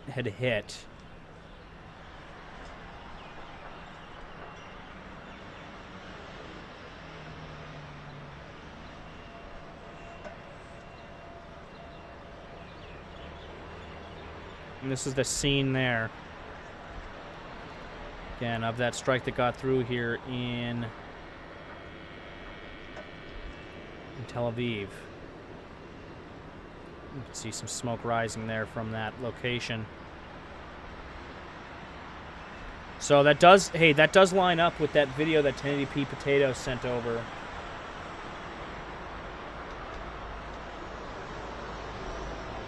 I have some other videos that just came in now too. I'm going to skip this forward to live here.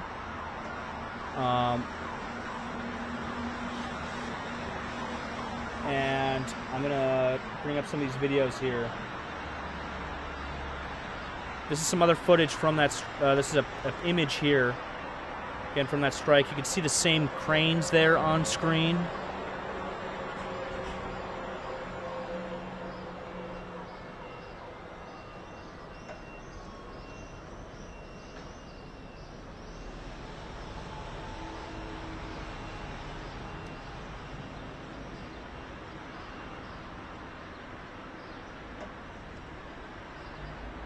And then we got another one here.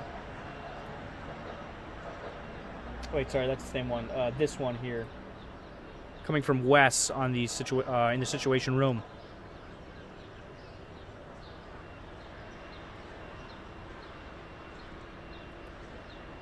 Here's some images here you're seeing on screen again. Same cranes nearby there. These are a couple different angles.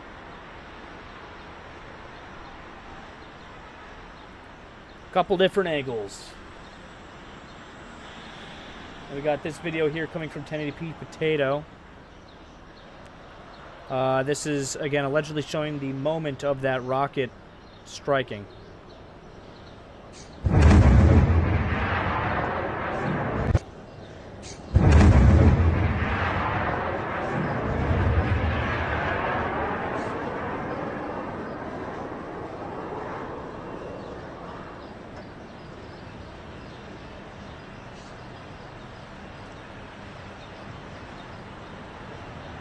See, a successful interception happened there.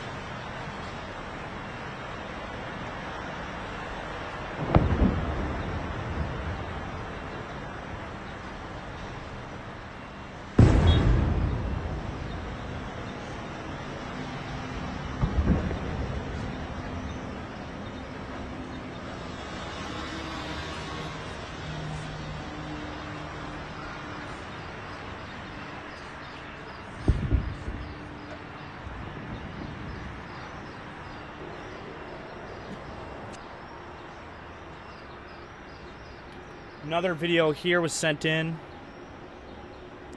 showing the smoke rising there. We have a couple videos here. The smoke rising from that building. 1080p Potato just sent this one in. This is apparently what was struck there. Again, we have some other reports saying that a building was hit, but I'm not seeing it.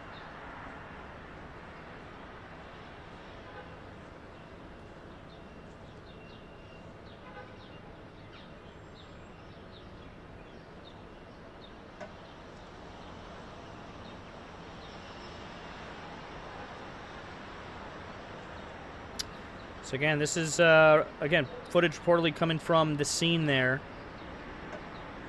So a building does look like it was hit.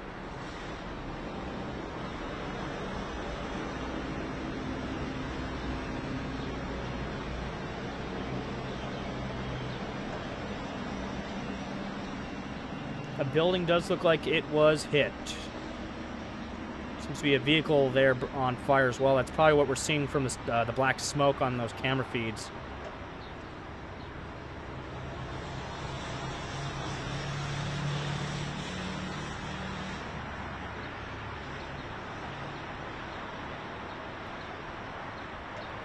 We're still pointed at the street here on the AP feed. Still got the smoke rising there.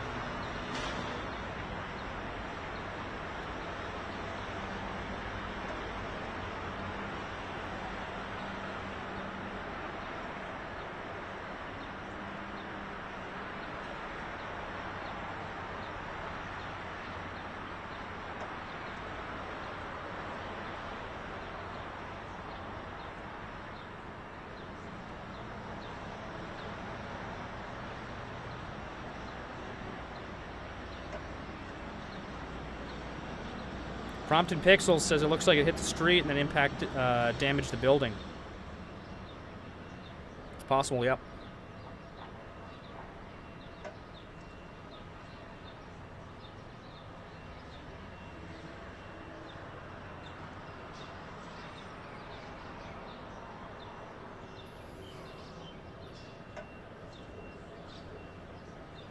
AP Potato just sent over another video too. Oh, hold on. This might be images here. Yeah, this is images of the building.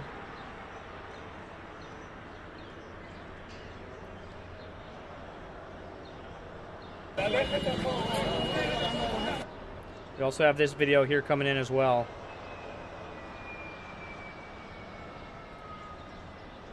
You can still see smoke on the camera coming up.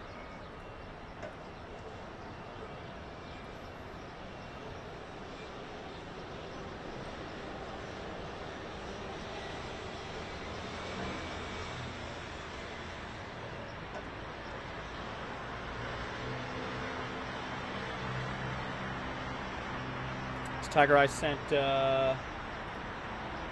this one over from Telegram just now. This is what's causing the smoke on that camera. מישהו שם בדק את המצב? What's causing that smoke on the camera, and then good day not again. Over here, there we go. We got this other footage here coming in from 1080p Potato. Sorry, this image here. Again, fire burning there. This is that smoke that we're seeing. Again, you can see some damage to those buildings there.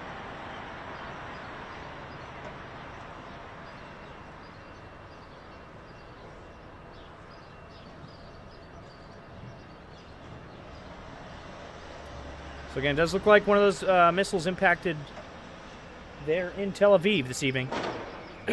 Sorry, this morning, you should say.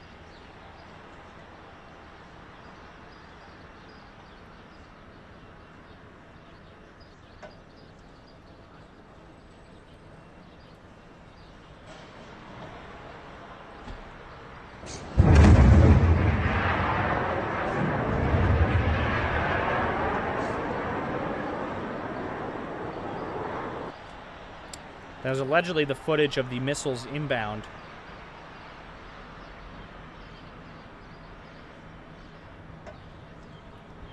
West posted this one just now. Again, these are those images I just showed you minutes ago.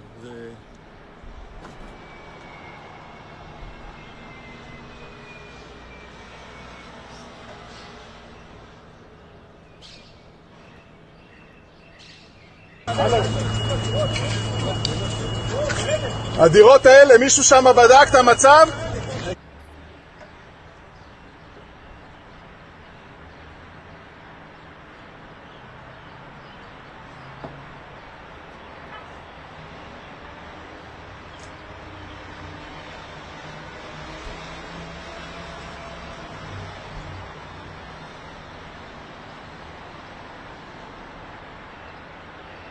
.1080p, just one after the other here.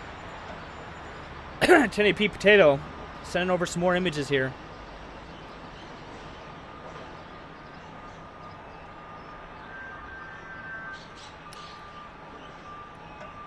This IDF soldier with the camera here, running a M4 with an EOTech with the smooth handguard. Sorry, I got distracted there. We can hear... Where's our other camera? Where did it go? Our camera disappeared. I don't know what happened to that other feed. I think I accidentally closed out of it.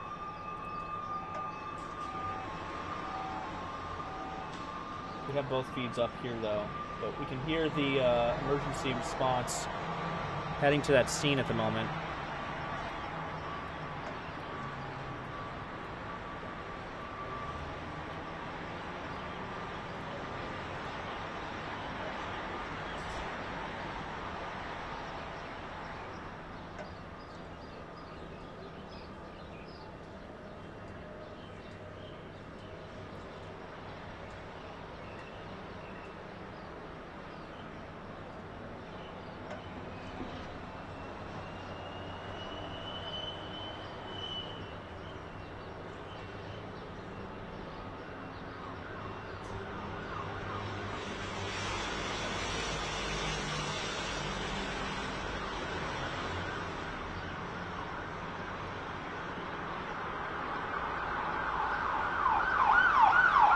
More emergency vehicles en route to the scene.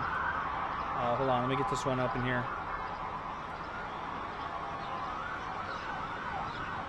Again, this is the scene here on the ground. It looks like it struck. It looks like it damaged buildings on both. It hit the roadway here, damaged buildings on both sides of the road. Not a direct impact on the buildings themselves, but in the roadway.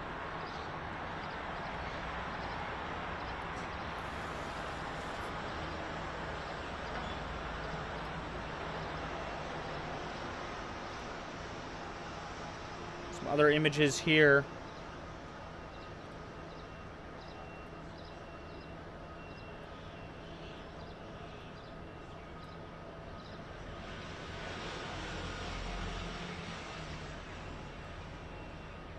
Wes just posted this one here. This is again. This I think is just an extension of the first clip that we saw. Actually, this looks like it was early after those strikes occurred. You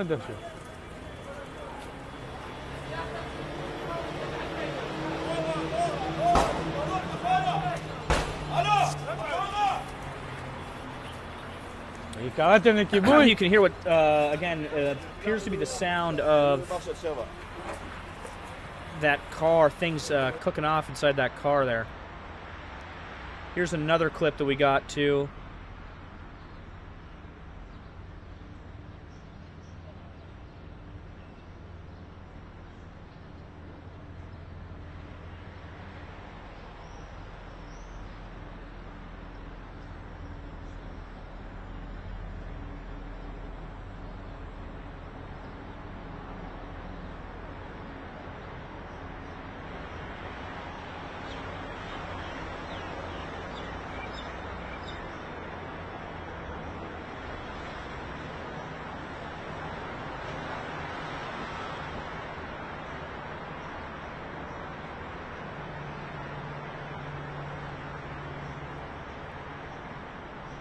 You still see some smoke rising from that scene there.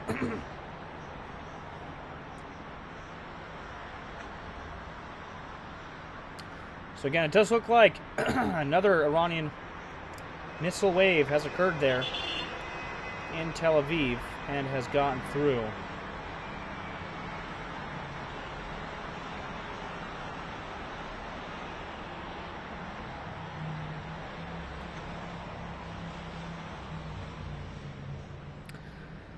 All right, ladies and gentlemen, this is where I'm going to be ending off tonight's stream, tonight's reporting. Again, a whole bunch of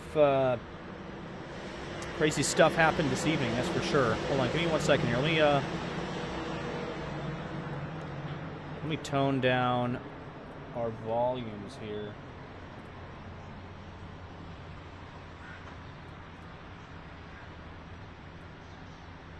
Let me tone down our volumes just a little bit. There we go. Okay, so the AP feed is actually back up, pointed at the skyline, I see.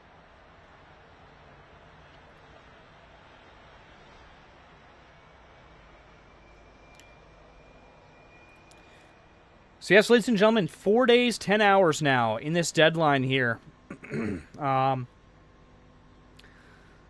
Again, until the U.S. possibly strikes the Iranian power plants and energy infrastructure across the nation. Again, we're going to be keeping a close eye on this situation as it develops over the next 4 days or so here.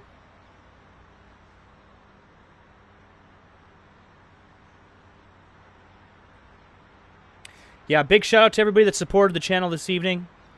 Again, guys, hugely helpful. It's a big help. Again, it helps me continue to bring this reporting to you guys and to improve the quality of the content that I'm bringing to you guys. If you haven't already, subscribe. Again, it's the best way to get notified when new videos or live streams go up on the channel. Also, if you haven't joined the Discord yet, there's a link to that in the description below. Anybody is welcome to join the Discord server. It's a great resource for 24/7 open source intelligence updates curated by us. You can also get community aggregated reporting over there and join in on the community discussion. Again, it's a great place to hang out and learn and get updated on what's going on in the world. Speaking of updates, follow us on X. That's x.com/Nemico Network. Again, we post 24/7 open source intelligence updates here on our X feed. If you want a good resource for staying up to date, again, follow us on X. If you haven't already, check out my new video. It's over on the YouTube channel live now. It talks about the possibility of U.S. boots on the ground in Iran, the different scenarios which could unfold there in the coming days. Highly recommend you go and check that out. I have a bunch of other videos in the pipeline coming your guys' way. We have 2 coming your way this week, and then 1 for next week as well. Again, I'm trying to get into a cycle of putting up 2 per week.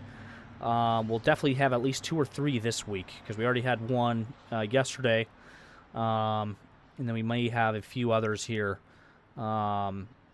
this week. At least 1 for sure, possibly Tuesday or Wednesday, and then another 1 possibly later in the week.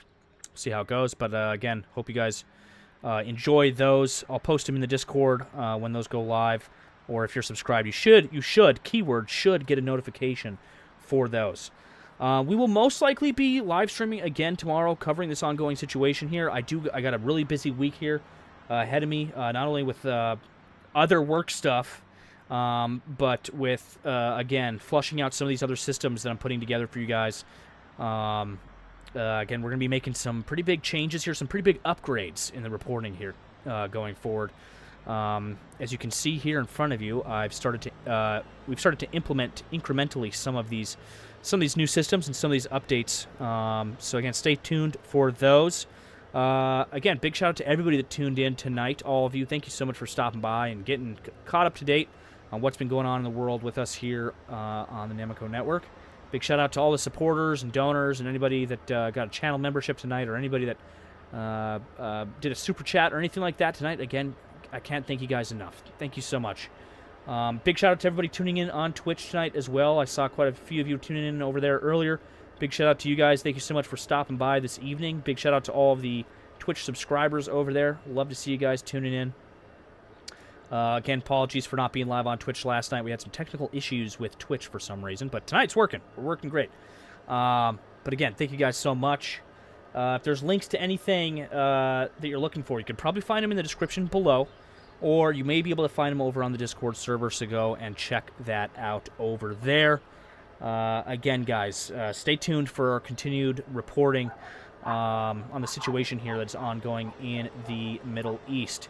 If you want to keep watching something tonight, our 24/7 open source intelligence monitoring stream for the Iran war is up on our channel live now. It's live 24/7. I will actually go ahead and drop a link to that in the chat right now. Give me a second here. There you go. That link I just posted in the live chat over on YouTube, guys. If you click that, you'll head over to our 24/7 Iran monitoring stream, again, which gives real-time updates on what's happening in this war. It's built right into our rPanel system. Whenever something major happens, you'll get an alert on screen. It reads off what the alert is, and also it's monitoring a bunch of different open source intelligence tools over there.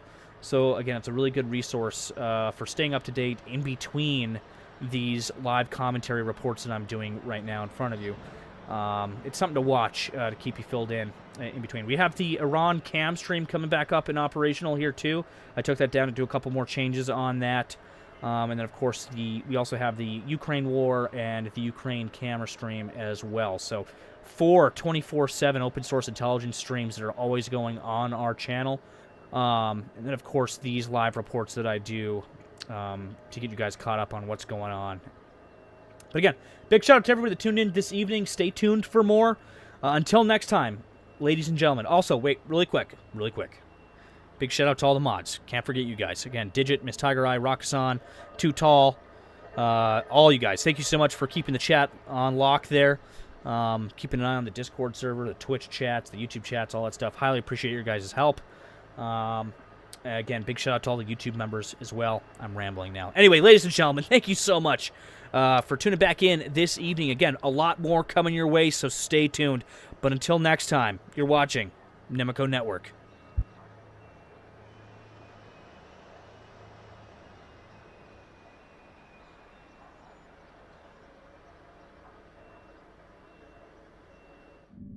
Nemico.